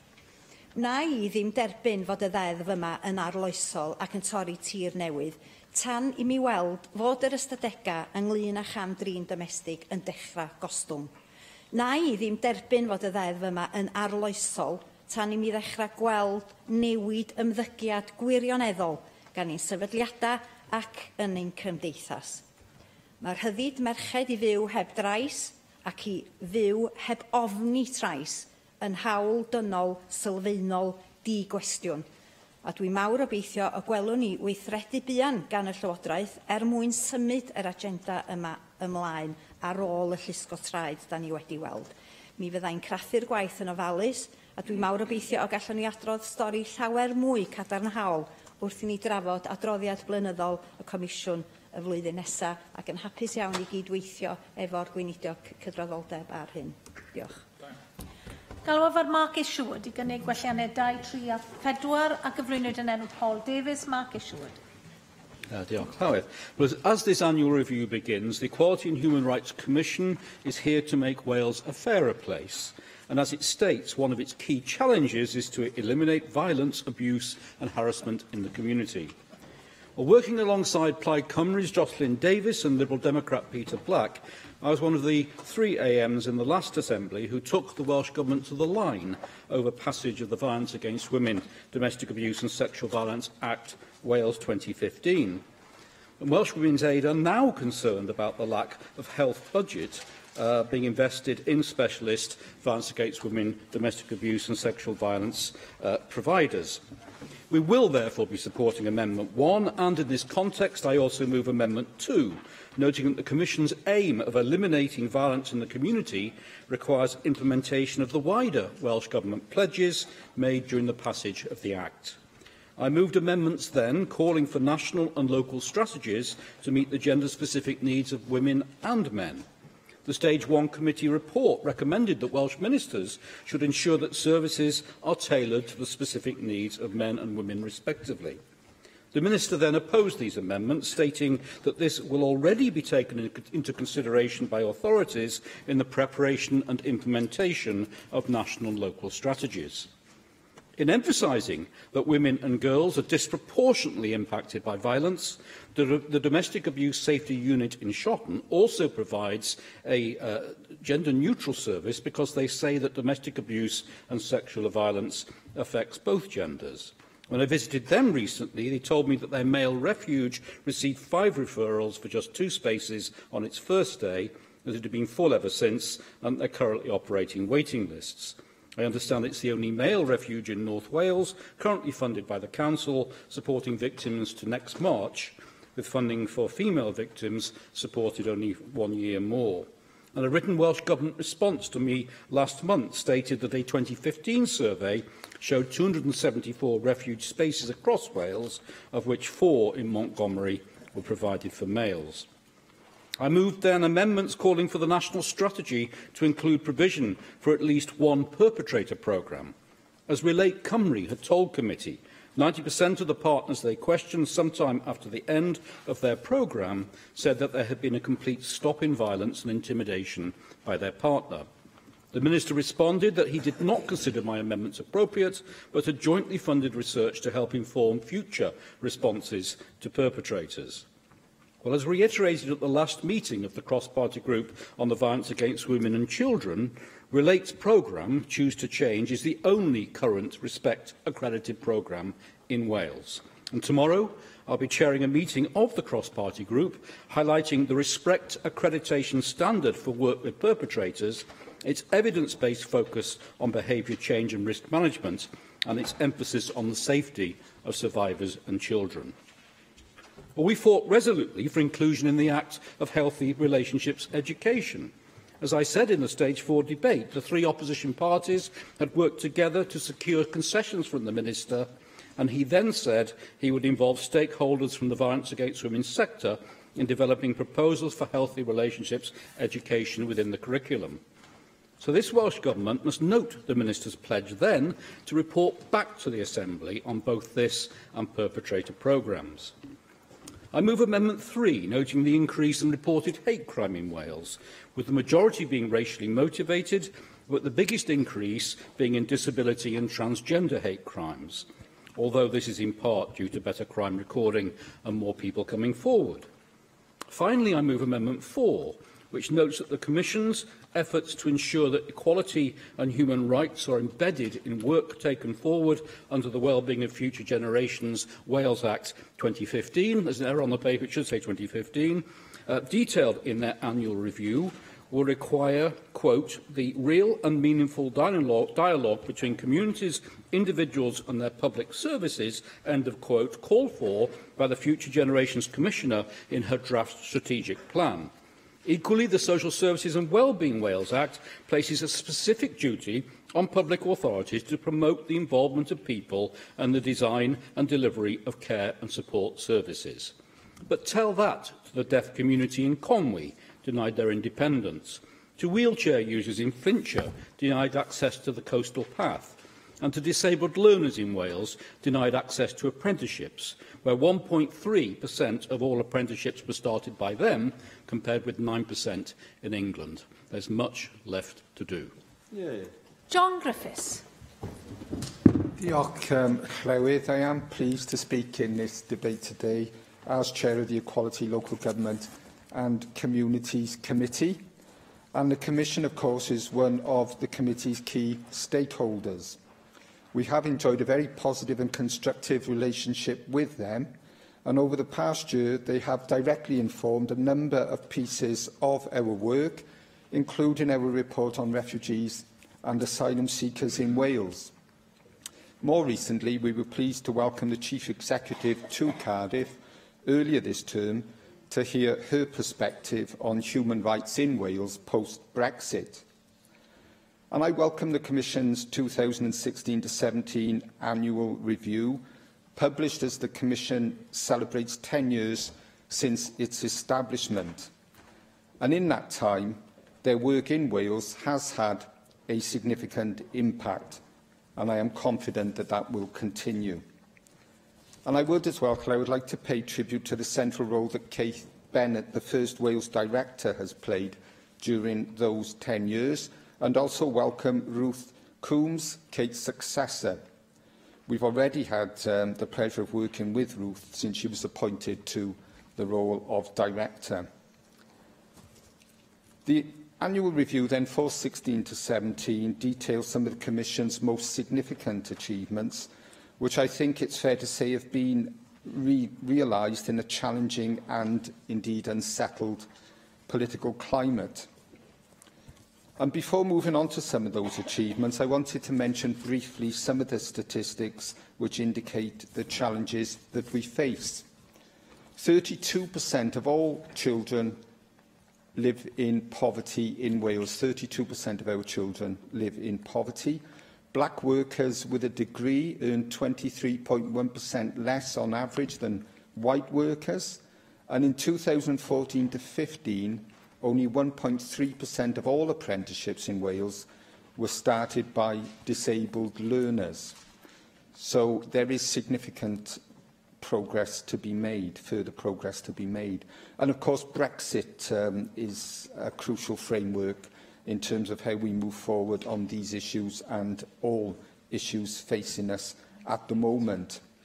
On a UK level, the Commission's report, Healing the Divisions, was a positive response to some of the key equalities and human rights issues that have emerged following the 2016 referendum, and that report helped inform our work on human rights. We support the Commission's call that the UK's current level of equalities and human rights protections should be retained, and that going forward the UK should continue to be a global leader on equalities and human rights. And as a committee, one of our key strands of work over the course of this Assembly is poverty in Wales. We are looking at this across a range of inquiries which are exploring different aspects. The most recent research, published by the Commission last month, stated that the overall impact of changes to tax and welfare policy has been regressive in terms of equality.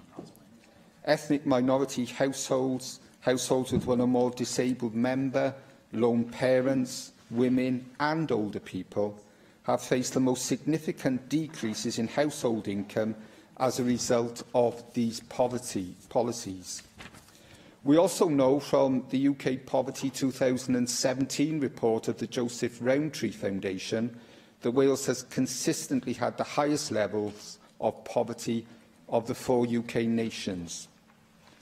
And during the 16 to 17 review period, the Commission produced their report, Is Wales Fairer?, which identified the 7 key equality and human rights challenges facing the Welsh Governments.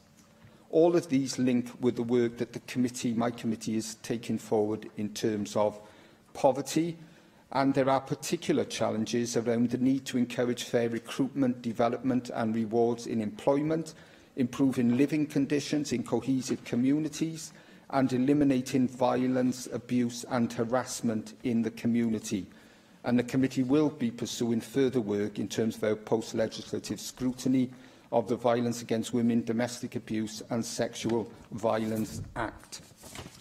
Clywyd, there is much then that's very important and significant in terms of the work of the Commission and the work that my committee is taking forward, and we very much value our relationship with them. And included in their future work, relevant to our work, is their recent announcement of an inquiry into the Grenfell Tower tragedy. And I do believe it is significant that they will ensure that there is no overlooking of the human rights and equality dimension of the fire and the surrounding circumstances, and hopefully that will help prevent future tragedies happening. So I very much look forward to continuing the committee's relationship with the Commission, Clywyd, over the coming year on these matters of shared interest. Gareth Bennett. Diolch, Llywydd, and thanks to the Wales Committee of the Equality and Human Rights Commission for their annual review.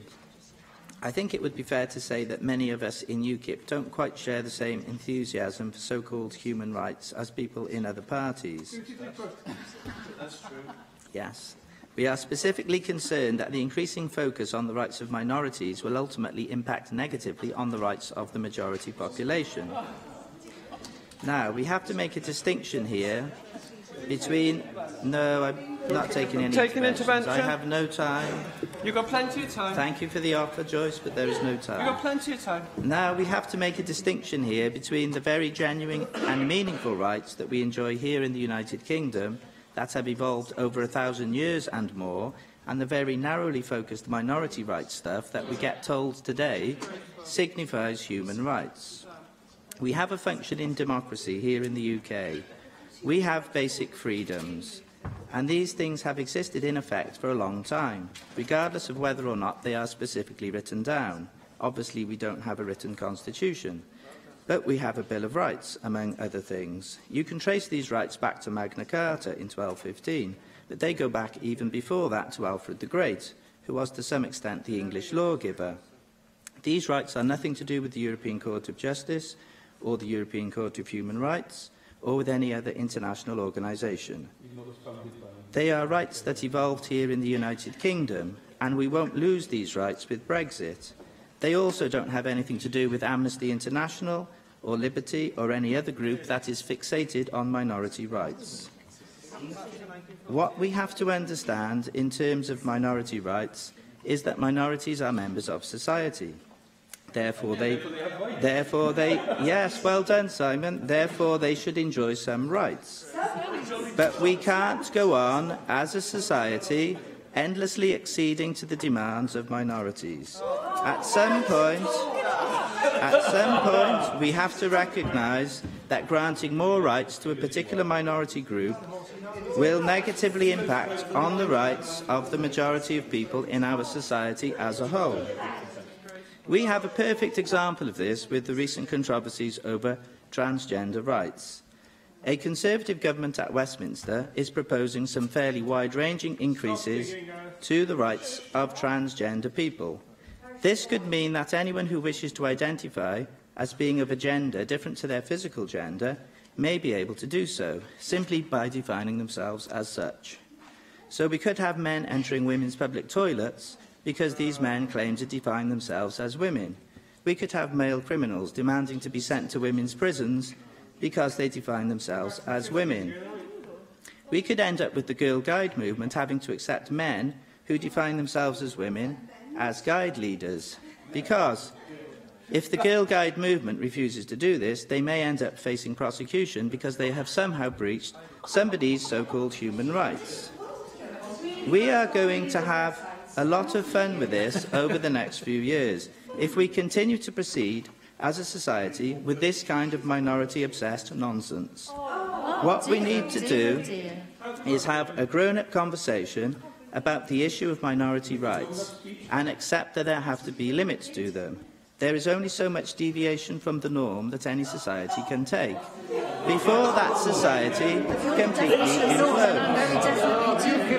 And if we carry on down this road of appeasing the nuttiest elements of the transgender movement, then what we will face as a society within a very short space of time is total implosion. Now, having made this general observation, that is not to say that there is no good work taking place in the field of human rights in Wales. There is some good work going on. But some of the concern that this report expresses is certainly, in my view, misplaced. For instance, there is the issue of prisoners getting the vote. To quote the report, prisoners in Wales, as in the rest of Britain, remain subject to a blanket ban on voting in elections, which the European Court of Human Rights has found to be in violation of their convention rights. End of quote. My response to that would be that prisoners are in prison because they have committed offences. That is, apart from the relatively small number who have been wrongfully convicted. They have therefore acted against the interests of society as a whole.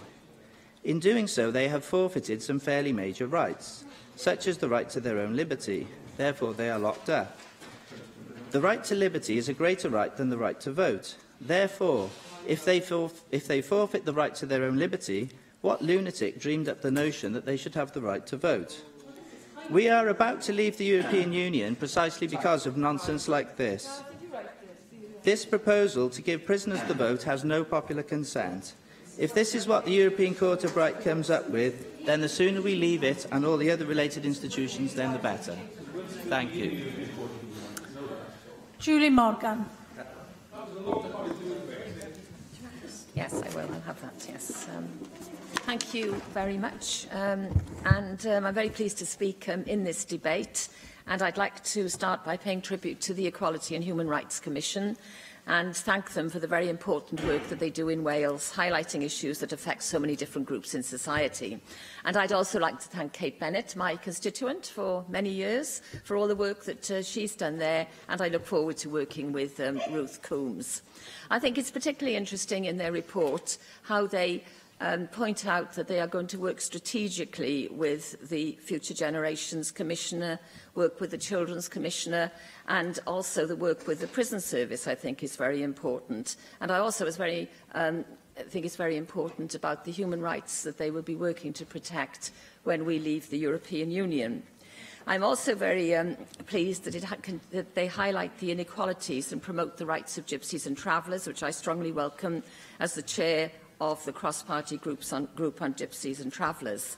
And I noticed that they do mention in their report about how the mental health of gypsies and travellers is worse than the rest of the population, which I think is a very important point, because the other important point to note is that most gypsies and travellers actually live in houses, and the effect of living in houses for people whose lifestyle is not geared towards that way of life does have a big toll on the mental health. So I'm very pleased that those points are highlighted in their report. I looked at the Plaid Amendment and listened to Sian Gwentlin's speech, and I took the opportunity to discuss with people active in the field of domestic abuse to see what impetus the Act is actually having at the moment. And obviously everyone is very welcomes the principles of the Act and the statement of intent, but they do agree that the implementation is absolutely the key issue. Looking at my own local authority, Cardiff, I had a discussion with Cardiff Women's Aid to see how they felt that the Violence Against Women Act was actually affecting the work that they were actually doing. And they really feel that Cardiff Council has actually done a really good job of adopting the principles of the bill into their commissioning strategy, very much supported by third sector agencies, and they've actually taken a very welcome holistic report. So I did find that in my own authority that it was very positive towards the way that the Act was being implemented. But of course that is just one local authority, so we really do need to keep up the scrutiny of the implementation of the Act and to keep this very firmly on the political agenda, because it does depend so much on how individual authorities are operating. But as I say, that was good feedback. And I also discussed it with BAWSO, and BAWSO felt that there has been some initial churn, but that now they really feel that things are coming together and they're getting to grips with the issues. And I wanted to just briefly mention a very example of very good practice about the IRIS project being delivered by Cardiff Women's Aid, Atal of Roe in the Vale and BAWSO, and is funded up until March next year by the Police and Crime Commissioners. And this scheme targets GPs because that's where 80% of the women who have been abused say they feel comfortable going to talk about abuse. And it's the one place they can go without their partner being suspicious or trying to stop them. And GPs are offered training sessions to help them identify victims of domestic abuse, and there's a clear referral pathway. And this has resulted in a huge increase of the number of women that GPs in the pilot scheme have referred for help, gone up from 4 or 5 a year to 202 this last year. And this scheme is a forerunner of the Ask and Act training, which is due to be implemented as part of the Act. So I wanted to highlight that good practice that is actually going on. I hope there are 2 points I wanted to raise with the Minister. I know that there's been a delay in the appointment of the National Advisor. I wonder if she had any information about when that might happen. And of course, the UK is appointing a UK Commissioner, and I wondered if she'd given any thought about how the National Advisor here in Wales would relate to the UK Commissioner, who would presumably be working on non-devolved issues, but it seems to me that's quite an important area. And then the final point is a point that was raised by Sian Gwentlian about the expert group on sex and healthy relationships, which I know I've asked about lots of times, and I wondered if she had any information about when that was likely to report. And obviously the key issue that has already been raised is about how will any recommendations from that group be implemented. Mohammed Ashkar. Thank you, Presiding Officer. I welcome this annual review, which identifies 7 key equality and human rights challenges. I want to address in my brief contribution today to one of those challenges, the elimination of violence, abuse, and harassment in the community. And I particularly want to address the issue of Islamic phobia and Semitism in the same way. There were 500 more hate crimes in Wales this year than compared to last year. That is a staggering figure, and we must stop it. This represents a rise of more than 22% in Wales, and the majority of them were racially motivated. More than 2,000 incidents across Wales, mainly in the South Wales police area. Offences tend to increase following terrorist attacks, such as the ones in Westminster Bridge and the Parson Green Tube bombing. In such circumstances, it is natural for people to look to the politician and ask what we are doing to tackle hate crimes in Wales. We sometimes overlook what our Muslim communities are doing to reassure people and encourage greater cohesion between the communities. Following the Parson Green Tube attacks, a number of arrests were made across the country, including Cardiff and Newport. Members of Al-Noor Mosque in Newport mainly moved to reassure people that they had nothing to worry about, that the strong and diverse local community spirit would be continued. The Mosque General Secretary, Mr. Abdul Rahman Mujahid, issued a powerful statement totally condemning the bombing, and he went on to say, in his word, "These people do not represent our views. All of us are British, and Britain is our home, where we have chosen to live and bring up our families, and we support and enhance diversity." And he keep on saying, all communities live happily in Newport, and we respect each other's belief and faith. Nowhere in Muslim religion is stated that to hurt anybody or to hurt an innocent person, that is not in Islam, and we don't agree with it. Presiding officer, I fully endorse these sentiments. This is an example of positive action being taken by a community to allay the negative impression being conveyed. Only last week, Muslim Council of Wales, they organised a wonderful event in City Hall, Cardiff. Some of my colleagues were here. Jane Hurt was given her great service to the community award there. And the fact is there were Jews, Muslims, Christians, and every other ethnic minority hierarchy. Archbishop of Wales, chief of Muslim Imam from Europe was there, and other dignitaries were there. The matter of fact, we should celebrate our festivities together, and we must, from top down, must go toward the schools, and the children must understand and enjoy our festivities, like Christmas coming. So Muslim, Jews, Christian, and everybody must enjoy. Similarly, our Eids and all. So what I saw last week is one example, like Salim Kidwai and Muslim Council of Wales. They're doing a wonderful job. My point here is, why can't we have some sort of linkage with, Julie just mentioned, instead of a commissioner or some link or threads toward one focus point where all the communities can not only understand each other, but they educate and celebrate each other's festivities. That is the point I want to make, Presiding Officer. I fully endorse these sentiments, and this is an example which already been mentioned by Newport Imams, and I call on Muslim communities all over Wales to reach out and engage with other faiths and other communities to promote their greater cohesion, and not only Muslims, all other communities, I mean. And this way, Presiding Officer, we can tackle the surge of hate crime in Wales forever and for our next generation. Jane Hutt. Diolch Llywydd. I'm very pleased to speak in support of the Equality and Human Rights Commission annual review today, with special reference to the chapter on improving Welsh workplaces.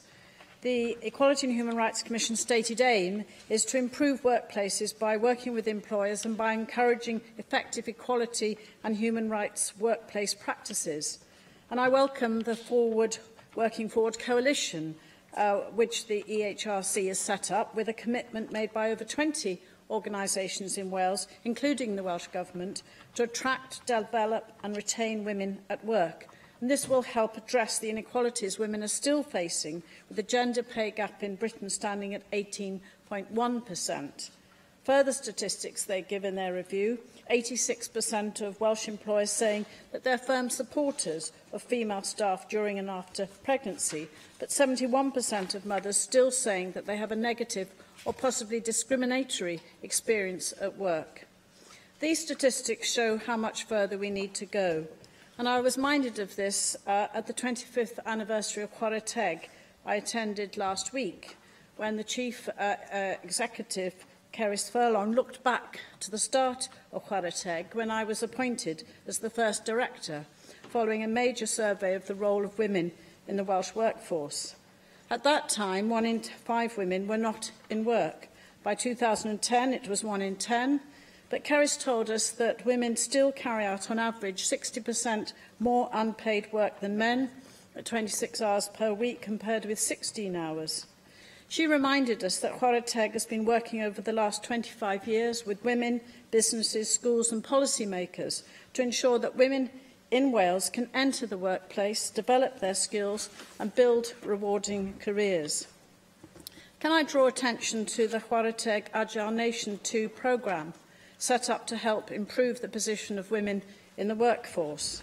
The European Social Fund and Welsh Government-funded programme was developed as a direct response to a body of evidence showing a clear need for positive measures to be taken to support the progression of women in Wales. For example, national figures show that 7% of employed women in Wales are in management, compared with 11% of men, and women are underrepresented in key STEM industries, science, technology, engineering and maths. Agile Nation 2 will support 2,207 women and 500 businesses during its planned life cycle. At this point, I want to pay tribute to Val Feld, former Assembly member for Swansea East, who was the leading force behind the setting up of Chwarae Teg when she was Director of the Equal Opportunities Commission in Wales. And I know this Assembly will be pleased to hear that we've progressed with the plan to install a purple plaque at this Senedd in the new year, when we can give due time and attention to her considerable legacy before her life was cut short after a brave fight against cancer. In memory of Val and in support of Chwarae Teg, ambitious about their goal to make Wales the global lead in gender equality, can I welcome Chwarae Teg's new Fair Play Employer benchmark, launched last week, and I know Val would be so pleased to hear of this and of their ambition. So the Fair Play Employer benchmark will help employers see where they are ranked in terms of gender equality, equip them with an action plan to take them forward in terms of gender pay reporting, and this Fair Play initiative will be available to public, private and third sector employers to help them receive recognition as a fair play employer. So can I just ask the Cabinet Secretary if she can engage, Welsh Government can engage with this inspiring new initiative?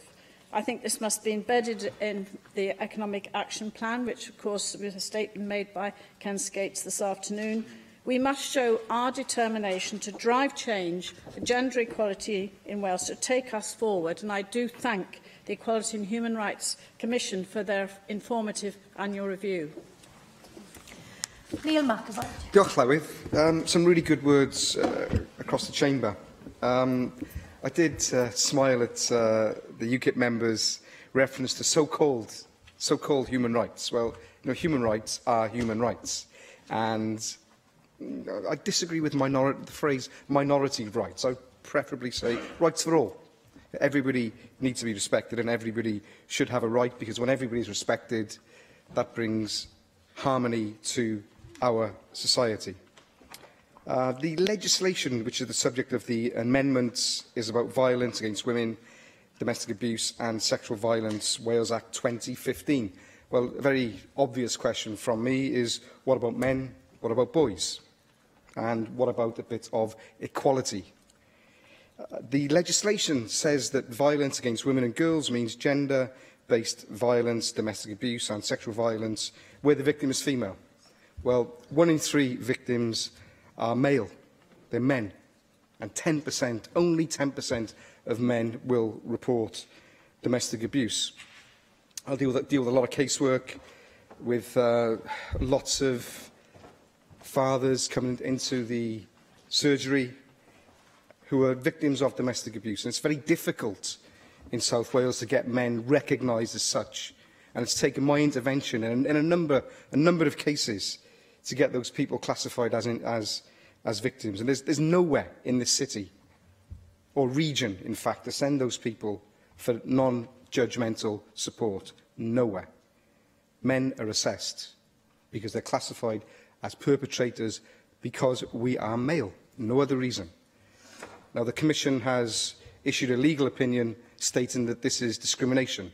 And the government, I would ask the government if they're going to move on that. The Cabinet Secretary said 2 weeks ago that 2 women per week were victims of murder through domestic violence. In fact, the figure of 2 per week includes men. And the breakdown is 29 males and 79 females for 2015-2016. You also said that we need to get our priorities right. Now, are those 29 people not a priority? Of course, it's a UK figure. Are men and boys not a priority? They should be. So I would ask you if you want to include them in your list of priorities, as you said. I'm here elected to represent everybody. Doesn't matter what your gender is, whether male, female or no gender, trans. I'm here to represent you, and we all are. And we should all speak out against discrimination. Domestic violence affects everyone, can affect everyone, all classes, all occupations, and it's something which needs to be recognised. I just want to touch on what Mohammed Asghar said about Islamophobia, some great words there. And I think it was John Griffiths mentioned black people, people of colour. And I would ask all Assembly members to walk around this Assembly and see if you can find many persons of colour, I would say, who don't work in security or don't work in cleansing. And there are not many people at all. That's something that this Assembly needs to address, and I would hope the Government will come forward with proposals to do that, because if you look at the walk-to-work area around this Assembly, Butetown, Riverside, Grangetown, it's the most diverse area in Wales. And you will not see that reflected in the people employed here behind the scenes in this Assembly, unless you're talking about cleansing and security. So I think that's something that really needs to be worked on, and there's an effort to be made. I'll just go back to my original point, really, because it really is high time that it is recognised that men can be victims of domestic violence as well, because some of us know that all too well. Diolch yn fawr. Joyce Watson. Diolch, Llywyd. And last week I attended the Wales Women's Equality Network AGM, and you might expect, and it was the case, that many of these issues were on their agenda. And in discussing equality and human rights, inevitably you end up talking about Brexit. So I am really encouraged that the Equality and Human Rights Commission is providing advice to the Welsh Government Advisory Group on Brexit, and also we've heard to members through their committees. And Brexit is fundamental to the conversation, because when we leave the EU, we will leave the Charter of Fundamental Rights.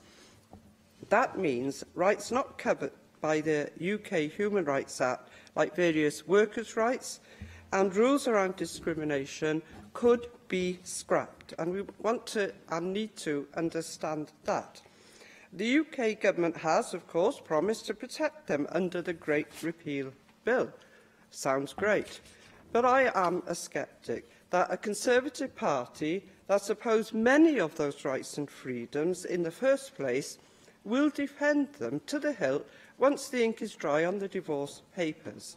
And even where rights are protected, I worry there will be moves to downgrade rights in Britain post-Brexit. For example, EU law says compensation for victims of sex discrimination mustn't be capped.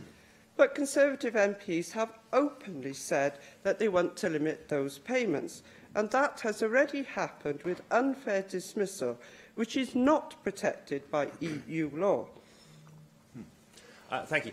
Does she recall that the Labour government under Tony Blair also opposed the Charter and only accepted it finally on the basis that it wouldn't be legally binding and would have all the legal potency of the Beano, according to the then Minister for Europe? My answer to you is this. I will, and always have, protected human rights. That's my answer to you. I'm not here to discuss Tony Blair. I'm here to discuss what I believe to be fundamental principles in life, and one of those is human rights. So we've seen a steep rise in the cost of bringing forward and dismissal cases. In fact, if you haven't got £1,500 in your back pocket, you're going to have a huge problem taking forward a case of unfair dismissal. And it was the Conservative government that ensured that that's what you're going to need. So I think that Wales has to be alert to rights deflation. Throughout and after Brexit, and the EHRC's oversight will be hugely important in that. We cannot afford to fall behind Europe.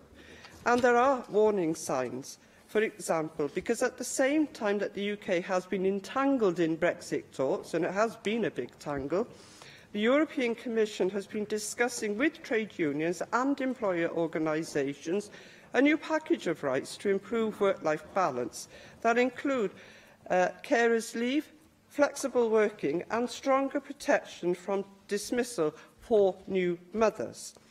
The reality is that outside the EU, we will have to fight harder for new rights and harder to defend the existing ones.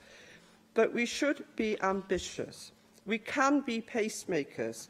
We mustn't get lapped, whatever else happens in other parts of the UK. Julie, no, I think it might have been Jane, already talked about the fact that female staff during and after pregnancy do suffer disproportionately. There is evidence that nearly 1 in 5 male human resource decision makers say they are reluctant to hire young women who might have children, despite it being illegal to consider that factor when recruiting. There was a YouGov poll of 800 HR decision makers, and they found that 1 in 10 female HR staff were also hesitant to hire women in their 20s and their 30s. A quarter of decision makers said they worked for companies that considered whether a woman was pregnant or had young children when making a decision about promotion. And Carol Easton, Chief Executive of Young Women's Trust, representing women aged between 16 to 30 on low or no pay, and which commissioned the survey, said it is shocking. And indeed, it is absolutely shocking. And I want to finish by saying that I absolutely, completely dissociate myself from any of the comments made by UKIP here today. I will not stay quiet, because staying quiet is what allowed injustice and abuse of human rights in the very first place. Galwaf ar arweinydd y tŷ ymateb i'r ddadl, Julie James. Diolch, Llywydd. I'd like to thank Assembly members for participating today. One member in particular has perhaps inadvertently strongly demonstrated why it is important that the Equality and Human Rights Commission continues to have a strong and distinct presence in Wales to combat the sort of prejudice and discrimination that unfortunately we've heard in the Chamber. And I must say, I have to reference my friend Lily, who lost her fight for life last year, and her defiant championing of transgender rights. I wish that she had been here to hear the vile accusations made by Gareth Bennett, and I recommend to him her blog in which she outlines why transgender people are people like everybody else and deserve the same human rights as everybody else. And I commend Joy for this association. I'd like to associate myself with that. Turning to the amendments, we will be opposing Amendment 1.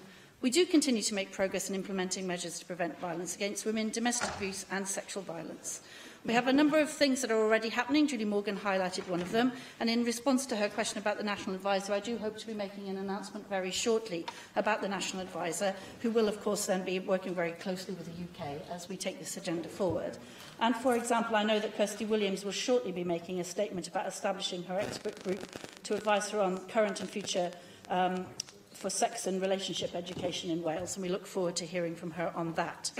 However, we do recognise that there are still areas to progress, and we will build on the foundations which have already been laid. I very much want to welcome Sian Gwethlian's offer to work alongside us in progressing this agenda, and I look forward to working with her on doing it. There is so very much more to do. I very much welcome the contributions for that. We want to make absolutely certain that we take this agenda forward in the best possible way. I also welcome Mark Isherwood's remarks, and he outlined some areas of concern, but I do invite him also to think about the impact of the Tory government's austerity agenda in this area, because there's absolutely no doubt at all that it is hampering efforts to help some of the people that he rightly highlighted require our help. We do support Amendment 2. Violence against women, domestic abuse and sexual violence prevention is central to improving health and well-being, reducing crime and the harm caused by violent crime, safeguarding children and adults, promoting education and learning, and promoting equality. I agree that there is very much more to do, though, and many members, and particularly Jane Hutt, reminded us why we need to do that work so very much more, and all of the myriad ways that we need to combat it. Certainly. You recognise that the points I made, I'm not going to talk about another place, but had they been implemented, or were they to be implemented, it would actually save money for secondary services because they are preventative, interventionist proposals, as opposed to additional costs dealing with symptoms. Well, I take that point, but I do think the member ought to also realise that some of the austerity impacts that are having on the ability of people to live independently, for example, with disability and so on, are very much impacting the services that they require. But I'm more than happy to work with him on identifying any areas in which he thinks we can invest to save, because that's of great interest to us.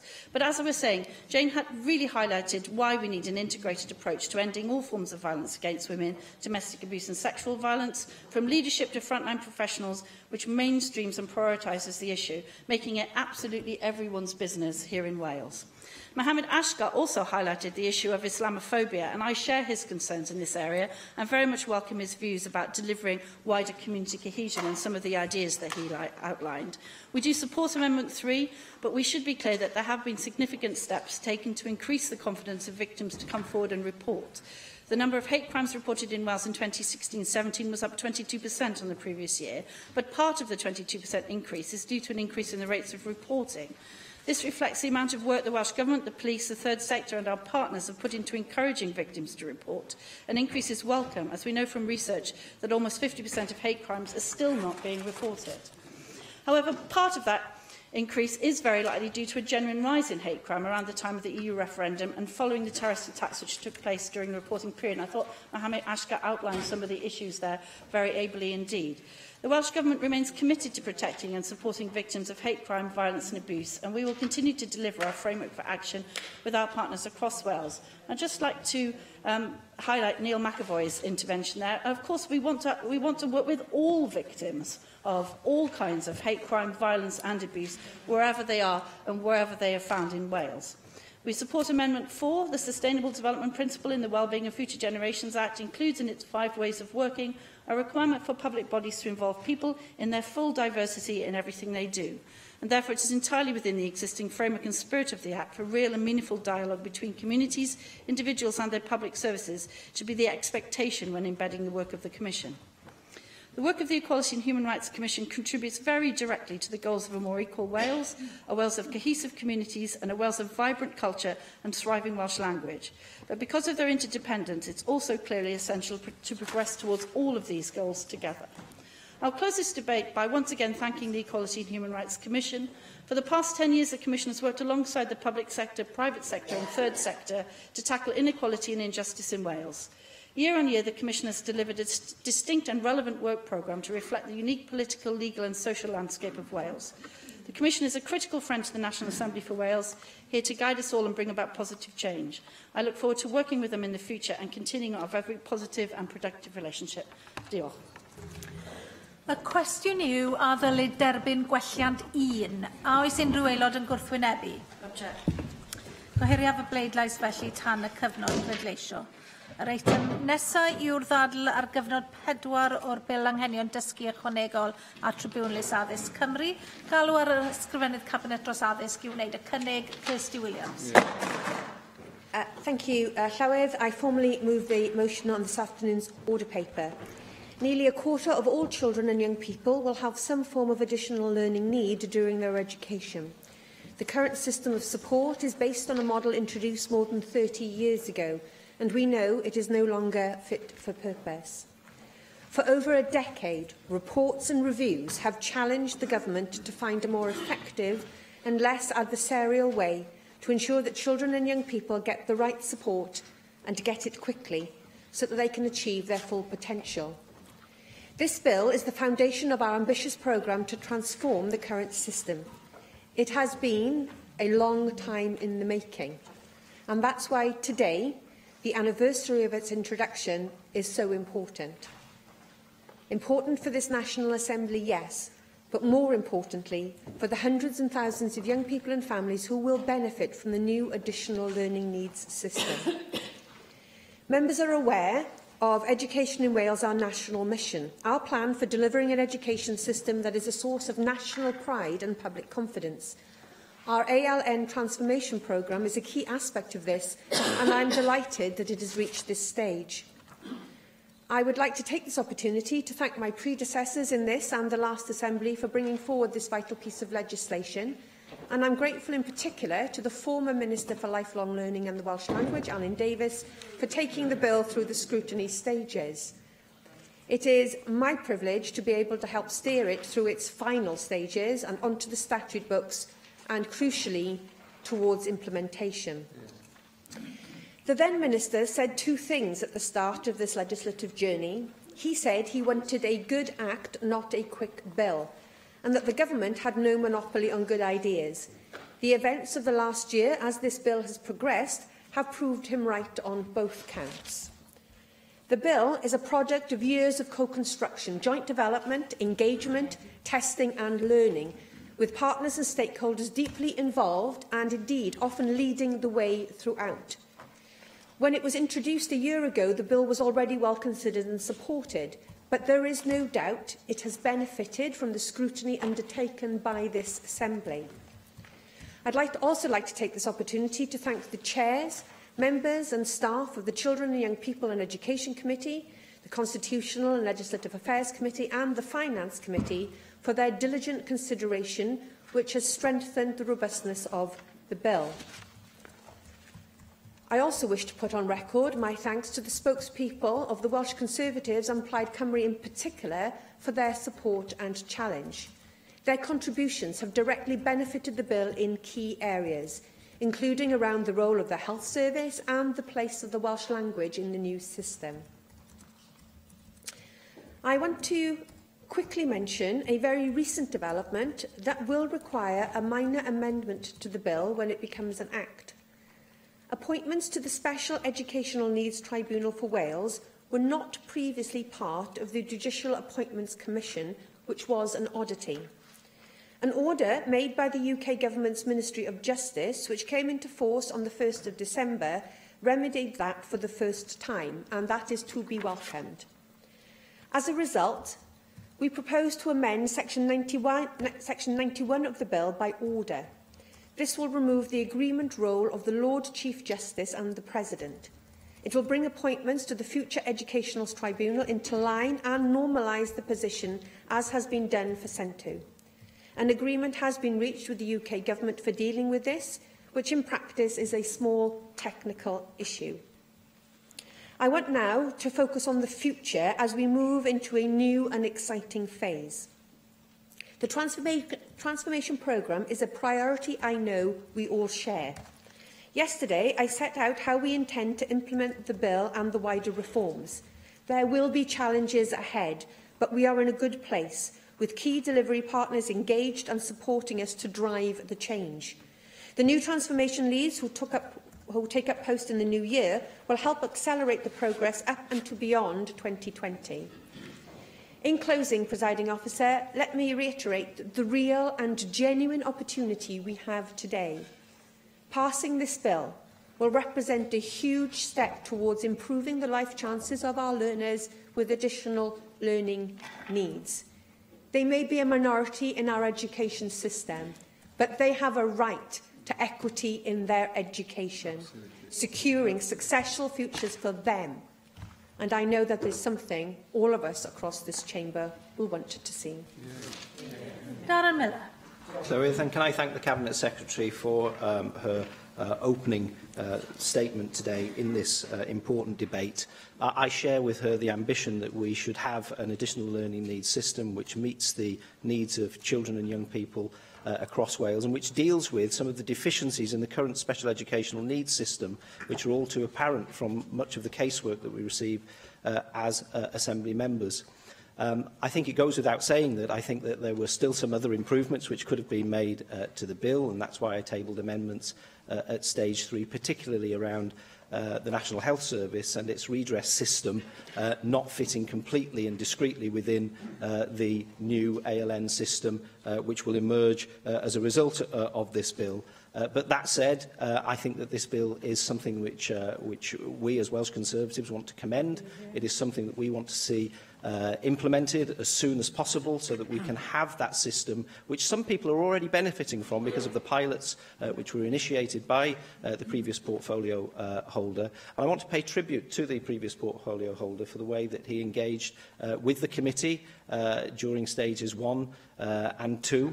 And also for the way that he gave us access to some of his officials as well from time to time, and the discussions which they had with me and my office in helping to develop our thinking as well in terms of the way that the bill was taken forward.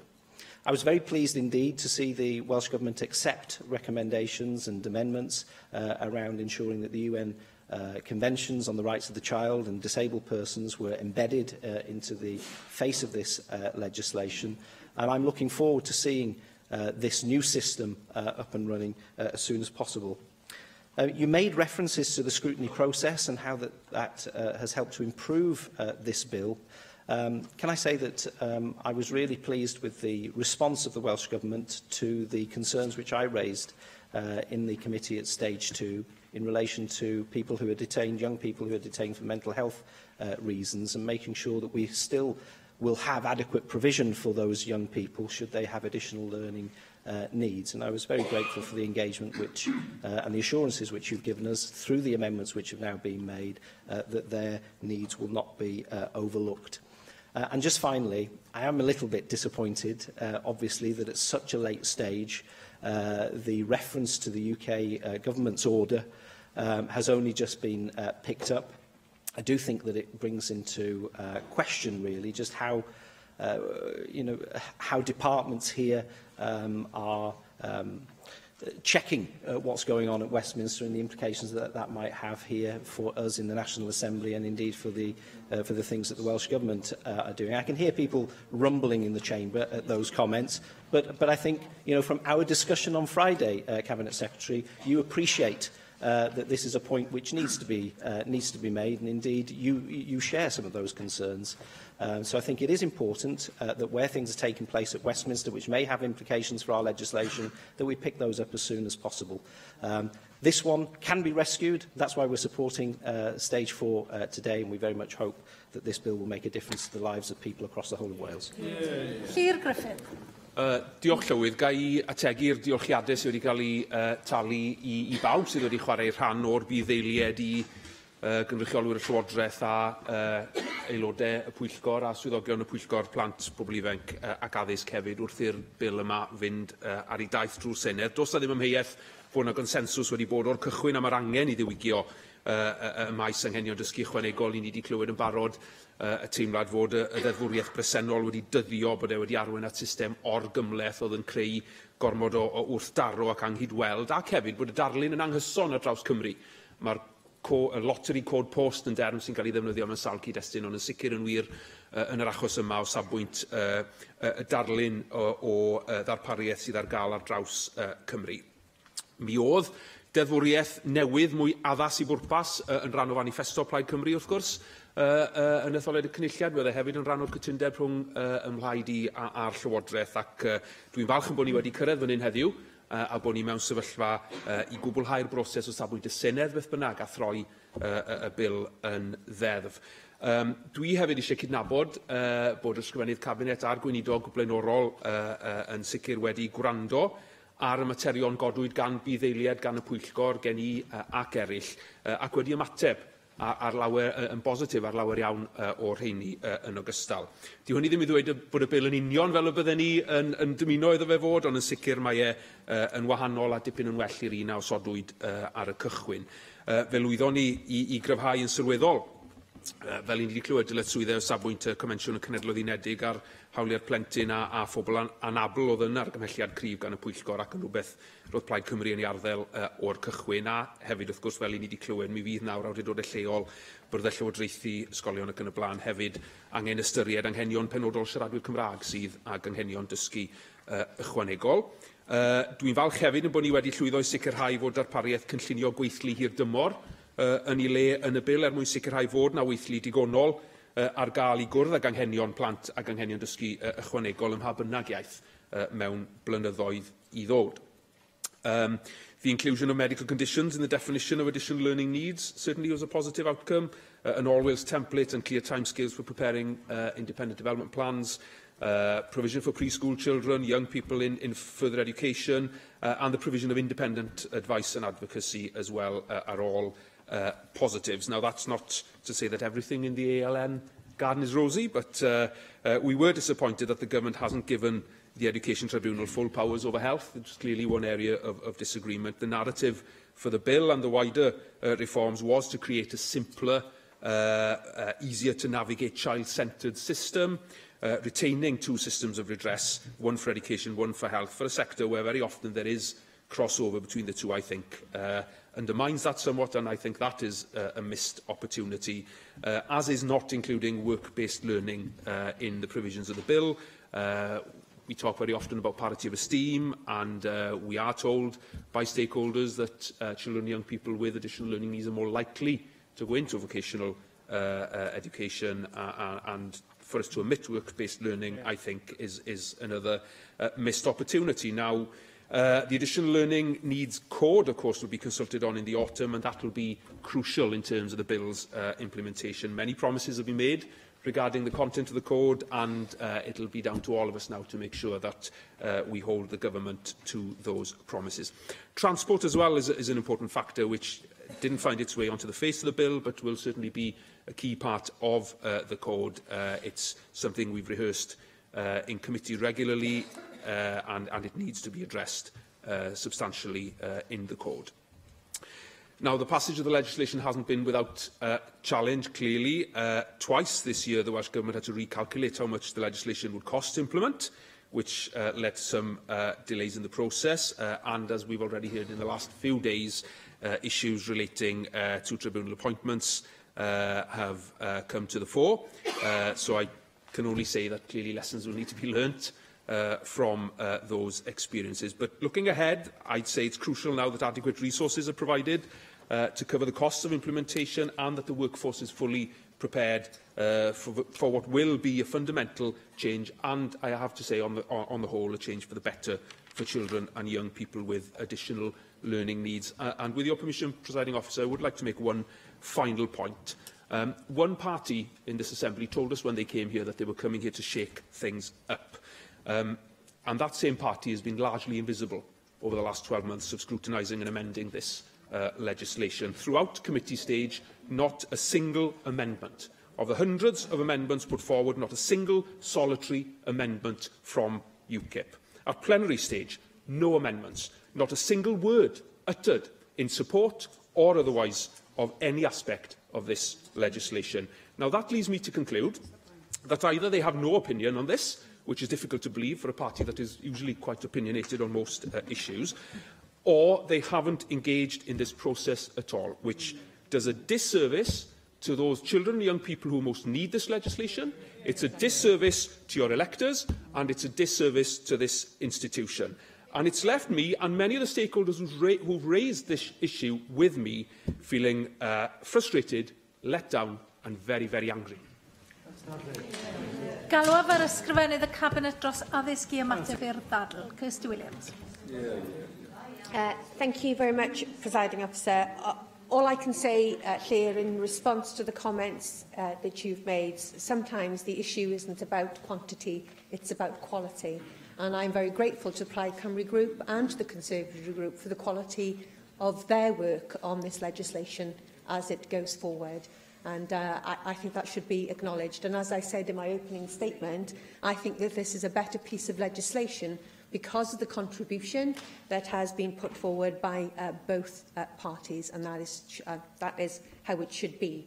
And Llŷr is absolutely right. There was cross-party support in the Assembly elections, and a recognition that the status quo was not an option and that change was needed. And I hope that as we move forward with this process, we will deliver the change that so many children, their parents, their carers, and indeed the professionals that work with those families need. Darren, I'm very grateful for your support, and can I just take this opportunity to say that and pay tribute also to Angela Burns, who took a huge interest in this issue in the previous Assembly, and because of portfolio changes hasn't been able to follow this piece of legislation through. But I know that she has been keeping a close watch on what you've been saying at the committee and what you've been doing as you've shadowed this piece of legislation through, because I know of her personal commitment and to this agenda.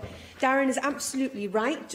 We are not sitting back and waiting for royal assent. Change is already happening in schools. The Welsh Government is already funding regional multi-agency innovation projects to develop and test aspects of this new approach. So there is change happening now. Here, you will have heard in the Stage 3 debates government's commitments around the issue of transport and the issue of work-based learning.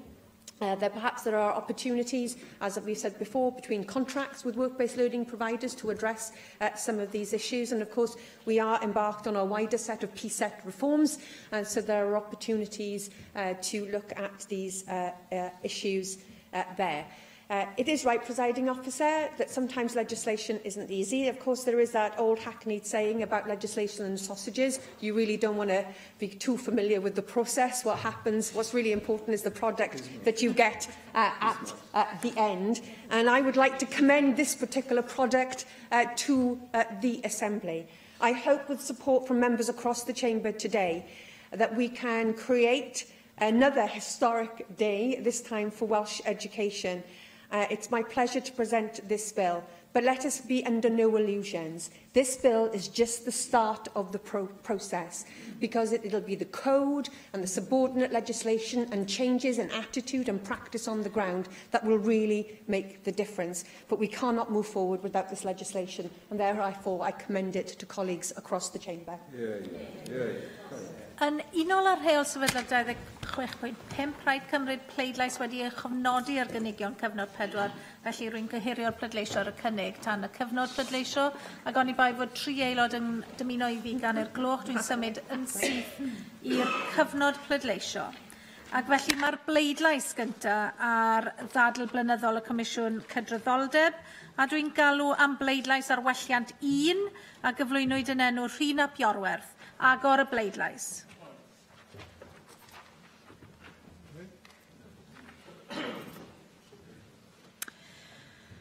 Cau'r bleidlais. O blaid 22, neb yn ymatal, 27 yn erbyn. 2 yn ymatal, dwi'n cywiro'n hunan, 2 yn ymatal, 27 yn erbyn. Felly gwrthodwyd y gwelliant 1. Pleidlais felly ar welliant 2 a gyflwynwyd yn enw Paul Davies. Agor y bleidlais. Cau'r bleidlais. O blaid 40, 3 yn ymatal, 8 yn erbyn, ac felly derbyniwyd gwelliant 2. Pleidlais nesaf ar welliant 3 a gyflwynwyd yn enw Paul Davies. Agor y bleidlais.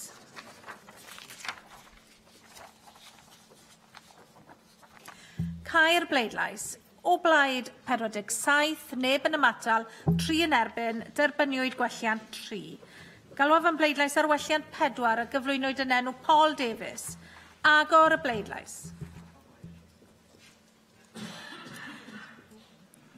Cau'r bleidlais. O blaid 50, neb yn ymatal, neb yn erbyn, derbyniwyd gwelliant 4. Pleidlais nawr ar y cynnig wedi ei ddiwygio a gyflwynwyd yn enw Julie James. Agor y bleidlais.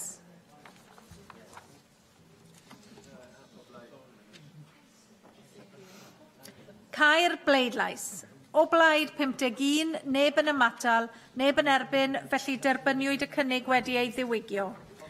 Bleidlais nesaf ar y cyfnod 4 y bil anghenion dysgu ychwanegol ar Tribwnlys Addysg Cymru, galw am bleidlais ar y cynnig a gyflwynwyd yn enw Kirsty Williams. Agor y bleidlais.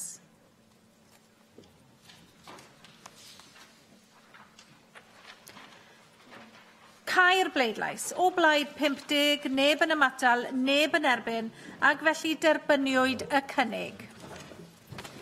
Dyna ddod â'n trafodion I ben am y dydd. Ac wrth I fi gau trafodion y dydd, mae nawr yn bleser gen I agor cyfarfod blynyddol Cangen Cymru.